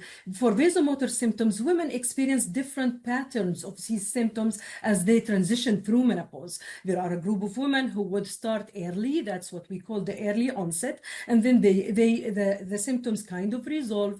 Another group of women where the symptoms peak around menopause, and there are those who just keep experiencing persistent symptoms all over time. Interestingly, also these patterns is not just in relation to the symptoms, but also has implication on how these symptoms are related to cardiovascular disease. In the middle, you can see that the persistence group and the early onset are those groups that have the worst cardiovascular profile, and here you can see that they have the thicker intima media thickness. Going down, sleep disturbance, and in terms of insomnia symptoms, also women experience different patterns over time. You see the increasing, you see the decreasing, you see the persistence, and the relationship again heterogeneous when it's come to cardiovascular risk. And to the left side, the right side corner, bottom right side corner, here in SWAN, investigator utilized a latent class analysis in order to actually group women based on 58 different physical and mental symptoms into different clusters that vary from symptomatic to asymptomatic with different combination. And these different heterogeneous group also associated differently with the risk of diabetes. Next. So the variability here raises an important clinical question. If the symptoms heterogeneous in the way the woman experience and in the way it's impacting cardiovascular risk, then we should ask ourselves, does hormone therapy help all women equally? Next. Very important to this question to highlight that the relationship here is bidirectional. So symptoms actually could reflect underlying cardiovascular risk, but there are data showing that cardiovascular health could shape how women experience symptoms. This is an interesting data from a prospective study of 2,500 premenopausal women without prevalent of vasomotor symptoms at baseline, followed for 4 years, almost 4 years. And you can see here to the left that women who actually have poor cardiovascular health early in life are the one who experience menopause, experience vasomotor symptoms early, as well as experience a moderate to severe vasomotor symptoms in the transition. This slide is very important because it actually reflects that the biology and the system interact over time. That's why we are seeing such a bidirectional relationship. Next. So similar to the discussion is all the time the cardiovascular protection rule of estrogen, and there are multiple pathways and evidence and in the literature. Estrogen can actually protect the vasculature through reducing oxidative stress or through regulation of the lipid metabolism or homeostasis of glucose, as well as vasodilation and nitric oxide, and keeping the vasculature healthy. But it's very important to ask ourselves whether really we care about the pathways through which estrogen protect cardiovascular disease, or whether the more relevant question in when these pathways are, most relevant. Next. This really leading to the timing hypothesis, which I believe you have heard about it really for many presenter. So the timing hypothesis literally reflects that the most beneficial effect of estrogen is actually linked to when the vasculature preserved or healthy. So when we apply hormone therapy to a vessels that is still young and with a very minimal atherosclerosis, it is expected to see the more beneficial cardioprotection from hormone therapy. But if we apply it to vessels that have established atherosclerosis, there is the argument that we see altered biology and we see more risk than more harm than benefit. And there are studies that clinical trial assess this hypothesis, as you have heard in the presentations before me, KEEPS trial and ELITE trial, showing that timing matter when it's come to cardiovascular disease implication for the hormone therapy. Next. So here I would like to review evidence available, and with the time limitation, I tried my best to put all together. This is an elegant review, came in 2025, showing evidence from trials and observational study. And one major theme come through this review is that the potential cardiovascular benefit is more related to a subgroup, those are the women who are younger than 60 or within 10 years of the menopause transition, and most importantly, without pre-existing cardiovascular disease. So the slide here highlighting critically that, when we think about that, some individual factors are important, whether we are talking about the age or the time since menopause or the baseline characteristics of cardiovascular health. Next. So this slide, I see a little bit of a shift here. I apologize. So this slide summarizes findings from the Women's Health Initiatives as well as Cochrane meta-analysis. And I believe, Dr. Joanne Manson, described this very well in her talk yesterday. But again, it showed the same kind of pattern. Younger women and surgical menopause women who have the surgery, at age 50 to 59 in that age group are actually the one who are experiencing more benefit than risk. The risk is more pronounced among those who start hormone therapy at greater than 10 years of the final menstrual period. Additionally, breast cancer from the WHI, we saw that the risk is more related to the combined hormone therapy, that the progesterone with conjugated equine estrogen, but no to little risk was seen when we look at the conjugated equine estrogen by itself, highlighting again that the differential implication depend on the timing, the age, as well as the type of hormone therapy we are using. Next.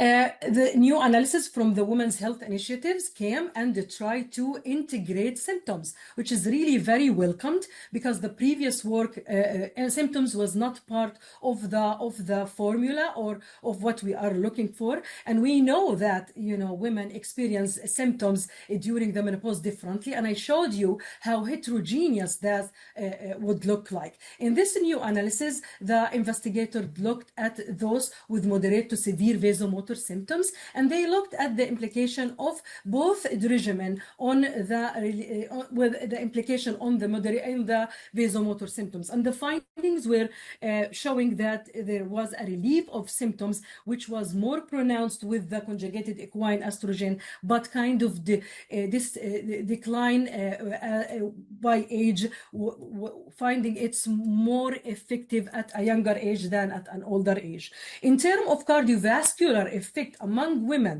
with moderate to severe vasomotor symptoms by age group, the study showed that in the age group of 50 to 59, there was a neutral effect and actually a very low absolute risk support symptom treatment in this group.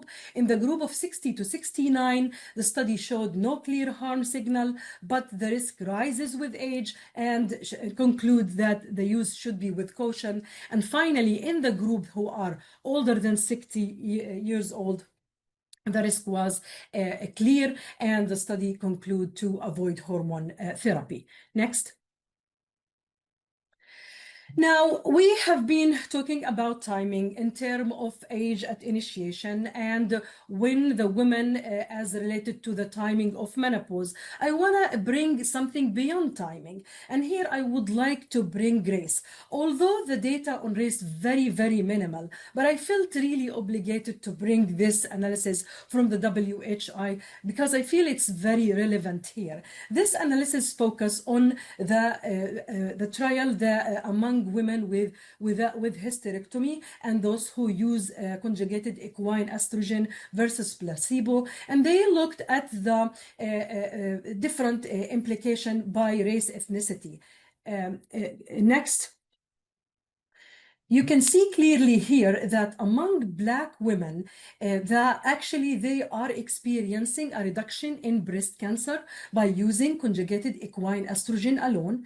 They may actually experience a lower risk for venous thromboembolism, and they don't have any, the effect on all-cause mortality and global index is not there. Next. And when it's come to who are those Black women in terms of the global index that was used by the WHI, which is a combination of 7 outcomes. Next. Those are the young Black women, 50 to 59. Next. And also the women who are symptomatic. Next. Another factor that we want also to highlight here, reflecting or bringing on why variability is seen when it's come to cardiovascular implication of the menopause hormone therapy, is the baseline cardiovascular profile. And this data from the WHI showing that actually LDL cholesterol as well as LDL to HDL ratio and metabolic syndrome can actually modify the risk with women who have high level of LDL-C or LDL-C, HDL-C, as well as metabolic syndrome under higher risk of developing cardiovascular disease as a result of using hormone therapy. Next.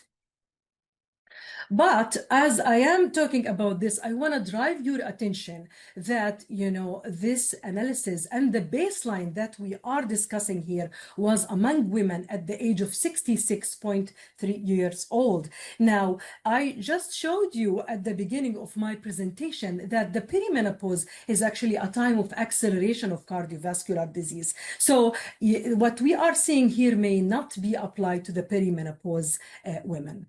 Next.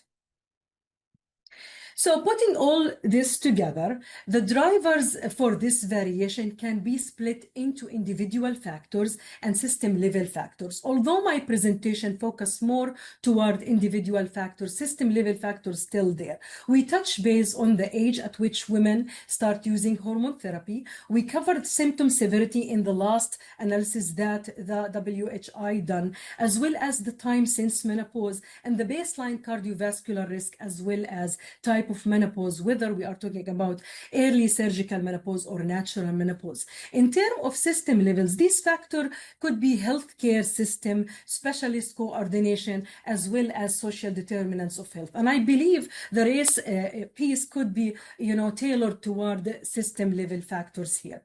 Next.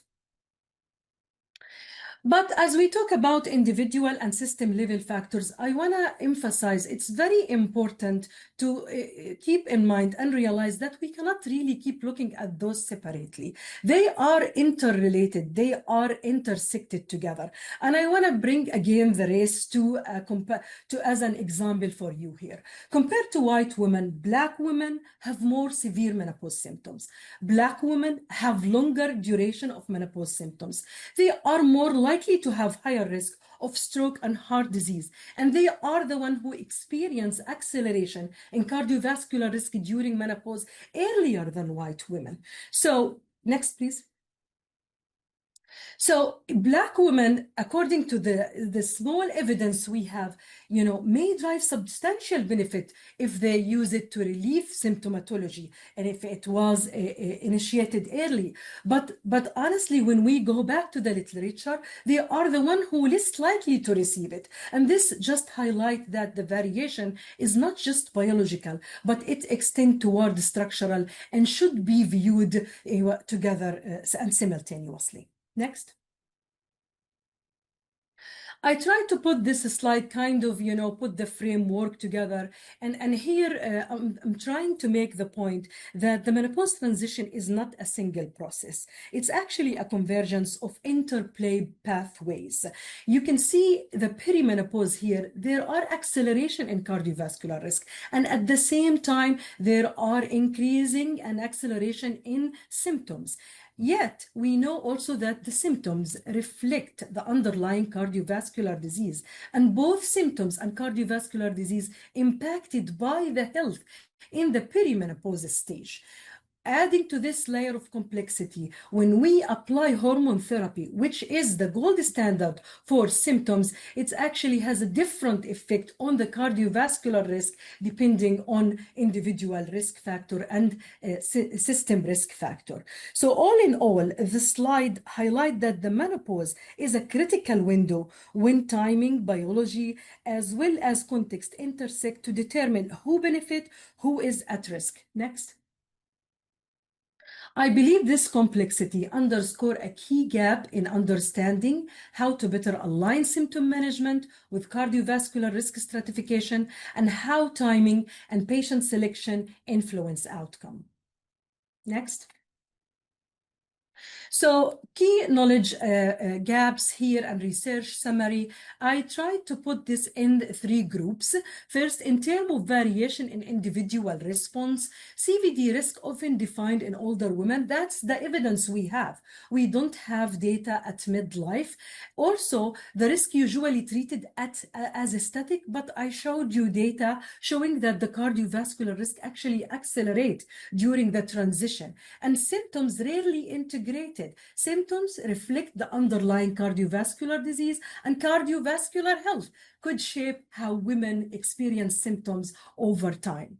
So in terms of comparative effectiveness, we have unclarity on how the timing of menopause hormone therapy, the formulation, and the risk profile shape outcome. The lifestyle intervention understudied in perimenopausal women in terms of its implication on symptoms and cardiovascular disease risk. And in terms of the mechanism and care implication, there is a lack of integration for the symptoms, risk, and the treatment. Next. So better evidence integrating those factors is needed to more precisely identify who benefits versus who is at risk. Next.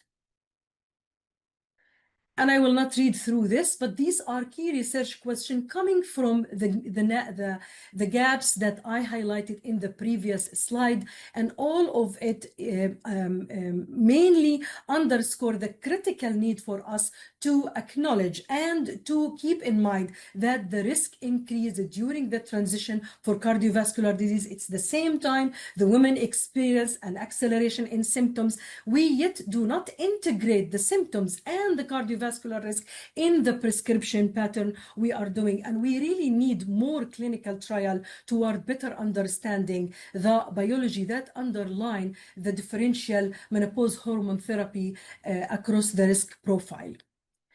Next. Finally, the take-home messages from this presentation: cardiovascular risk rises during menopause, but importantly, the risk is vary across women. Menopause symptoms can signal early cardiovascular risk. Please keep in mind that these symptoms are very heterogeneous, and therapy effects depend on timing, individual biology, and system factor. We need to integrate and personalize care across these dimensions. That's the only way we can optimize prevention and outcome. The menopause transition, it is not just a risk period, it's literally a time for precise and targeted intervention. Next. Thank you so much. I will be looking forward to answer any question during the panel discussion. Thank you. Thank you, Dr. El-Kadari. Now we're going to invite all the speakers to join the discussion. Please keep sending your questions through the Q&A, and we'll cover as many as possible during the moderated session. Dr. Anderson, I can turn it over to you and you can begin the discussion. Thanks so much, everyone. I will start with speaker questions directed to Dr. Rocha, but please, other speakers feel comfortable chiming in as you would like. This one is about the trials that show an increased risk of dementia with the HRT use. Is it possible that the dementia could be due to vascular dementia from some clinical ischemic damage related to oral estrogen and its procoagulant effects? Yes, absolutely. Indeed, the data that we have available in the literature very often refer to Alzheimer's disease and dementia in a rather generic way, because if you really look at the way the outcome was defined, it's primarily dementia as a syndrome, where you can have degenerative lesions and vascular lesions. So the majority of dementia in the population is mixed, with the full range that goes from almost purely degenerative to almost purely vascular, with all of the spectrum in between. So the answer is yes. Are there any additional perspectives that our other speakers would like to share on that question? Okay, then I'll move on to the second question, which is regarding early versus late initiation of MHT. Is it possible that variability between studies and the different cutoff times could be leading to the different outcomes that we see? Dr. Rocha, again, please feel free to start. Yes. Well, yes, it is possible. Yes, it is possible. And in addition to the heterogeneity on the time of start of the therapy, I also think that another important component is the heterogeneity of the time when the woman experienced the menopause. Because, of course, a gap between menopause and starting therapy of 2 or 3 years is different at age 40 than at age 50.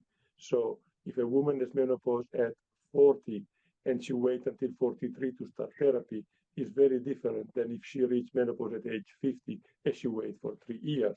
It's still 3 years, but they're in a different endocrinological setting. Yes. And remember that the stratification that we normally publish are based on convention, like when in the WHI we do 50 to 59, 60, 69, 70, 79, there is nothing magic about those numbers. They simply are the decade. And so we cut the data in a convenient way to put them in the tables, but we have no idea whether nature turns at 60 or at 70 or at 73 or 74. So the nature is continuous, likely, and does not go in straight like we do in our papers. I would like to echo what just said about the cut that is used so far for the timing hypothesis, whether we are talking about cognition or cardiovascular.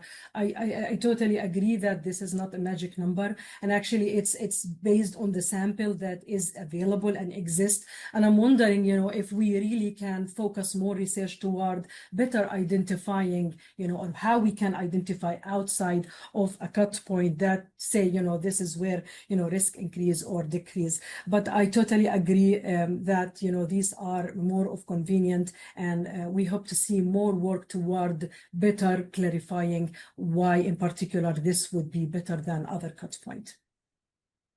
Thank you.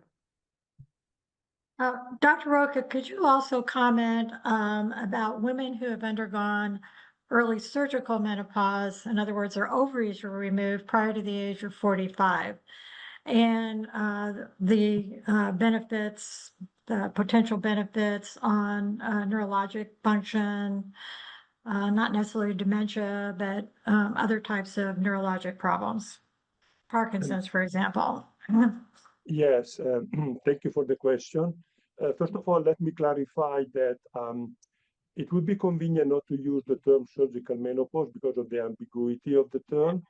Let's call it bilateral oophorectomy. As you know, hysterectomy with ovarian conservation causes cessation of menses, and it conceals or censors the precise time of endocrine menopause. So the women that have uterus removed and ovaries conserved are problematic because unless you do a specific studies, you will not know exactly when the menopause starts. The second point that I want to make is that there is too little talk about the women that are in between. So premature menopause is below 40, and then normal age menopause is between 45 and 54. But between 40 and 44, there is something called early menopause, which is a relatively new concept, is receiving more attention now. This is like a gray zone between clearly premature and normal. And the data that I have seen and some have contributed suggest that actually the risk is increased up to about age 44, 45, 44, 45, not only 40. So also the early menopause is a period of risk for later sequelae in the brain. And the sequelae can be, of course, cognitive, like dementia and cognitive decline, but also motor control, as in Parkinson's disease and Parkinsonism. We reported some effect on rested leg syndrome. We reported some effect on migraine. So the effect is broader. And I think we should pay attention to the women between age 40 and 45 at menopause. That very few people talk about these women. And I think they are very interesting because they probably are not addressed optimally. Thank you so much. All right, so I just want to remind our audience that we got through the Q&A live. If there's anything else that you would like to have our speakers comment on, please don't hesitate to put your questions there and they will go in and respond accordingly. Thank you to our speakers. This was a wonderfully informative session this morning. I remain hopeful again about the public health implications of the work that you all have been doing. And I would like to pass it back over now to Keisha Shropshire to close us out of our morning session and give us a few instructions before we go to lunch.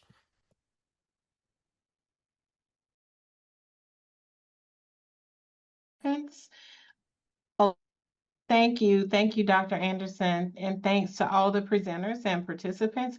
We will now break for lunch and we'll plan to return at approximately 2:20. I'll put up a note.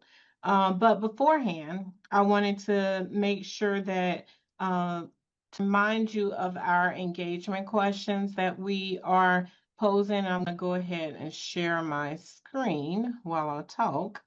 Hold on, let's see.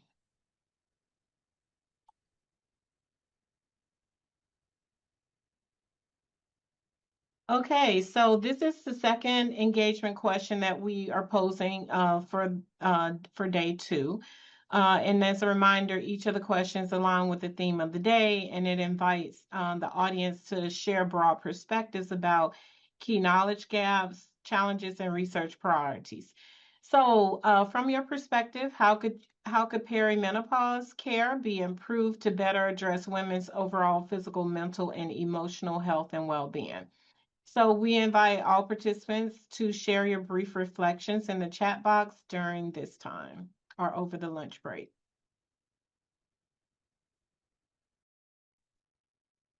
Thank you. Welcome back. I hope everyone had time to nourish, stretch, and refresh yourselves. We will now begin general session 2, focus on healthy aging and overall well-being during the menopause transition part 2. Our moderator is Karen Giblin, and she will start with moderator perspectives. Karen, you may begin. Thank you very much. Good afternoon, everyone. It's a real privilege to moderate this NIH session on healthy aging, supporting overall well-being during the menopause transition. This is an area that deserves far more attention because so many women experience changes during perimenopause that affect sleep, memory, mood, and their overall well-being. Let me open with a question for you to think about. How many women do you know, friends, patients, colleagues, who have confided in you that they wake up 3 o'clock in the morning staring at the ceiling, wondering what happened to their restful sleep? So think about that. This scenario plays out nightly for millions of women in perimenopause. It becomes a repeated pattern, and it can take a real toll on energy, focus, and daily life. At Red Hot Mamas, women tell me about these experiences all the time. They talk about sleepless nights, brain fog, and feeling emotionally off balance that can be unsettling and very hard to explain. These symptoms often happen together, and they deserve to be taken seriously as part of the menopause transition. Sleep is one of the biggest issues women raise. So many perimenopausal women face sleep troubles, night sweats, racing thoughts, which make a restful sleep totally out of reach. And when sleep is disrupted night after night, it affects everything else: concentration, productivity, patience, mood, and even safety. The good news is that there are practical steps that can help, including better sleep habits, exercise, cooling the bedroom, and getting support from a clinician who understands menopause. Then there is the memory issue that so many describe as menofog. They forget a word, okay? They walk into a room and forget why, or they lose their train of thought in the middle of a sentence. That can be frightening, especially when women worry it might mean something more serious, like developing the onset of dementia. In many cases, though, this is part of the menopause transition, and it often gets worse when fatigue and stress are added on top. What women most need, okay, is reassurance, understanding, and a conversation with a clinician who can help sort out what's going on. Certainly, we know that clarity brings reassurance and calm. Mood is another issue that is often dismissed. Not only are women coping with hot flashes, night sweats, now they begin to experience mood changes. And those mood changes make PMS seem like a tranquil day at the beach, calm and drama-free. Women describe it as feeling as if their emotional thermostats are broke and their behavior runs from mild to wild. They can shift into mood changes, and I feel as if the menopause mood changes should come with a consumer warning label. These mood changes cause women to feel irritable, anxious, tearful, and emotionally sensitive during midlife. And that can be confusing, disoriented, and even frightening for them, and not only for them, but for the people around them. It's not just in their heads, and it's not something they should simply push through. Ignoring these mood changes can snowball, and eating lots of mood-enhancing chocolate, which some women resort to, just simply won't help. So during the menopause transition, hormonal changes, life stress, caregiving responsibilities, work pressure, and sleep loss can all add up. That's why mental health support, stress management, and medical guidance matter so much. For some women, that emotional heaviness goes beyond everyday mood swings, however, and develops into something more serious: depression. Depression in midlife can be underrecognized, especially when it shows up alongside sleep problems, fatigue, and hormonal changes. It can make even the small tasks feel overwhelming and can affect relationships, work, and a woman's sense of self. The important thing is that depression is treatable and women do not need to suffer in silence. Screening, therapy, and appropriate medical treatment can make a real difference. And I'm very grateful that our panelists today will be discussing this vital topic in more detail. I think we are at an exciting moment also because new tools are beginning to help us understand these experiences better. There are wearables and symptom tracking technology, which may give women and researchers a clearer picture of sleep hot flashes, and mood changes and other patterns over time. That kind of information could help women feel better and better understand what's happening to their bodies and make it easier to have more informed conversations with their healthcare providers. It's a promising step toward more personalized care. And before I introduce our distinguished panel, I want to share something personal. I experienced surgical menopause as a result of an oophorectomy at age 40. And I know firsthand how overwhelming it can feel when menopause symptoms hit abruptly and before you expect them. It was a challenging time for me, but it also gave me a deep appreciation for how important knowledge, support, and good clinical care are for women who are going through menopause. That's why I feel so strongly about the work we're doing today. Menopause should not be treated as an afterthought. We need more research, better clinician education, and more attention to the real experiences of women in midlife. We need to make sure women are not left to figure this out on their own. My hope is that this session adds to that effort and helps move the conversation forward. Thank you for being here, and thank you to our panelists for sharing their expertise and insight. And please join me in welcoming Dr. Hadeen Jaffe, Dr. Rebecca Thurston, Dr. Claudia Soros, and Dr. Fiona Baker, who will share their insights into this important topics.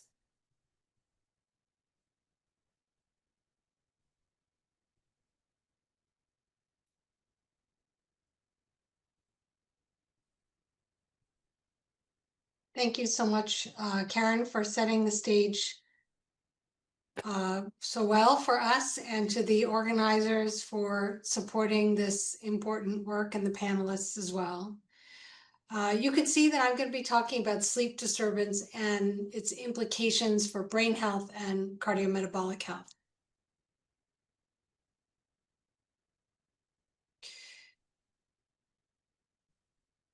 My disclosures here show that most of the work I'll be presenting is from my NIH research. I do have some consulting relationships and have had some industry support, and I'll mention that in one slide towards the end.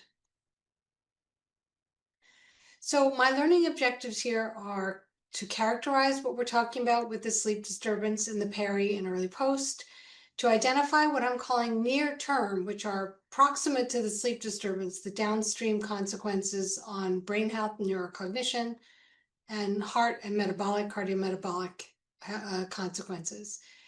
Also, I'll talk about strategies and treatment. And you'll see I'll be talking about the notion of sleep fragmentation, which is used interchangeably with sleep interruption. I'll be defining it, but that's a term that is core to the menopause transition because it is the most common symptom in the perimenopause and early post, common sleep symptom. So, sleep has many different parameters, and this slide hopefully characterizes that it's not one unitary good sleep, bad sleep. If you break it down, people might sleep in the day and not the night. They might have trouble falling asleep. They might wake up repeatedly, and many other factors. There's a normal sleep pattern here on the top right. We're going from wake down into light and then deep sleep.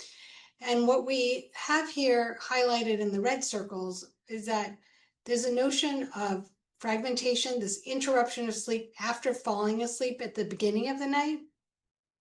And that is comprised of waking up repeatedly and something called WASO, or wake after sleep onset. What that means, if you're awake once for 30 minutes, your WASO is 30. If you're awake 10 times for 3 minutes each, your WASO is 30. So it's a mathematical integration of the number of times you're awake. And it's this interruption of the normal sleep pattern, wakefulness across the night.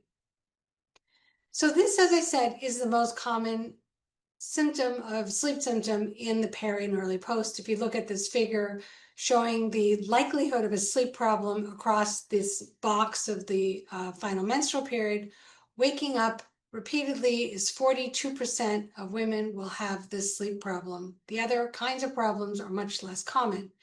And some people come into peri and early post, they already have problems with waking up, and 15% of people will have new onset or worsening. Now, many causes contribute to this sleep interruption or fragmentation, and they can also co-occur.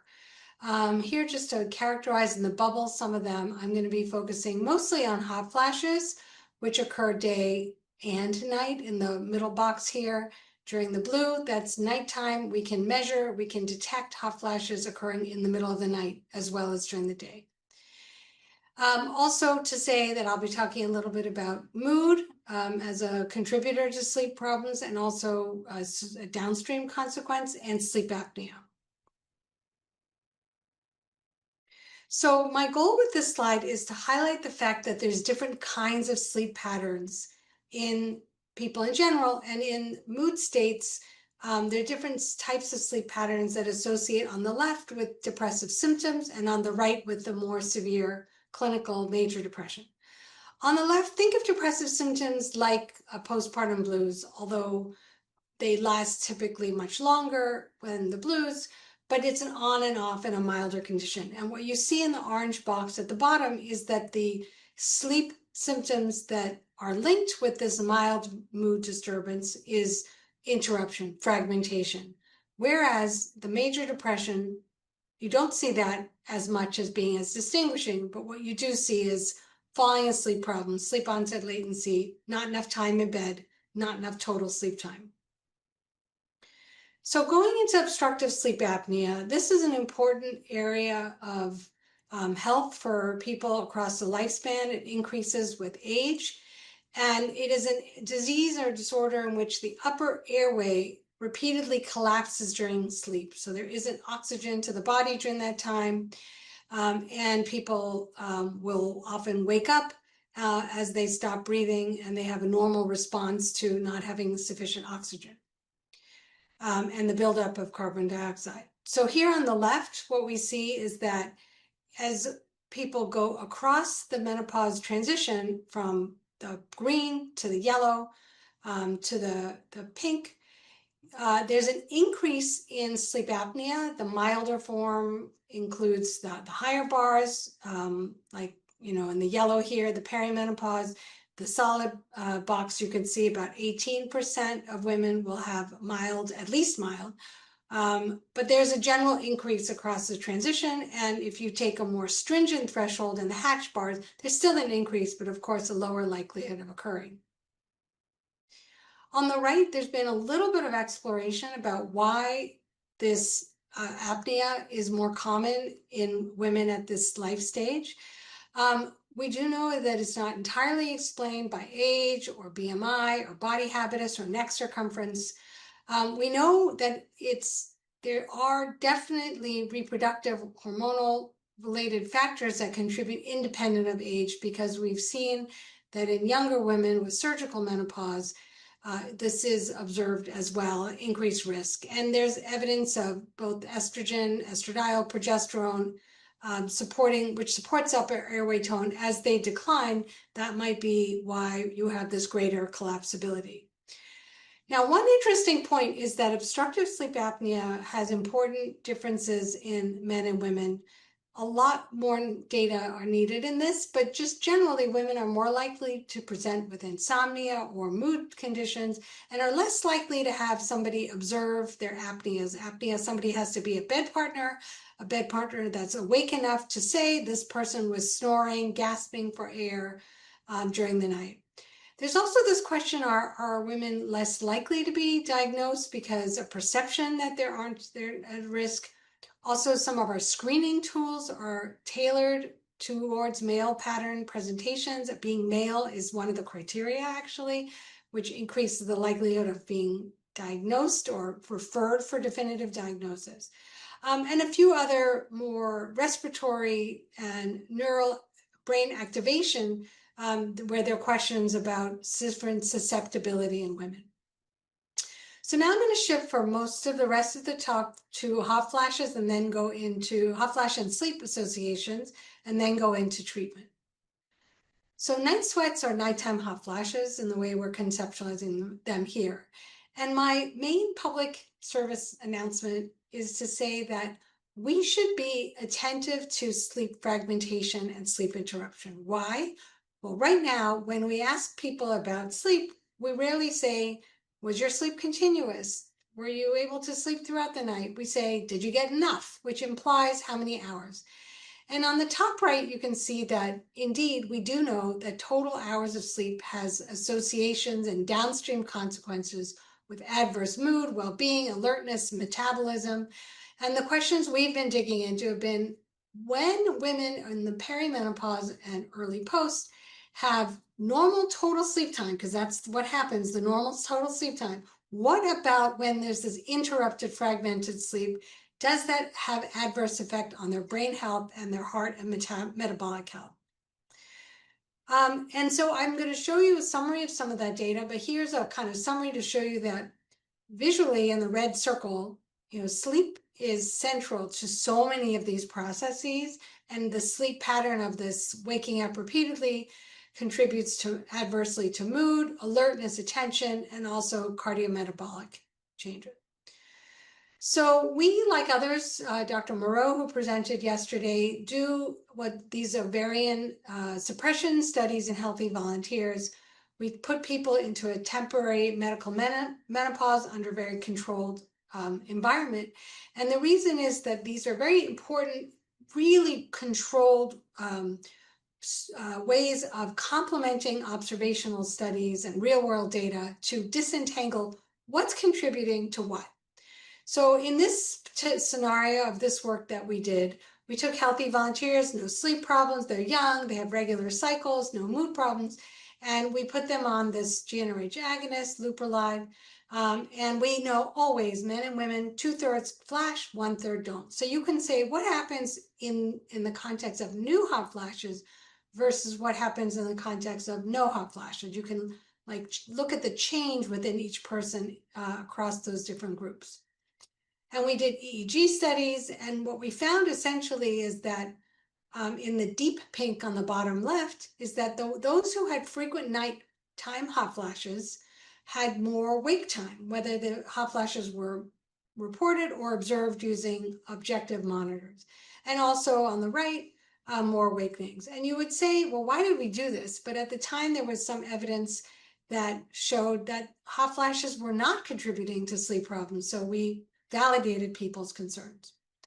And we and others like Dr. Baker's group have also done further examination looking at the hot flash sleep association. And the take-home message on the right here is that although hot flashes are clearly linked with awakenings, there is a lot of wakefulness in between the hot flash events. So my visual image here on the bottom right, like the seas are very shaky. So maybe they had 2 hot flashes or night sweats overnight, and they woke up with one of them or both of them, but their sleep was probably very poor throughout the night. We also looked further at mood. This is the same ovarian suppression mimicking menopause model where we looked at with the emergence of the sleep changes, what happens to mood. And indeed, as people had interruption of their sleep, they had worse mood, and the interruption was measured in a variety of ways. We've gone on to do more intensive experimental studies here where we similarly put people into like a perimenopause contrast, temporarily looking at high estradiol state, a low estradiol state, healthy volunteers. And in the A and C conditions, they're in the lab, we hook them up to EG and we let them sleep. In the B and the D conditions, you can see in this little images on icons on the bottom left, we woke them up repeatedly throughout the night. So we gave them enough. We gave them 8 hours of sleep, but we woke them up for a total of an hour, broken up in little minutes across the night, an hour of WASO. And this is my incredible team doing this work. And we looked at the downstream effects on multiple functions and endpoints. And as you would hypothesize, but not been established definitively, if sleep is interrupted repeatedly, despite having total sufficient hours of sleep, mood affect was worse, whether it was positive affect got worse, negative affect got worse. And we're able to disassociate this effect from the changes in estrogen. And that's really the goal of this study, which is to disentangle. Everybody's going through these estradiol changes. Not everybody has a sleep problem. It's about half. But what happens with the sleep problems as contributing to these changes? We've also shown changes in alertness with the same model as people have interrupted sleep. So they have problems with sleepiness, and also objectively, they're less alert. Now, we looked at a number of metabolic outcomes as well in this. And essentially, the rationale for this is that we do know that the decline in estradiol does contribute to this adiposity, central adiposity. However, a lot of the adiposity starts to accumulate when estradiol is still produced and when these sleep changes occur. So could it be that sleep is contributing? And the summary of this from this same experimental model is yes. We looked at a number of different biomarkers indicating likelihood of cardiometabolic disruption and found that of the 16 biomarkers, sleep interruption, fragmentation contributed to almost half. So clearly sleep modifiable, clear target for improvement, contributed adversely. Further studies looking at calorimetry showed the same, meaning when somebody says, I'm eating the same, but why am I gaining weight? Why am I gaining body fat? The answer is yes. Metabolic changes lead to propensity towards weight gain, body fat gain in the context of the same diet. So sleep interruption matters.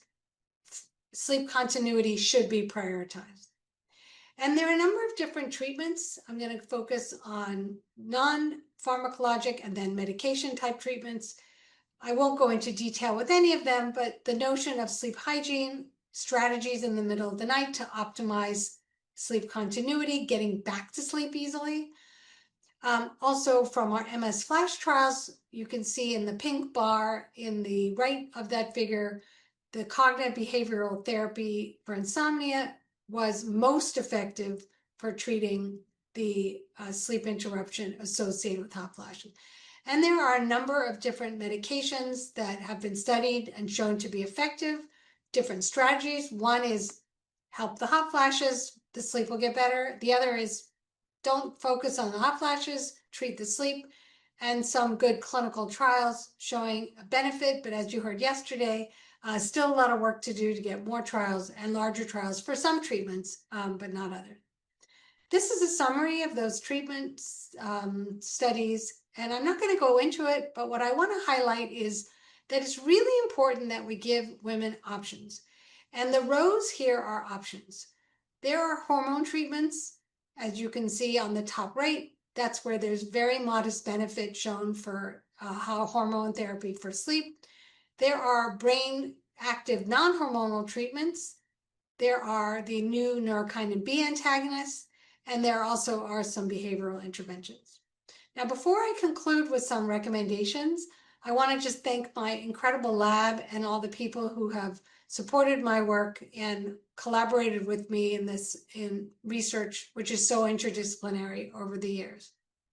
So taking home the summary and then the recommendations. I hope I've convinced you that sleep fragmentation interruption is the most prevalent and highly prevalent condition. Common causes, hot flashes, obstructive sleep apnea, important downstream effects on brain health and metabolism, cardio metabolism, and also behavioral treatments, and mostly non-hormonal pharmacologic treatment. There are some really important knowledge gaps here. You'll be hearing more about data capture that's remote. There are so many valuable tools that we need to develop and investigate to monitor for some of these measures like sleep. Number two here, no individual is an island when it comes to sleep. We live and sleep in noise, light, dark, busy apartments, busy neighborhoods, shift work, really important to consider. And we know very little about all the impact of that on how people function, sleep, and how to think about that at a public health level. Very little data in perimenopause. Really the last one, which should be number 6, I believe, showing that screening bias and acceptability of diagnosis and treatment are key. And just to finalize with my last slide here, which is to say that we should really think about the optimal technologies to monitor symptoms. We want ones that are robust to capture information appropriately, correctly, sufficiently. We need to think about studies both observationally and also more controlled, whether they're clinical trials or causal trials, experimental studies that can really link the hot flash and the sleep problem with the mood, cognition, and metabolism. We need to do more in perimenopause for sure. We need to evaluate our screening tools. We really need to think about light and noise and the environments that we work in to give women tools for how to optimize their multi-dimensional level of sleep, and to think about community awareness. What can we do to help people across our communities, and study different treatments in all different populations across the menopause transition. So thank you. I will sign off from here and be back with questions later. Thank you. Wonderful presentation, Dr. Jaffe. Next, we'll hear from Dr. Thurston. You may begin.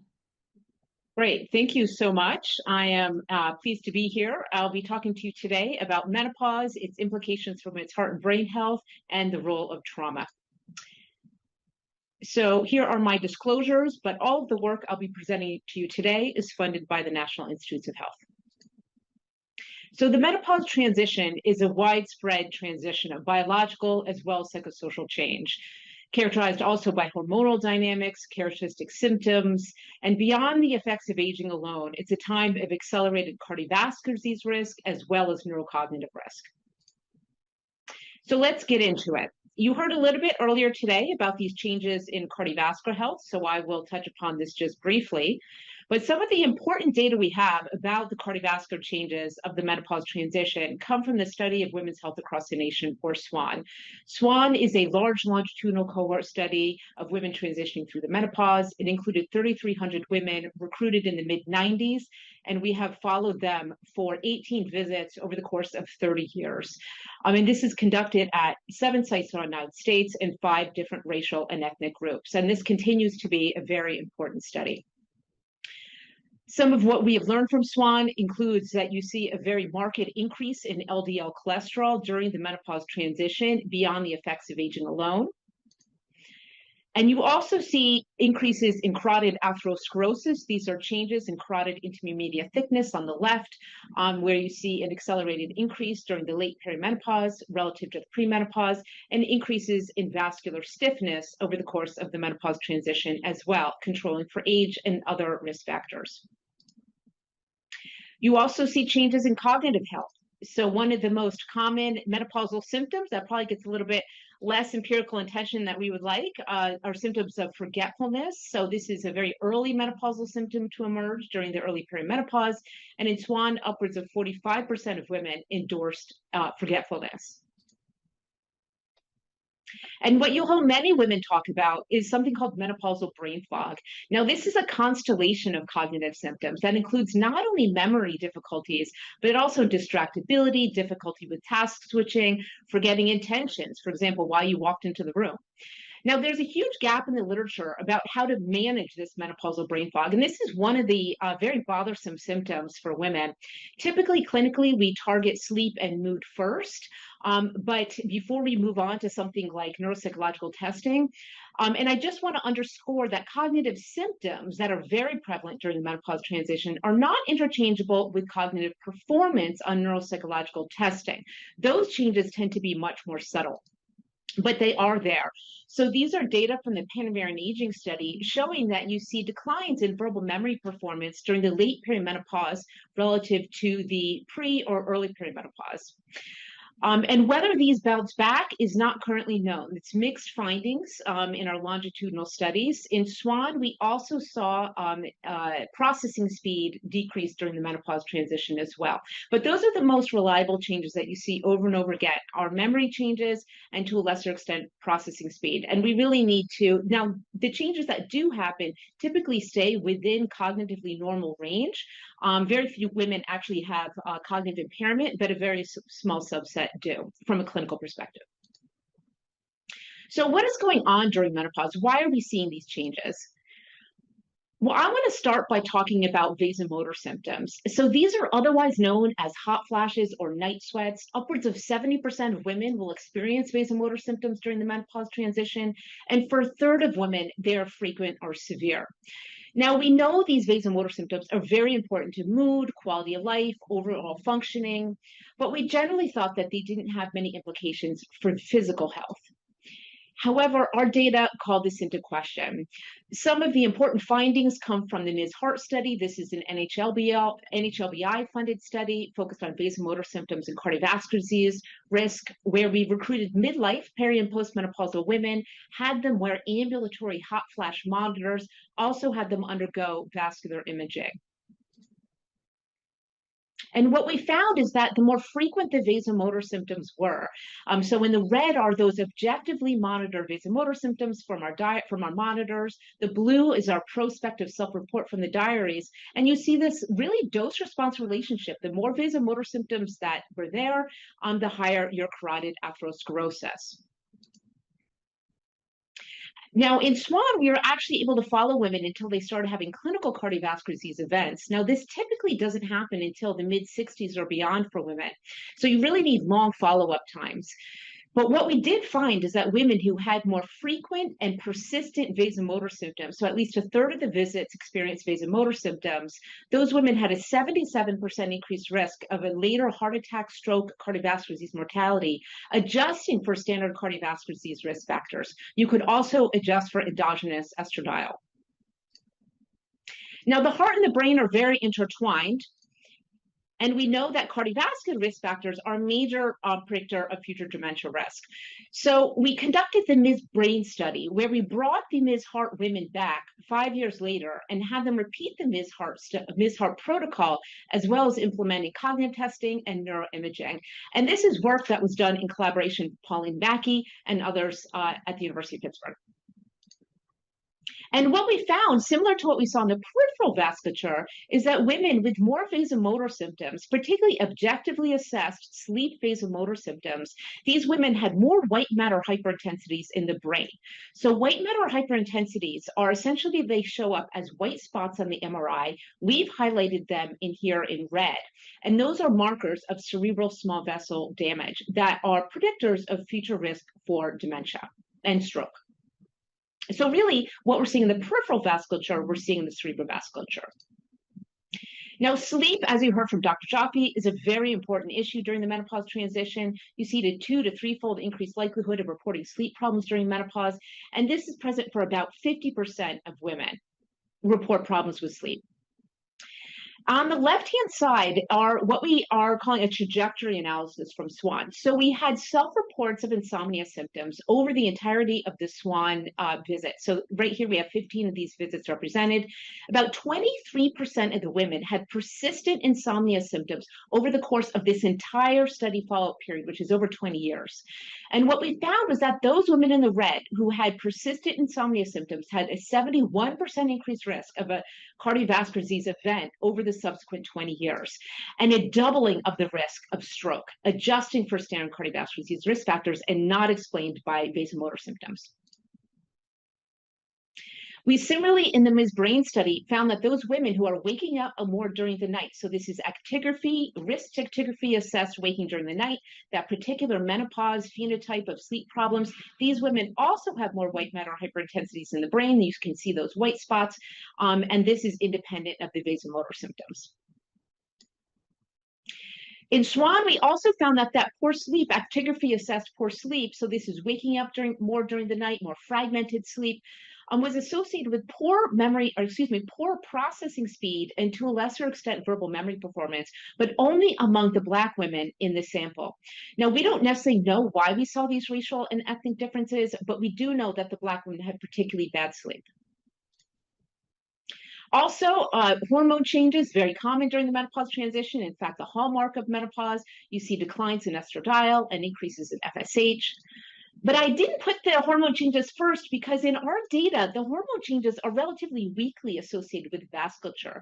So here we have estradiol, which is our ovarian estrogen, estrone, which is estrogen produced by body fat, and testosterone. And we're measuring these hormones using mass spectrometry, so a very sensitive measure. And we just didn't find many of these related to the vasculature in Ms. Hart. However, estrone, which is a weaker estrogen produced by body fat, was associated with better endothelial function as measured by FMD. And we also, in the Ms. Brain study, 5 years later, found that those women with more estrone had lower cerebral small vessel disease or fewer white matter hyperintensities in the brain. So interestingly, it was not the estradiol that so many people talk about, but really estrone that was the major player here, particularly in the postmenopause. So I also want to touch upon psychosocial changes. Dr. Soros will get a bit more into this, but you can see here on the left, these are data from SWAN where we had women undergoing structured clinical interviews for depression, and women had a fourfold increased likelihood of having a major depressive disorder, a major depressive episode during the menopause transition as compared to the premenopause adjusted for age. We also have a lot less data on anxiety in the literature, but we did see some increases in anxiety symptoms during the late perimenopause and early postmenopause in SWAN. These are longitudinal data, and this was in part explained by the occurrence of vasomotor symptoms. Now, one of the things that's really stood out in our data is the importance of trauma. In the US, over 40% of women have an experience of sexual violence, and particularly contact sexual violence. And we found in our Ms. Hart study and Ms. Brain study, so that's what we're looking at, and baseline is Ms. Hart, Ms. Brain is 5 years later, that women with a history of sexual assault had a fourfold increased likelihood of having carotid plaque or a measure of carotid atherosclerosis at each of these study visits. And they did not show a regression to the mean, which is what we thought, but in fact showed accelerated accumulation of plaque progression over midlife. And this is adjusted for cardiovascular disease risk factors. Similarly, in SWAN, we showed that women with a history of intimate partner violence had a doubling of the likelihood of having, a doubling of the risk of having a heart attack or stroke over the subsequent follow-up period. And this is largely driven by emotional intimate partner violence, not physical intimate partner violence, which was relatively rare. And this was mediated by the elevated blood pressure among our IPV-exposed women. And similarly, again, in the Ms. Brain study now, we see that women with a sexual assault history had more white matter hyperintensities in the brain, or markers of cerebral small vessel damage, adjusted for cardiovascular disease risk factors, as well as things like IMT or plaque. Now, not only did we see that women with a history of trauma had, in particularly sexual trauma, had poor cardiovascular health and neurocognitive health or brain health, we also saw that these women had more symptoms, objectively assessed vasomotor symptoms. So this is work by my doctoral student, Mary Carson, who showed that women with a history of sexual abuse or physical abuse in childhood had more nocturnal vasomotor symptoms, objectively assessed vasomotor symptoms, than women without this trauma history. And other work from our lab shows that women with a history of trauma, whether childhood or adult, have poor sleep during the menopause transition as well.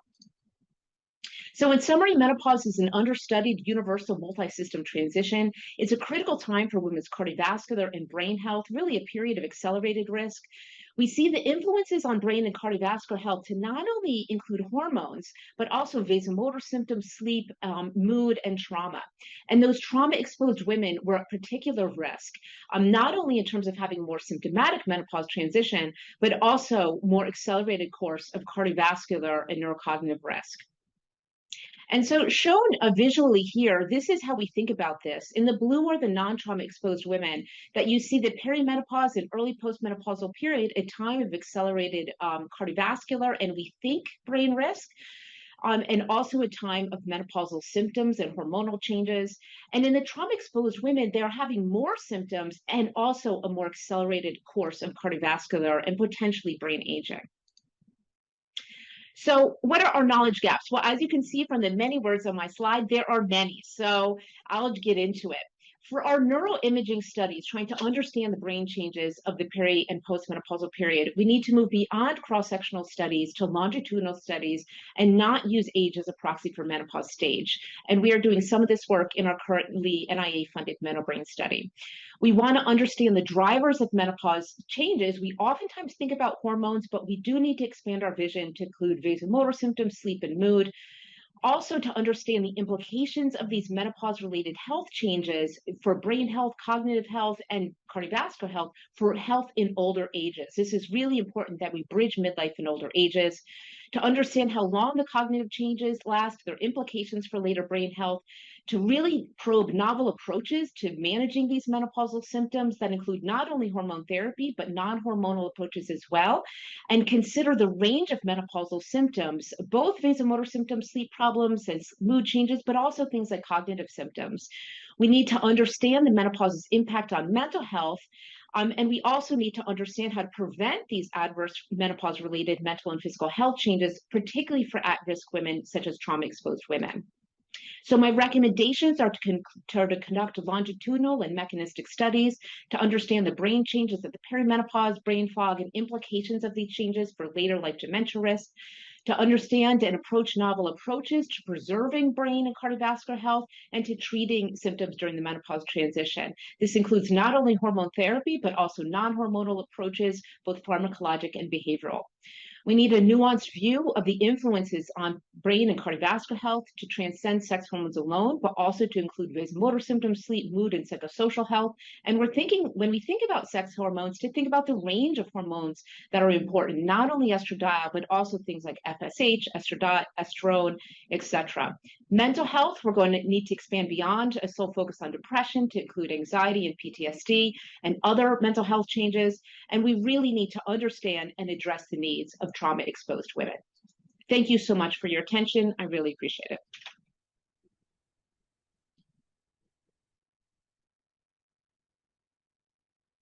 Thank you, Dr. Thurston. We will keep moving on. Now, Dr. Suarez, you have the floor. Thank you so much. It's a pleasure to be here. I want to thank all the organizers and all the panelists, colleagues, and friends. I am speaking to you from Queen's University here in Canada, and it's a pleasure to be here with you today. So I'm going to be spending the next 15 minutes talking to you about mood and midlife, and also I'll be addressing a little bit of anxiety. And I want to start by setting the stage that there's probably a reason why we are having a talk or a presentation on depression and anxiety in the menopause. And that is because women are more affected by depression and to a certain degree by anxiety as well, more so than men across the life cycle in general, but particularly during the reproductive life cycle. And they also carry a high degree of burden and disability associated with depression. There are probably many reasons for it, including different coping skills and strategies, but also different psychosocial roles dealing with the stress. But there's also this idea of women throughout the reproductive events to have what we call windows of risk, of windows of vulnerability when they are exposed to, and probably uniquely exposed to hormonal changes that might be carrying high risk for depressive symptoms, in some cases, depressive disorders or major episodes of depression. And we know some of them, including the premenstrual and the perinatal. And I would argue there is also higher risk, at least for depressive symptoms, during the menopausal transition, although we're going to see that some women have also higher risk for major depressive episodes as well. The good news that as we learn about those windows of risk, we also have the opportunity to develop some different strategies and hopefully tailor some of the treatment strategies for depression during midlife that would be uniquely helpful for women to deal with those symptoms. So that's kind of setting the stage for why you're here discussing about that. And I think it's probably not news to anyone here that we have experienced over the last few years and probably over the last decade or so, a resurgence of interest in menopause. And some will claim or argue that menopause is having a moment or having a strong momentum. And the question is whether we are having that for the right reasons. And I think there has been a significant effort to reframe the discussion, both in the lay media, but also medical societies, physicians, clinicians, and patients, trying to really reframe the conversation about menopause. And that was clearly reflected in the publication, a series of publications in the Lancet Journal a couple of years ago, when many of the colleagues in this panel here, but also other colleagues, were trying to have a more, I would say, more thoughtful conversation about menopause. There were some discussions about a new model that would empower women in addressing the menopausal issues with a more shared decision-making process, more information, more realistic and balanced information on menopause, but also giving the opportunity to fight the stigma that is involving gender-based ageism. So on one hand, we are really experiencing that interesting momentum and interesting in menopause and menopause care. But one of the challenges that we all face as clinicians and researchers is to really find the right balance. On one hand, as we talk about menopause, and there's a lot of a commercial interest in menopause as well, there's a risk of being perceived as over-pathologizing or commercializing menopause care, knowing that menopause is a natural part of the life and the aging process, and some could be perceived that conversation as crossing the line and over-pathologizing a time in life that is not necessarily symptomatic or burdensome for all women. But some would argue that if you don't do that, if you don't pay attention to those symptoms, you are incurring the risk of trivializing the suffering of many women, having probably suffering silence for many years and not having the listening or their concerns taken seriously. So we are striking this balance, and I think it's very important to keep that balance in mind, that on one hand, we don't want to over-pathologize and get into the bandwagon, commercialize menopause, but we also don't want to trivialize suffering. We want to pay attention to those symptoms and pay attention to care and menopause. So with that in mind, I think it's probably not news to anyone that menopause care has been often fragmented. And depending on the door that you knock, if you knock the door of bone health or cardiovascular health, the consult might go in that direction because that's the professional's area of expertise, but not necessarily in the most bothersome symptoms that are experienced by the patient. And that's why we're trying to bring brain health and mood and anxiety to this conversation. I guess the goal is really for everybody to integrate all those silos that we've been paying attention to menopause, whether it's cardiovascular health, menstrual disorders, bone health, or sexual health, together with brain health, to have a more holistic, collaborative, and patient-centered approach to midlife care. And part of that is to pay attention to depression and anxiety, who probably have been studied but not fully understood until now, although I will show you some data that supports what we know, but also what we don't know about depression in midlife. So we do know that some women will present with a higher risk for depressive symptoms or even major depressive disorders. And I'm lucky to follow the conversation that was presented by Dr. Joff and Dr. Thurston, because they highlighted some of those lifelong risk factors, but also window-related risk factors. So what this slide is trying to illustrate probably two different buckets of risk factors that could be associated with depression in midlife. There are those who have been with that particular woman for their lives, and these are continuing long-standing risk factors. For instance, having a history of depression or anxiety, experienced trauma, like Dr. Thurston mentioned before, being exposed to stressful or challenging socioeconomic factors or chronic health conditions. These are all contributing to higher risk for depression midlife. But there are those that are also more specific to that window. They are time related, and they might be associated with hormonal changes, the presence of vasomotor symptoms, sleep problems like Dr. Jaffe highlighted, and then stressful life events. And that's when probably to understand that there are probably two contributing buckets of factors that might increase the risk for depression in that population. But what makes depression unique in midlife that is different from, let's say, in the premenopause or even late postmenopausal years? Well, we know that women are more likely to experience depressive symptoms during that time rather than a major depressive episode. Although less common, you can still have a first life major depressive episode during that time. And we learned that from several studies. And this is one of the studies that highlighted that there's a timing for high risk of new onset of depression. That was the Harvard study, Moods and Cycles, followed two cohorts of women, almost 1,000 women for up to 10 years, and show an increased risk for high depressive symptoms suggestive of depressive disorder within the 2 years of the final menstrual period, really showing that association of the timing of major hormonal changes and a higher risk for depression. There's also experimental studies that show that. This is a beautiful, elegant study done by Peter Schmidt from NIH, published almost 10 years ago now, when they look at women who had no history of depression and those who had a past history of perimenopause, and they challenged them with estradiol for 3 weeks, and then submitted both the control groups and the past perimenopausal depression to estrogen withdrawal. So in other words, they are all exposed to the same amount of estradiol and then exposed to withdrawal of estrogen or withdrawal of placebo. And what the study showed, you can see here in the right circles, that only women who had experienced perimenopausal depression before had a significant increased risk of depression when they were exposed to estrogen withdrawal, showing that not all women will have that high sensitivity to estrogen withdrawal, showing that maybe there is a vulnerability for some, but not women, to develop depression in the context of hormonal changes. So what this study showed and other studies are showing is there is probably a overarching potential window of risk that is associated with the time of greater fluctuations in sex hormones, and that will lead to a greater vulnerability for depression. That's what we're calling the window of risk in a very simplistic way here, represented by hormonal changes, but there's also psychosocial changes and many other factors contributing to that window of risk. The good news is that probably there is also a window of opportunity when you can intervene and maybe stabilizing the hormone environment. For instance, with the use of estradiol could reduce the risk of mood symptoms. And that has been shown actually in studies, even in a provocative study that show that even estradiol could help preventing the emergence of depressive symptoms in that population.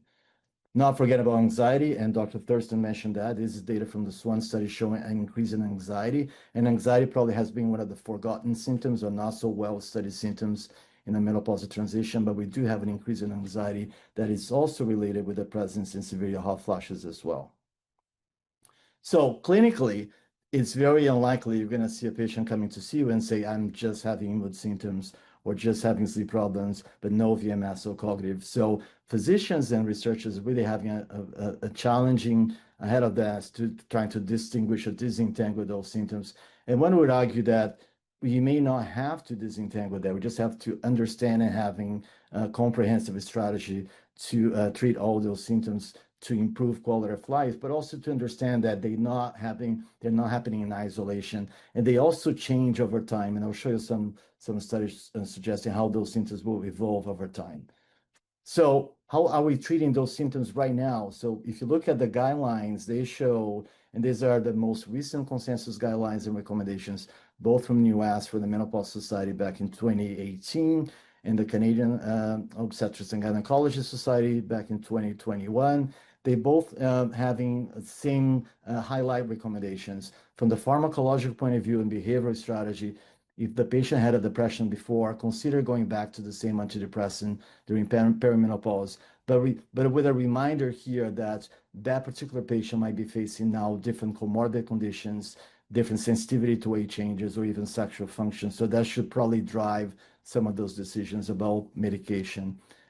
Cognitive behavioral therapy antidepressants and desvenlafaxine in particular, first line, not because they have probably stronger efficacy data, but they have just better randomized control trials for that particular population.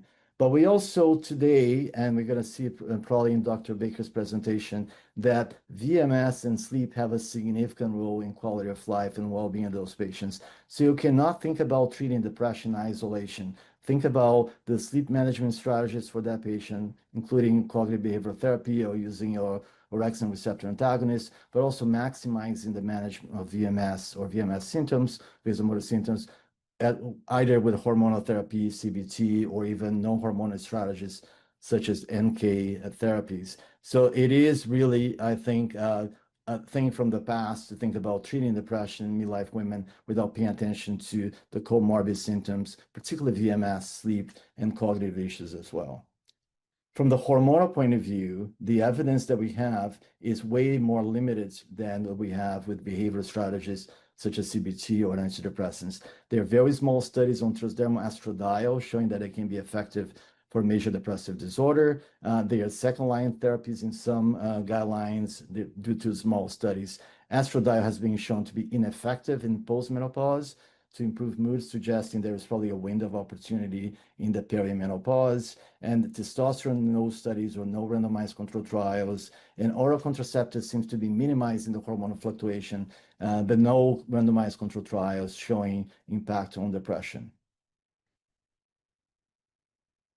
Moving forward, talk about a little bit of a digital health interventions. And the distinction here is that I'm not talking about using digital health interventions to gather information, monitor symptoms like passive sensing or ecological momentary assessments. Dr. Baker will talk about that. But I would say the overarching message here is that although there are a lot of resources on the internet and web-based intervention studies, very few have shown proven efficacy to improve menopausal symptoms. There's some promising results. This is a study published last year on a smartphone-based app. They use a digital care program when patients can get access to a AI chat box, assisted menopause symptom assessment, and they get access to CBT lessons, mindfulness-based exercises, audio-guided sessions, and mobility exercise videos. And that has been shown to improve some symptoms of menopause, including mood symptoms, but also vasomotor symptoms of anxiety. So there's some promising results, but the studies are still very,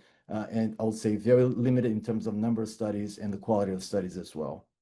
So I'll spend the last minute or two just showing how those symptoms evolve over time. I mentioned to you in the past that they are not static. And just going to show very quickly a few studies. This is a study that was a large observational survey-based study that show that when you look at perimenopause and postmenopausal women, whether they have VMS or sleep problems, and we measure depression and anxiety, there are some interesting findings here. This is findings from depression and anxiety, both in US and Europe. You can see in blue, the peri, and the orange, the postmenopausal. You can see that if you have sleep problems with VMS, you're high risk for both depression and more depressive symptoms based on PHQ-9. And that was true for the US population and the European population as well. You do have those symptoms with VMS only, but they tend to happen more often when you have sleep problems and VMS together. And the same thing was observed for anxiety as well, where the Europeans have slightly higher anxiety rates than the Americans in that study. And finally, in my last few seconds, just showing a very elegant study published by Pauline Mackey over the last year or so, showing the evolution of those symptoms over time, this one study. And it's really showing that over time, those symptoms might change, but even more interesting, they seem to be interconnected, and particularly VMS and sleep problems. And what I like about this study that Pauline published very recently is that if you have depressive scores and anxiety scores, you're more likely to have VMS, sleep problems, and mood changes as well, really showing this interconnection between those symptoms. And it's also looking at different populations. In that study, particularly Hispanic women were less symptomatic, were more likely to present with VMS only compared to the other groups or ethnic groups, Black, Chinese, Japanese, and white. And those users of hormonal therapy were less likely to present with all those symptoms except for sleep disturbances alone, highlighting that you don't have a significant impact on sleep or you don't minimize the problems with hormonal therapy. And I think Dr. Joffe mentioned that very briefly.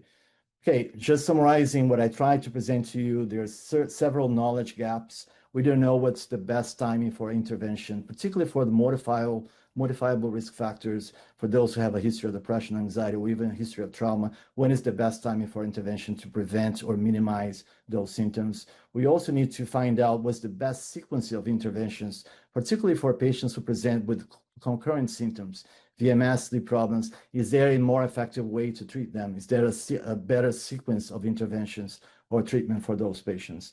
We also need to learn more about the role of anxiety and trauma. They have been both been understudied in most cross-sectional and longitudinal studies, and I'll say that we need to consider more depression, sleep, RCTs together, since they seem to be the primary focus of the population that we see clinically.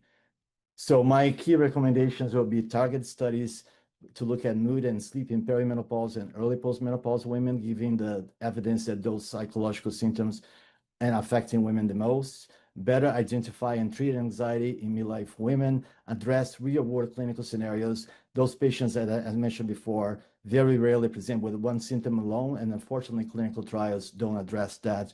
And then also identify the best windows to use hormonal-based treatments for mood and anxiety. They were promising in the early 2000s, but they have been under-investigated since the WHI. So thank you so much for your attention. Thank you. Let's give Dr. Soares a round of applause. Our final presentation for this session is Dr. Baker. She'll be presenting on development and use of technology to improve monitoring management of menopause symptoms. You have the floor, Dr. Baker. Thank you so much, and thank you to the organizers for inviting me to participate in such an excellent workshop, and my fellow panelists for helping to set the stage for my talk. So I'm the director of the Center for Health Sciences and the Human Sleep Research Program at SRI International. And let's dive into the use of technology. Here are my disclosures. And broadly looking at the outline of my talk, there's two sections. I'll talk about the current landscape for measuring some of those menopausal symptoms that we've heard about, so the sleep disturbances and the vasomotor symptoms, and how wearable technology is useful in these situations. And then I will talk about also emerging very new technological advances for the potential management and tracking of menopausal symptoms. Always being aware that this is an emerging and fast growing field, and we should be aware of the advantages and the limitations as we go through. So as you've heard from Dr. Joffe, there is a lot of interest in sleep, and also from Dr. Thurston. In fact, all three prior speakers have really shown the importance of sleep in the context of menopause. And when we think about measuring sleep, if you look on the left, our gold standard measurement is polysomnography, which really focuses on the EEG, measuring brain activity, so a window on the sleeping brain. And this gives us very detailed information about sleep and wake and the different sleep stages, but it is not designed for measuring in large numbers of individuals or in tracking sleep over many, many nights. In the middle, I've put here just an example of a survey, which is asking about a person's perception of their sleep. This can be done with questionnaires or with diaries, and it really is at the center for a reason. It's so important, no matter how far we develop the technologies, to still focus in on the patient experience, especially when we're talking about a behavior like sleep. And then on the right, there is this explosion in consumer sleep technology. So out of the lab into the home, this has potential lot of advantages for giving us longitudinal data in the real world. There are a lot of sensors contained in these wearable technology as shown in this figure. There's wearables, there's nearables that can be next to the bed, and all of them are designed with different sensors for being able to track physiological signals. Some of the common ones are accelerometry for tracking movement, the PPG sensor for tracking, for example, pulse rate, also skin temperature, and other things that can be measured. Now, the current state of the wearable technology, most of them are multi-sensor. So they put all these data streams together, and then they develop sophisticated algorithms for being able to derive things such as sleep and sleep stages. But It should always be kept in mind that the algorithms from these wearables are proprietary for the most case, and there are also frequent updates to firmware and models, which means that we're working with a black box. That said, there has been a lot of interest from the research community to address this and to make sure that we stay current with making sure we understand how accurate our consumer sleep technology. And shown here are a couple of examples of what some of that research looks at, where when comparing a device, it's typically best to compare it to our gold standard polysomnography. And the numbers that come out generally look at the accuracy, the specificity, which refers to how well does a device do in detecting wake episodes during the night, or wake epochs. And then sensitivity, which is how well does a device do in detecting the sleep epochs during the night. And you can see that overall, a lot of the wearables do really well with sensitivity, so they can detect those sleep epochs. They do perform a little less or more poorly for specificity, that is detecting the wake epochs. But overall, they provide us a good and fairly accurate view of sleep and wake. It's just, though, another important thing to keep in mind is that it's not the same for everyone. And that's what's shown in these bottom three panels, ranging from sort of the perfect case where a wearable is that you're getting the outcomes from the wearable tracking of sleep. It looks almost identical to the PSG tracing. Here you have the middle case of where it's the average, where it also does a pretty good job of mapping onto the PSG. Whereas for some individuals, especially in the case if they have very poor sleep with a lot of time spent awake during the night, these devices tend to perform more poorly. When we look at the usefulness of the data, though, from a wearable, there is a lot that can be done from a research perspective. So again, understanding there's limitations, but there's also huge advantages. And here's an example of some data that my group collected along with colleagues, Dr. Mednick and others at UC Irvine. We did a study where we applied a wearable, in this case was the Oura Ring, to better study changes in various measures across the menstrual cycle. And this was in a group of young women and a group of midlife women who were approaching menopause, but still had ovulatory cycles. And if you look at the top three panels, we were able to use these wearables to very nicely detect and track ovulatory menstrual cycles. So in particular, you can see in this luteal phases of the menstrual cycle, there is this increase in skin temperature relative to the menses and the follicular phase of the menstrual cycle. So this is the expected ovulatory pattern that you would see with an ovulatory menstrual cycle. And similarly, we found differences and changes in heart rate and heart rate variability. Also, looking more closely at the skin temperature from this wearable, which is on the finger, we could detect that there was a difference between the pattern. This is now displaying the skin temperature measured across the entire menstrual cycle as a rhythm in the midlife group in red and the young in green. And we saw that there was basically a shifting up in that skin temperature pattern in the midlife women versus the young women. If we look at the measures of sleep that come out from this wearable study, these are very typical of what you would see. You get the total sleep time, for example, time taken to fall asleep, awakening count, as well as a sleep disturbance score. And we found across the menstrual cycle, there was no differences in any of these metrics from the wearable device in sleep. And that actually matched up with what we saw with the sleep diary, so in both groups of women. That said, there was a lot of variability between individuals in the extent to which their sleep changed and varied from night to night, which points to the value and the potential of wearables in that they can be used in large groups of women to be able to better understand factors that could be contributing to the variability. So if we look at the vasomotor symptoms or the hot flashes, we know that there's been a lot of development for sleep wearable technology and other technology, and they're very ubiquitous now. A lot of people will use them.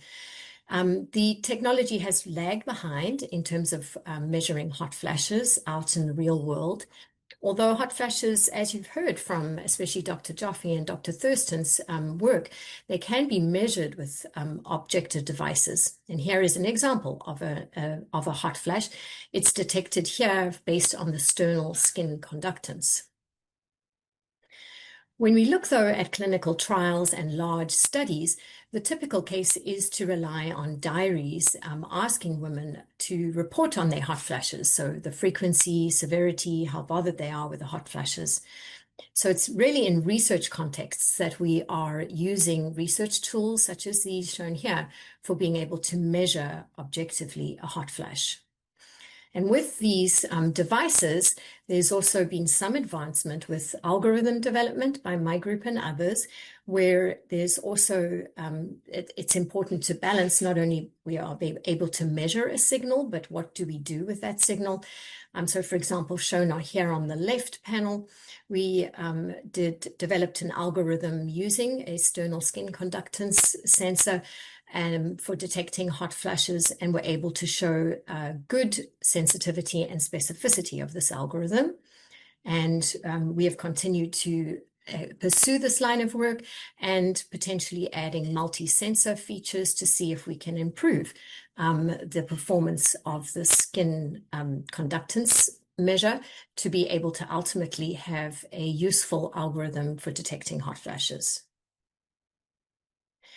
And it's important to ask the question, do we want to measure hot flashes? Is it useful for measuring them, or should we rely on self-report as a sole indicator of hot flashes? And as Dr. Jaffe showed, there is a lot of use cases for where it's valuable for measuring hot flashes, such as during sleep, where it can be then tracked passively without asking people to report their hot flashes. And as she showed, when you look at the association between hot flashes and the simultaneously recorded sleep measures, we can see that the majority of hot flashes are very clearly associated with awakenings. And only a minority of the hot flashes would occur without disturbing sleep. Also looking at the amount of time, so that WASO, the amount of time spent awake during the night in association with hot flashes. When you look at that, we can see that hot flashes contribute to a portion of wakefulness, although not to all. There is a lot more wakefulness that is happening that is not tied directly to the hot flashes.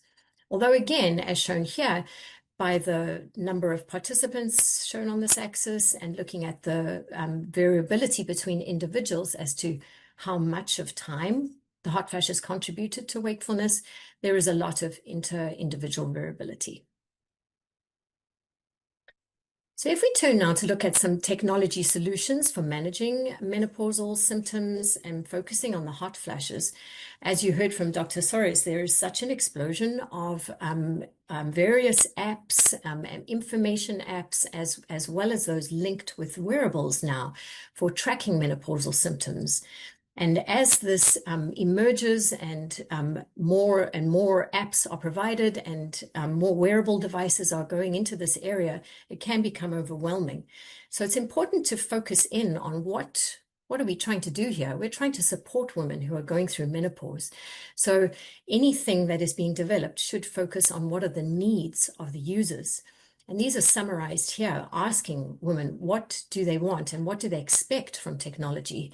So just to summarize these points, it's important to be empowering women and not to be overwhelming them. And very important and high on the list is to make sure that there is attention paid to privacy and data security, and that the user has control over their data. Also important to be low burden.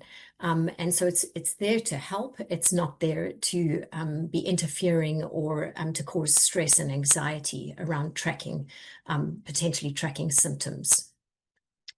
And so companies are what they're looking at as not just emerging technology is that is now looking to track menopausal symptoms.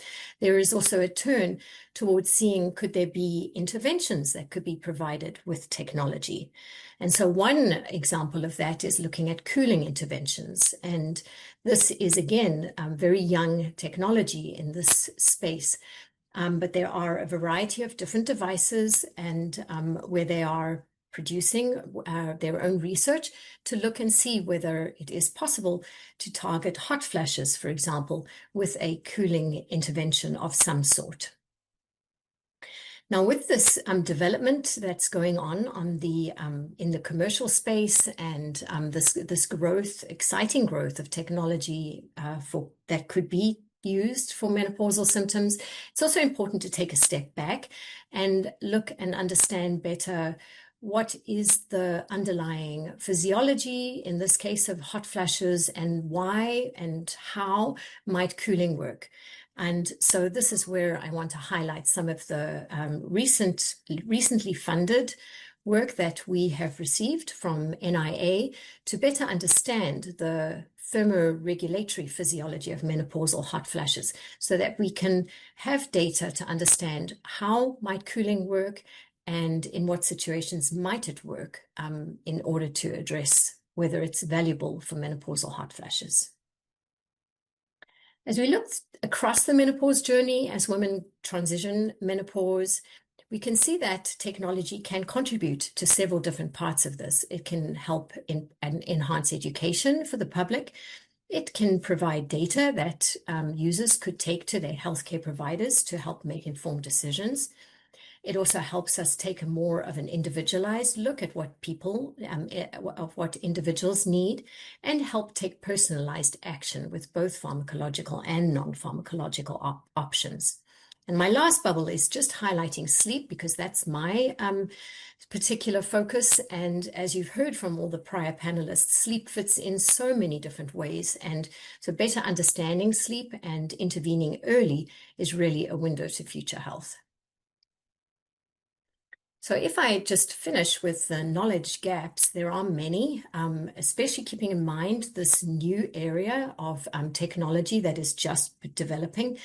There is a need for us to really understand better the performance and reliability of out-of-lab measurement of menopausal symptoms, considering its use in different populations, and also considering individual level factors that can be important.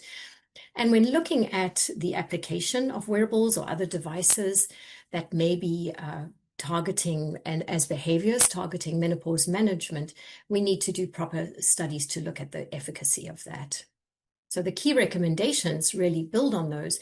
We need really to advance tech across the board and make sure that advancements are made based on data that are collected, such as with clinical trials. And at the same time, we need to make sure that policies are in place to safeguard privacy and ownership of data. And we want to make sure that we consider the user experience as well as clinicians' experience, all in all, making sure that we focus on the woman as she goes through menopause and what is helpful and valuable to her. Thank you very much for your attention. Thank you, Dr. Baker. That was informative information. Let's give her a round of applause. Okay, now we're going to invite all the speakers of this session to join the discussion with Karen Giblin, our moderator. As a reminder, keep the questions coming in the Q&A. Please submit them, and we will answer as many as we can. I'll turn it over to you, Karen. Well, I'd like to thank our speakers for such rich and engaging presentations. And wow, I see so many questions coming in, and I thank everyone for their enthusiasm for this important segment of our workshop. So the first question for Dr. Jaffe is, has your research shown how ADHD and the use of stimulants impacts sleep during perimenopause and menopause, or if it worsens insomnia and related sleep concerns? I'm here. Oh, there. I think it's an important area where we really don't have data. And I think when we identify questions about brain health and mental health disorders, ADHD and also its interface with brain fog and executive function and sleep is just an area we really don't know. We haven't done that work, and really it hasn't been investigated meaningfully. Okay, I see that there's a question. Dr. Vasquez on our panel has a question. Do I have Dr. Vasquez there? Okay, we'll get back to Dr. Vasquez. No, Dr. I'm here. Suarez. Oh, you are? Okay. Yes, I was just grabbing on clicking. And it's actually a quick question. It's regarding chronic stress and the role of by stress markers and how do they come in, and if it goes back to what you posed, Dr. Thornton, about the trauma and thinking about how there's discrepancies. And I'm just curious, is anything that has been done in that space? With markers of chronic stress? Yes. Yes, I mean, there are numerous different markers one could consider. We've done a lot of work with measures of the autonomic nervous system, particularly heart rate variability, which is parasympathetic withdrawal over the heart rate. That's one hypothesized mechanism by which stress can translate into cardiovascular disease risk. And we do find, interestingly, over the course of 24 hours, that women with the trauma history have suppressed high-frequency heart rate variability or suppressed parasympathetic nervous system control over the heart, particularly nocturnally, not explained by sleep itself. And you see a very flattened diurnal rhythm for women with a history of childhood sexual abuse, and to a lesser extent, people with other kinds of trauma exposures. So that is one pathway. Another pathway we've looked into is inflammatory mechanisms. Where you do see some pro-inflammatory profiles among those who have chronic stress, including trauma histories. We see also more white matter hyperintensities among women with more PTSD symptoms. I didn't get to show those data. And we have not done a lot in our lab around the HPA axis, but I do think it is of interest. There's some data to indicate that those with more vasomotor symptoms have higher nocturnal cortisol, and particularly overnight cortisol. Now, how that's modulated by something like trauma exposure or stress, we don't necessarily know. But I could see a sort of compounding likelihood of both kind of the occurrence of those menopausal symptoms and the things that are happening at midlife, which are stressful in and of themselves, in the context of potentially an altered stress physiology due to earlier life exposures. And they kind of create a perfect storm. So there's early indication that those things may act somewhat synergistically or compoundingly.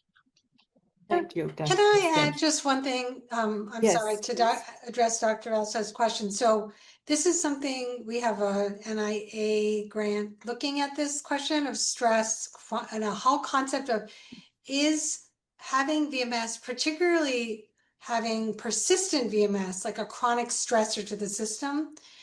So we are looking at HPA axis, cortisol measures, also, sympathetic arousal, and we're looking at stress exposures that are both at the individual level and also at the neighborhood level. And so this is a really new area, and also thinking at population level and environmental stressors. So I think it's an under investigated area. We're moving down that path now.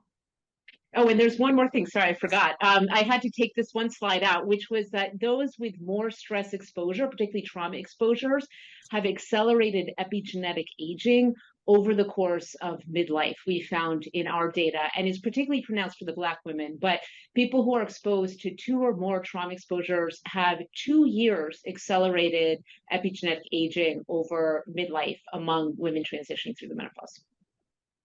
Dr. Soares, there's a question. What are the implications of untreated depression and anxiety for long-term health in women? Oh boy, how much time do we have, Karen? Okay, that's my personal question. Yeah, well, I mean, you can think of it's a little bit of a chicken and egg question, right? So what are the things that led to a depression, untreated depression, anxiety? So that could be a combination of poor access to care, stigma around mental illness, disadvantaged socioeconomic status. So a lot of things might be contributing to have a untreated depression, anxiety that is also related to untreated other medical conditions, right? So they don't have access to medical care, so they have high risk for cardiovascular illness, depression, anxiety, etc. But then you might have consequences directly related to being exposed to depression, anxiety, and not getting treatment. And then you get into the knowledge that we have so far in terms of neuroprogression of illness. Like if you look at, for instance, untreated depression, untreated anxiety, or even untreated bipolar disorder, We have now studies showing that you have an impact not only in the structural but also functional aspects of the brain that lead them to more cognitive decline, high risk for comorbid medical conditions. So there's a lot of negative consequences. But like in most things in mental health, sometimes it's hard to disentangle the social determinants of health around the depression and anxiety that might be contributing to a high risk of all those medical conditions. And that includes depression and anxiety from the unique features of depression and anxiety leading to poor health. So those things are intrinsically related. And I would argue that they are not also unique to mental health. How can you disentangle chronic health and diabetes from poor access to food and social determinants of health that leads to a high risk for diabetes as well? But in mental health, it becomes so evident that I think it's hard to disentangle those. Thank you, Dr. Soares. We have a question for Dr. Baker. What privacy assurances should be in place, or what should participants be aware of when using technology to track menstrual cycles and other symptoms? I think there's a number of things that users should look at when they are using a wearable device or any app where they're providing personal information. So there's some things to consider, such as data sharing. There should be consent provided, or it should be awareness. Should be looking to see who are you sharing your data with, and how will that data be used. And then, of course, there can be aspects to look at, such as where is the data being stored. Preferably, it can be on the local user's device, not up in the cloud. And then various factors that can be protecting them, such as making sure that the data is encrypted. And the point being that it's the user, it's their data that they are collecting about themselves. And while some people can be very open about sharing it for, say, algorithm development, maybe that a company wants to do, which can benefit population level people, it should be the choice of the user as to how they want their data to be used. Thank you. And Dr. Thurston, is it important to assess adverse childhood experiences or prior trauma exposure to better understand its influences on responses and outcomes? Absolutely. I think those adverse childhood exposures, which are experiences which are broader than childhood abuse per se, are really important to assess. And then I would also say, I highlighted our data. There's a wealth of information about how important those early childhood exposures are, psychosocial exposures, traumatic exposures. But I think what I also want to shine a light on is it also matters what happens to you later in life. So those trauma exposures in adulthood, we also see really important for cardiovascular health and brain health and mental health. So I would say both, yes and. Thank you. And Dr. Soares, what are your recommendations for advancing anxiety and trauma studies in perimenopausal women? Your recommendations, please.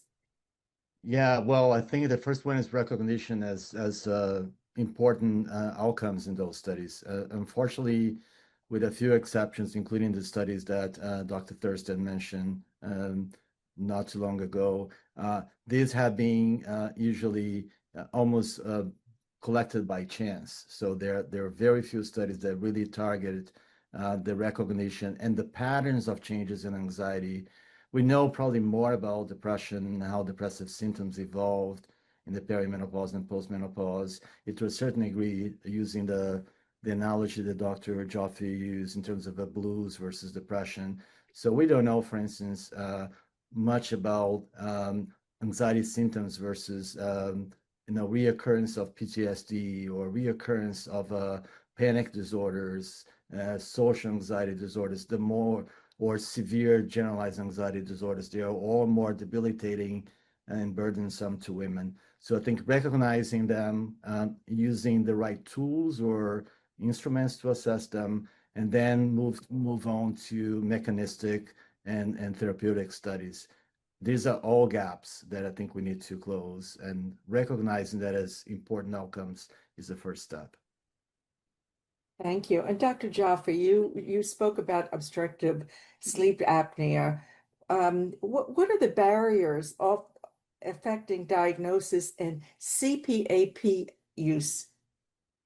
Yeah, so obstructive sleep apnea is this condition that has implications in that people don't get referred for evaluation and treatment. And this is one of those questions is, are women less likely to be referred because of societal perceptions that they're not as risk? Also, different presentations. Then CPAP, excuse me, I'm sorry.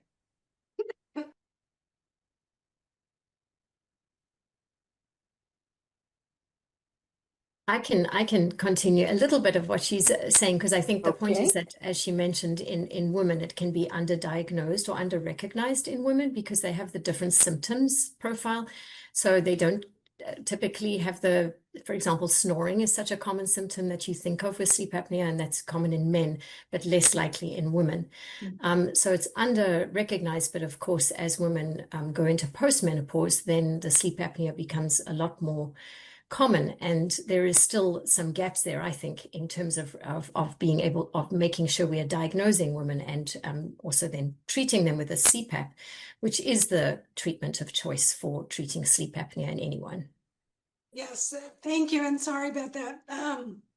Also, acceptability of CPAP is very low in men and women. Okay. And let's see, I have a question for Dr. Thurston. Is it feasible to derive a menopause transition CVD prediction tool from SWAN data that captures these different trajectories for menopause symptoms and subclinical CVD risk factors? Yes, indeed. With the right metrics and the right approaches, you could combine many of these different risk factors, whether traditional or non-traditional, to develop some risk scores. Absolutely. Okay. Now, let's see. I have a question for Dr. Joffrey again. Okay. What symptom management approaches show the best balance of efficacy, acceptability, and feasibility for perimenopausal women with sleep interruption? So, this is an area where I think there's still a lot more data we need. As you heard yesterday, most of these studies have been done in postmenopausal women, not peri. At the same time, when that have been done, and I think the MS flash data are really the most robust from the standpoint of looking at both medications, hormones, non-hormone medications, and behavior. Behavioral treatments, cognitive behavioral therapy for insomnia had the greatest benefit relative to placebo controls. And notably, estrogen had relatively weak benefit. There are a number of newer studies coming out looking at different kinds of sleep medicines like orexin medications, neurokinin antagonists, and others. So there's efficacy data. Acceptability is really a whole different question because many people don't want to be on a medication for a protracted period of time. At the same time, sometimes having a strategy to break the cycle and, in a more short-term way, help people through the sleep problems can really set them on path to recovery from the sleep disruption over time. It's a really good question. As a clinician managing this, there's so many different ways we can go. It's such a long conversation, and a lot of doctors don't have those conversations with their patients, and a lot of women feel like they bring it up, but they don't really get a lot of guidance. So really an important area, how to think about that. Well, thank you very much. And one last question for Dr. Soares. How do pharmacological and behavioral interventions for mood symptoms compare in terms of efficacy, tolerability, and long-term outcomes? So I would argue that both the behavior and pharmacological have good evidence when you look at for depression, but in particular for depression, but also for anxiety. There are good studies showing that cognitive behavioral therapy, or CBT, can be as effective as pharmacological treatments for depression. And that is not unique to the menopausal population. You see that across the life cycle. You also see that for men. It comes down sometimes to access to care and accessibility and affordability, having access to well-trained professionals to deliver CBT. Unfortunately, we live in a society that look for quick fixes, and it takes time and effort to engage in CBT. It's not something that will produce results overnight. But these are coping strategies and coping skills you're going to learn, and you're going to bring with you another tool in your toolbox for the rest of your life. So, and there are studies showing that even when you do CBT in combination with medication, that can lead to more lasting positive results and more sustained wellness. So I would argue that if you have access to behavioral and pharmacological, you should consider both. But in terms of efficacy, both treatments, both medication and behavioral strategies can be effective. Thank you very much to the presenters and for our audience for all those thoughtful questions and lots of questions coming in. And I'm sure Keisha is going to share with you that how these questions will be answered later on. And it was a pleasure to moderate this session, and have a wonderful day. Thank you. Thank you, Karen. And thank you to all the speakers for such a great session. Welcome back. We're going to get started again. This is our last presentation for today by Dr. Mira Viswanathan, and we from RTI, UNC Evidence-Based Practice Center. She will be sharing the findings from their evidence review key question 2. The floor is yours. Great, thank you. And as Keisha said, I'm Mira Viswanathan, Senior Fellow at RTI International, and I'm speaking on behalf of the systematic review team conducting the review, and the title of my presentation is Improving the Management of Menopausal Symptoms on Receipt of Treatment. And here's the list of contributors and co-authors. We have no financial conflicts of interest. Dr. Zahn and Urrutia are OBGYNs. And just a quick outline of my presentation. I will discuss a little bit of purpose and background, preview my results, and then move on to methods, a visual, and then detailed results, followed by discussion and research gaps. So now I'll move on to the purpose. And as I mentioned yesterday, the purpose of our review was to provide evidence to support the NIH workshop on identifying, to get evidence on systemic treatments for menopausal symptoms in perimenopausal and early postmenopausal women, on effectiveness, comparative effectiveness, and harms, which you heard yesterday. And today I'm going to talk about receipt of treatment, and we also intend to highlight gaps in the evidence. So I discussed some of the decisional dilemmas yesterday, so I won't go over them in detail, but I'll say that a key motivator for this question on receipt of treatment was, is the known under-treatment and inequitable access to treatment, which you've also heard about from several other speakers. So here's the key question.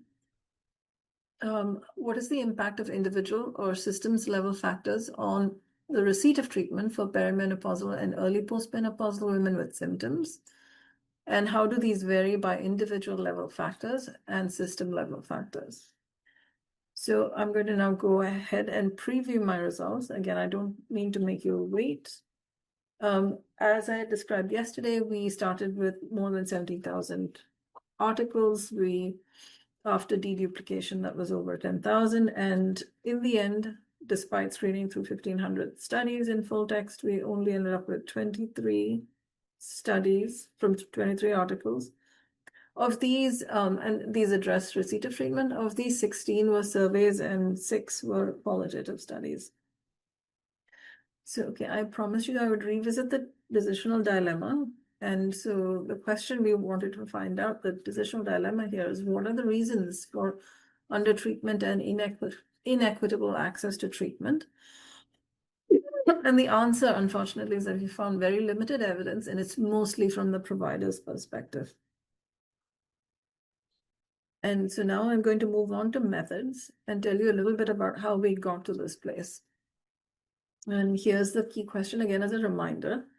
And now I'm going to move on to understanding what receipt of treatment is. So we were trying to unpack, what does receipt of treatment really mean? And we looked for both theoretical and empirical definitions, and we found very little consistency. But it did seem like treatment being offered, which is the bottom box on the left-hand side, treatment being received, the middle box at the bottom, and then treatment being initiated or adhered to, the box on the right-hand side at the bottom. All three of these things are being called receipt of treatment. And after discussion with NIH and our technical expert panel members, we agreed that all three should be considered receipt of treatment. So if those are the phenomena that we're interested in, how do we explain it? What drives receipt of treatment? And that's the box on top. That top part of that framework lists factors why receipt of treatment might vary. And you will see, no need to read it in great detail. I will discuss these as we go along. So in thinking about the why question, why does receipt of treatment vary? It's helpful to have a framework to put all of these explanatory factors together. And for that, the framework that we use is called the Health Equity Implementation Framework. And it lists it, and I'll just go over it in a little bit of detail because you will see this multiple times in my presentation. So if you look at this framework, there are 4 circles on the inside. The leftmost little circle are features of the innovation. The characteristics of the patient is the little circle on top, and then characteristics of the provider and the staff are the circles on the left and the bottom. And their interaction is depicted in that little diamond in the middle, the shaded diamond, which is the clinical encounter. Surrounding all this is the inner and the outer context. So I will revisit these on this visual occasionally as so that it helps frame the results. So a little bit about the search criteria. Our search dates started from 2009 onward. We did have a narrower search criterion in terms of date because we really wanted to make sure that the findings and trends are consistent with current clinical practice. As with key question 1, we had an even more broad array of sources. So in addition to Medline, Embase, and Cochrane, we also looked at Scopus and CINAHL and PsycInfo, and then other additional databases. So how did we select studies from these searches? We used what we call the SPIDER criteria. And SPIDER expands to sample, phenomenon of interest, design, evaluation, and research type. And I will go over each of those so you have an understanding of how we define those things. So the sample is identical to how one might think of population. And as in key question 1, we defined it in an identical way. We required that the studies specify life stage and symptoms.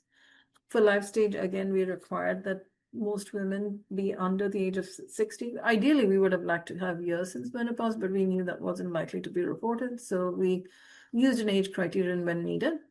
And we also sought information that the women were newly experiencing symptoms. And these are the symptoms listed below. I won't repeat them. Regarding the phenomenon of interest, this matches exactly to the interventions we looked at for key question 1. So the same systemic hormone therapies and the same non-hormonal therapies. The phenomenon of interest is actually not the treatment, but the receipt of that treatment. So the receipt of these 2 things is what we were looking for.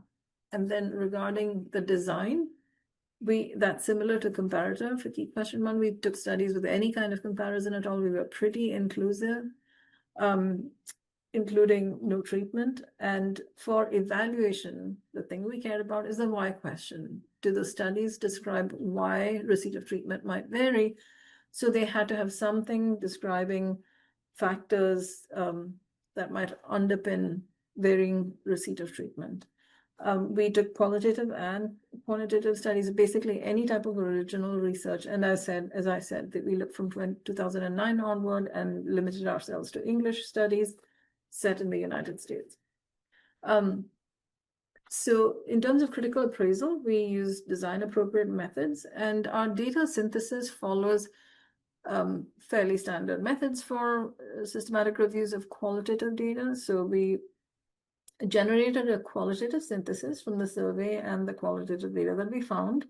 So we generated first order statements and used direct quotes to help support those first order statements. And I will put them, you will see them in the slides that follow.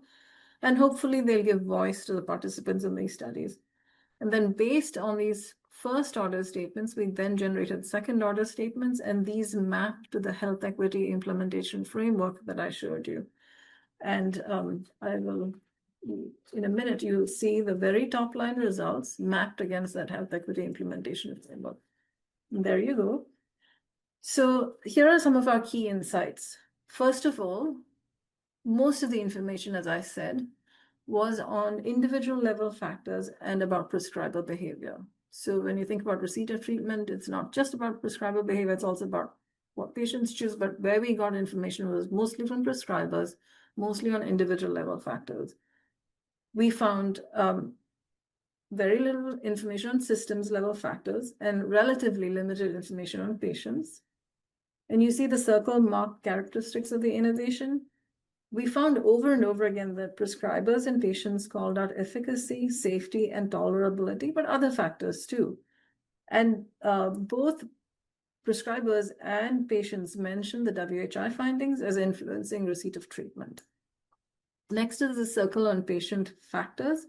We found that patient values influence patient uptake of treatment.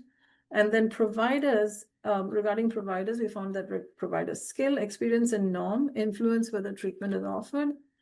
And then the space in the middle that describes the clinical encounter.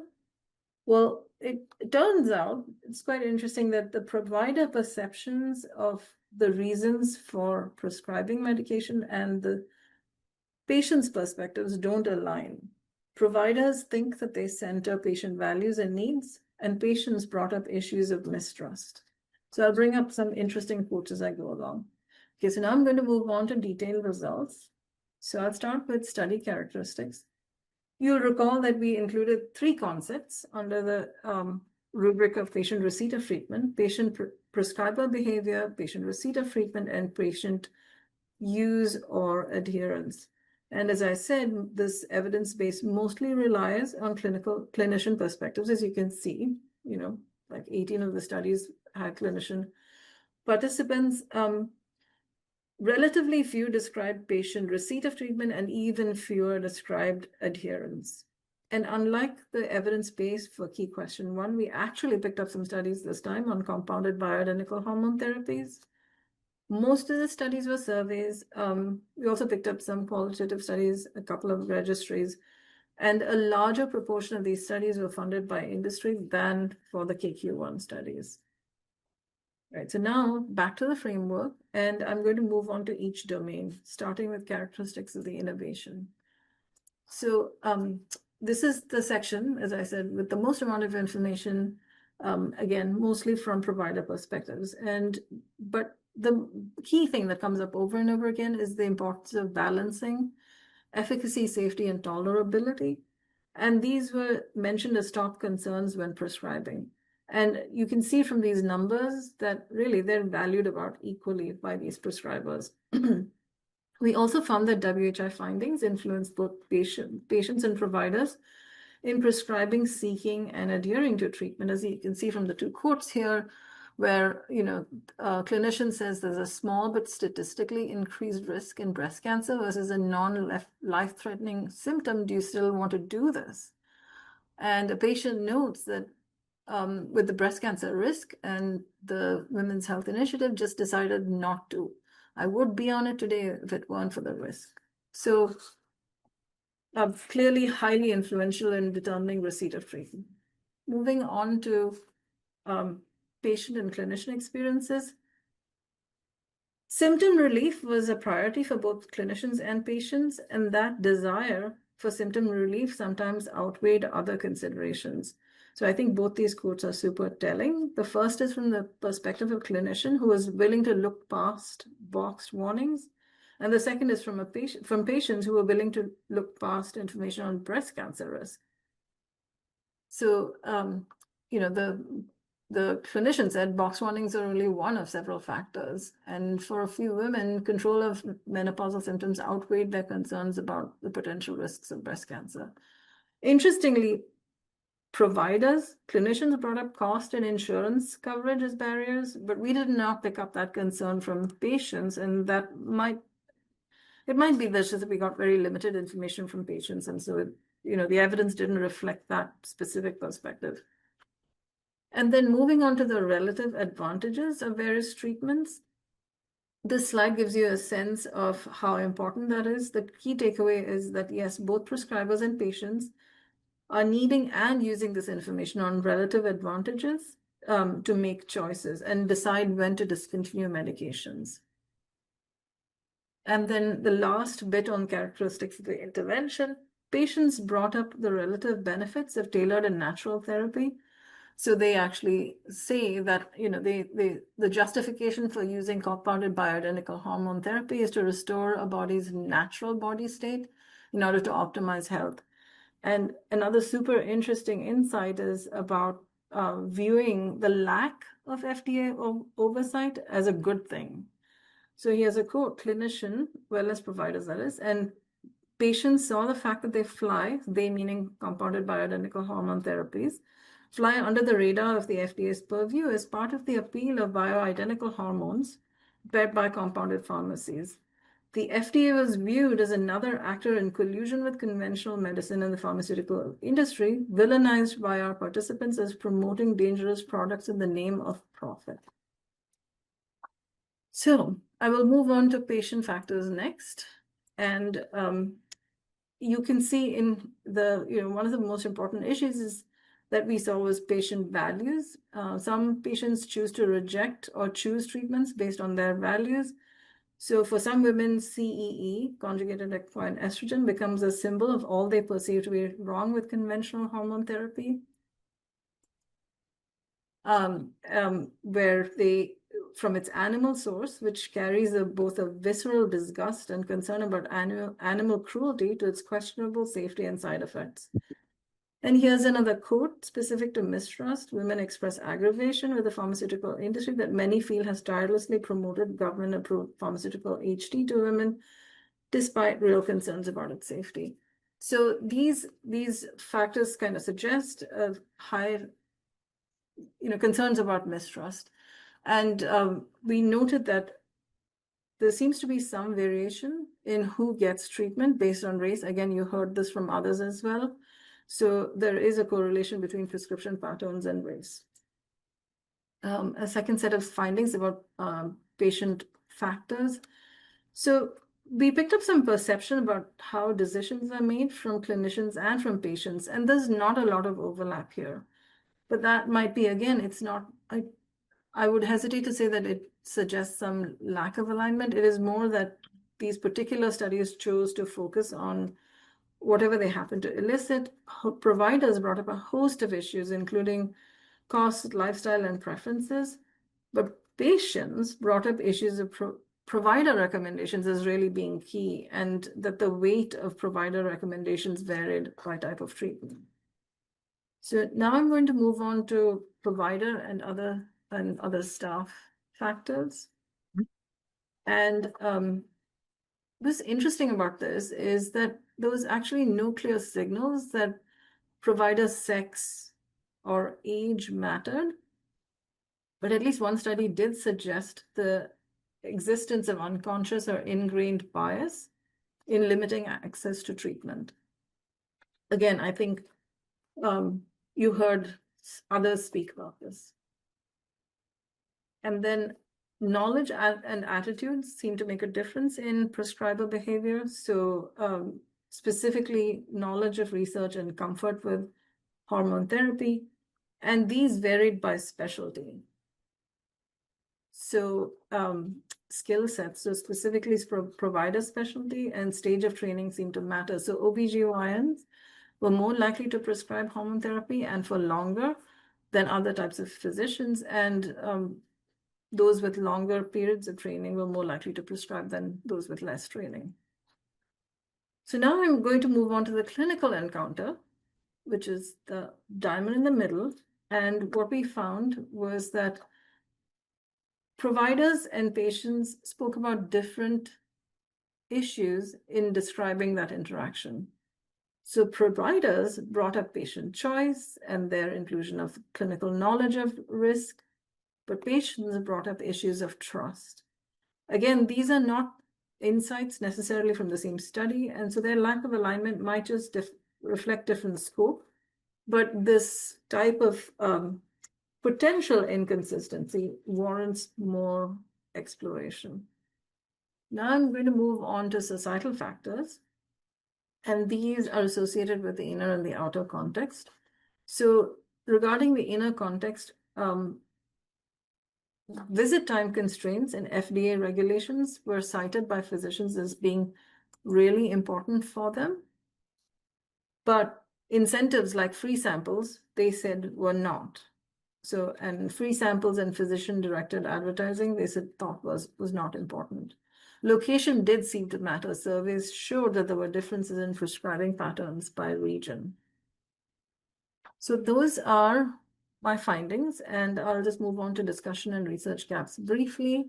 The clinical implications are much the same as I had mentioned earlier, but these findings are really what helped us focus on the importance of patient education that incorporates values and systems of care that elicit patient preferences, and the use or increased use of shared decision making. As with the KQ1 information, it's quite skewed in terms of what we found. Clearly, there needs to be more data collected on patient factors that influence the receipt of treatment. And then just a brief note on the limitations of this evidence base. Most of these studies were, as I said, on prescriber perspectives. Only 6 actually included patient perspectives. And some of these studies might have included treatments that no longer were commonly prescribed. In terms of limitations and strengths of the review, as a recap, we had a narrow set of criteria. We did limit this to English studies set in the US, and we didn't include low-dose treatment or studies that included women with pre-existing disorders. But we did have a very rigorous and expansive search, and we did consult with our experts. So finally, the specific research gaps, we found very limited evidence on patient receipt and uptake and patient perspectives, and we found very limited evidence on larger contextual issues. So lots more work to be done, and I'll stop there and pause for questions. Thank you so much, Dr. Vishwanathan. We will be, at this point, checking in with our panel to see whether or not there are any burning questions by the panel, and then we'll open it up for audience participation as well.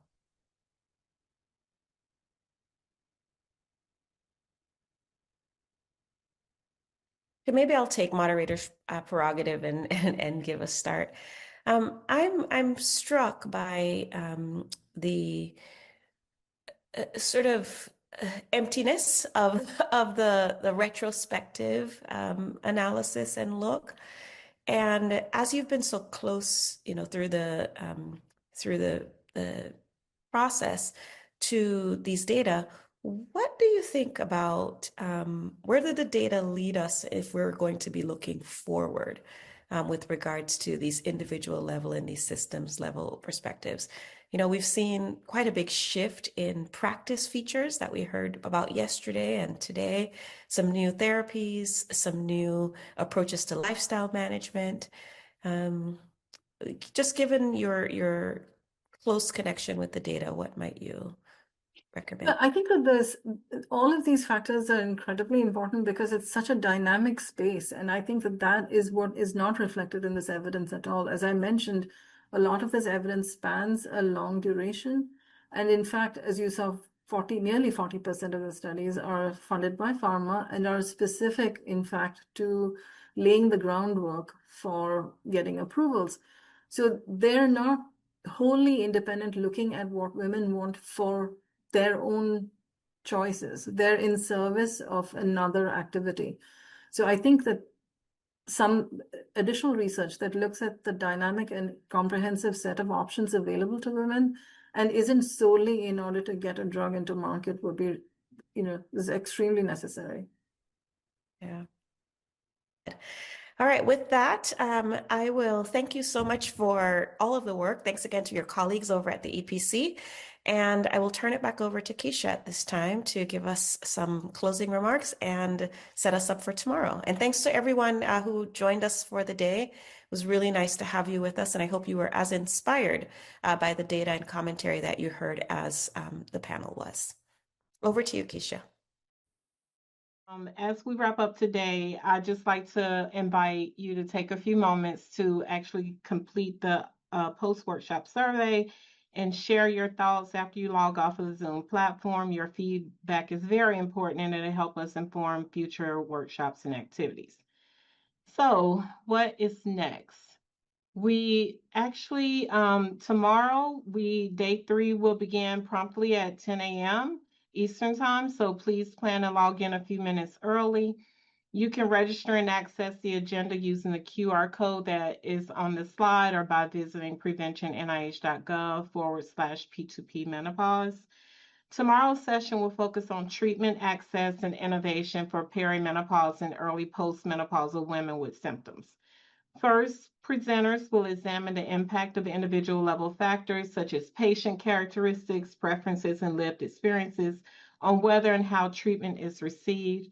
Second, we'll explore system level factors, including healthcare delivery policy and structural barriers that influence access to care. We'll also hear about innovative approaches to symptom prevention and management, highlighting some emerging strategies and future directions. We hope you'll join us for this important and forward-looking discussion. Thank you again for being a part of today's discussion, and we hope to see you tomorrow for day 3. This concludes day 2. Thank you.